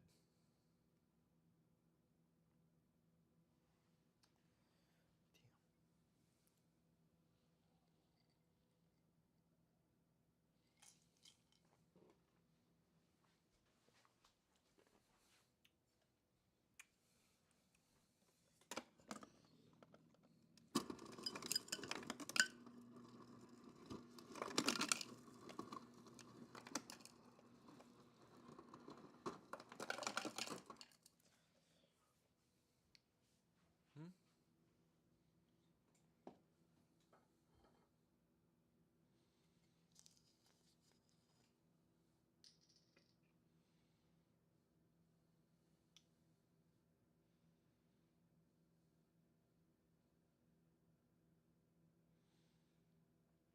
All right, under for azúcar.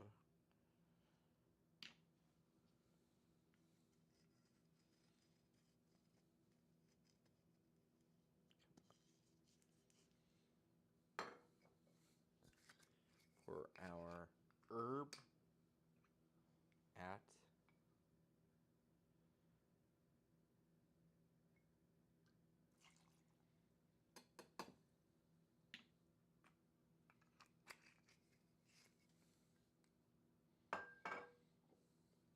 base is at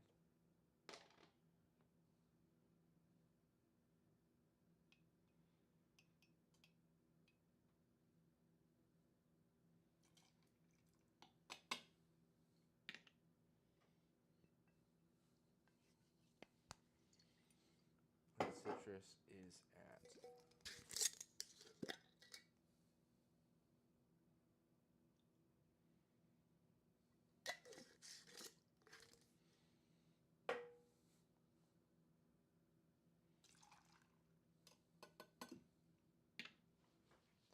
with some salt.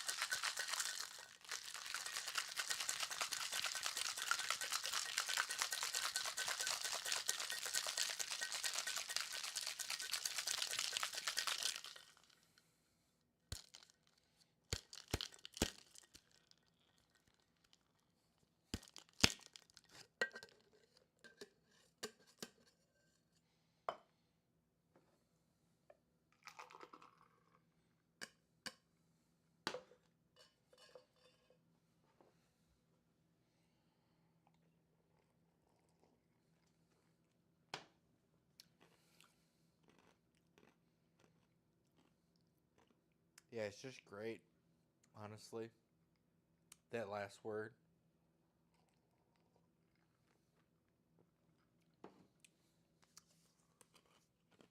Perfect.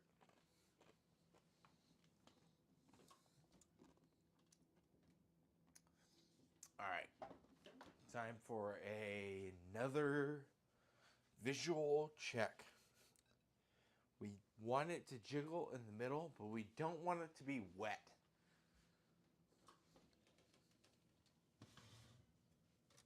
Let's see what the gods of producing say, huh? I think it's very likely done, if not almost like completely done. It's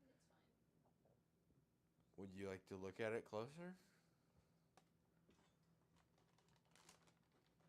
Yeah, because it'll cook off more. All right. Well, then that seems to be all of it. We've got this guy.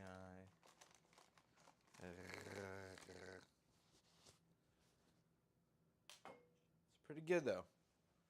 Everything, you know, it has its turn. It's got its place.